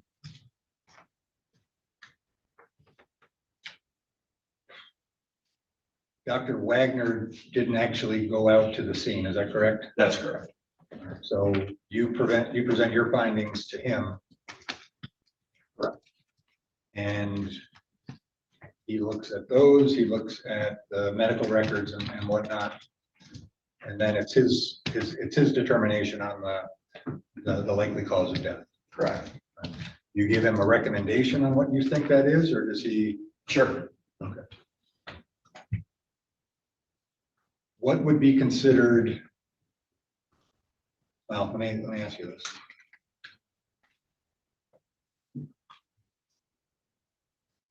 So readings that were on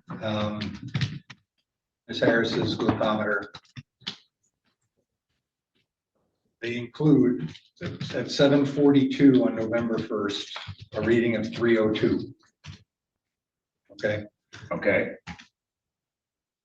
12 minutes later, 7:58, 280.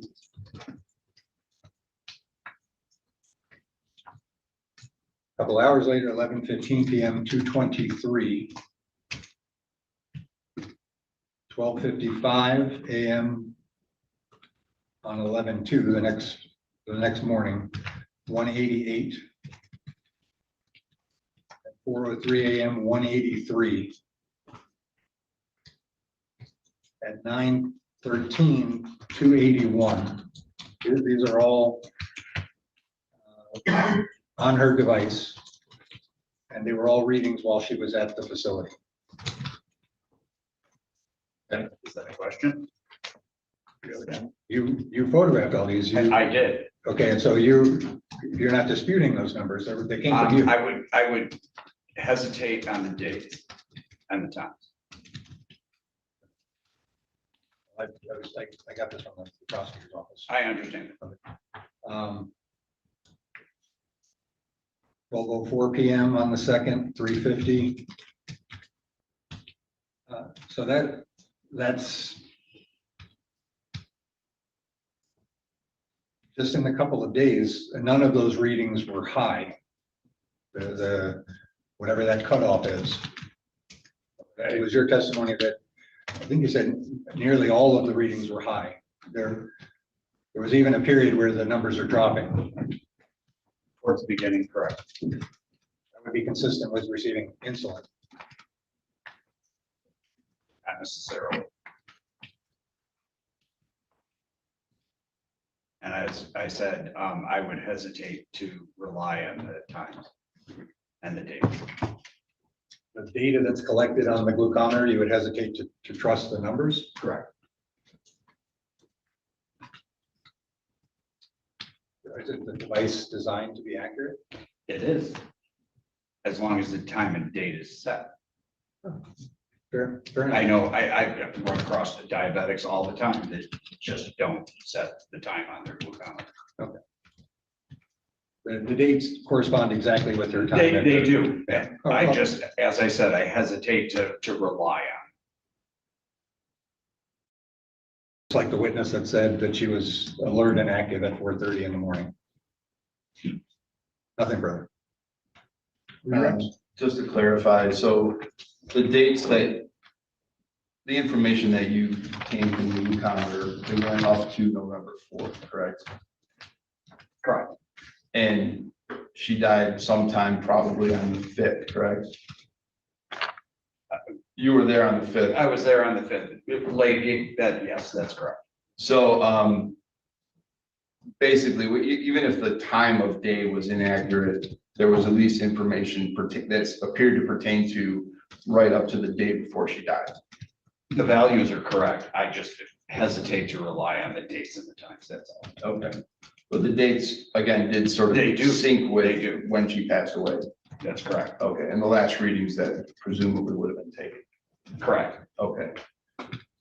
That's all I have, Your Honor. Cross. Sir, one question I have for you. You state that you are hesitant to rely on the dates and times. Did you rely on those dates and times at all for your determination? I rely on the values. Being that the dates and times on there were reasonable within the time frame that she was there, they are probably very likely accurate. I just wouldn't want to testify that they are 100% accurate. That's all. Okay, thank you. Counsel, does that raise any additional questions? Judge, if I may, I mean, since there seems to be a question about this, I'd like to offer one more exhibit. I'm sorry. Sorry.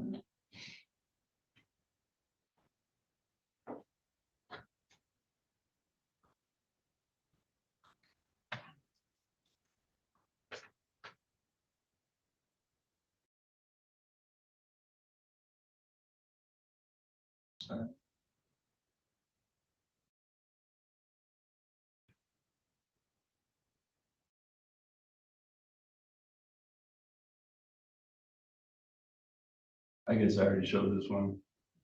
Yeah, with the November 4th reading, that was what exhibit 7. So it was a You reading showed it, but indicating- you did not admit it. Are you asking for admission? Yes, please. Any objection? Objection. 7 is received. So again, there appears to have been a reading from the day before she died. Correct. Obviously, if there was any readings on the November 5th or 6th, that would indicate that the time was Correct. definitely incorrect. But since there was a reading that pertained to the last time she was alive, that would tend to indicate at least the date was accurate. Correct. Okay. That's all I have, Your Honor. Mr. Faber, any questions? All right, may this witness be excused? Yes, Your Honor. All right, sir, you're free to go about your day. Counsel, my afternoon docket starts in 5 minutes, so we'll have to adjourn this and continue on a different day. Another day? Another day, yep. Okay. You do have, if they want to take a break in 3:45. We do have time at 3:45. Yeah, 3:45 and on. I'm being told we've got at 3:45, we can start back up if that works for everybody. I have 2 more witnesses, Your Honor. One is Dr. Wagner, who's the medical examiner who, signed the death certificate, made the determination as to cause of death. My questioning of him will probably only take about 15 minutes, but I don't know about defense counsel. Similar ballpark. Okay. And then I have one other witness, Trooper McClure with MSP, who again, I don't think will take very long. All right. So sounds like 3:45 will work if that works. No, they want us to stop now. Yeah, my docket, my afternoon starts in like 3 minutes, so. Will 3:45 work? Make it work, Your Honor. Okay, Yeah. all right. We will adjourn this case until 3:45.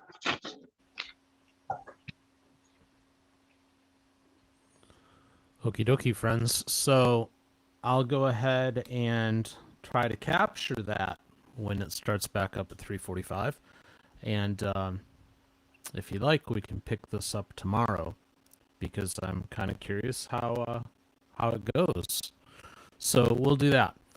Please join us tonight for In the Blind, 7 p.m. Eastern, 4 p.m. Pacific. There should be a link somewhere in this long chat of ours. I'm sure Barbara's dropped it several times.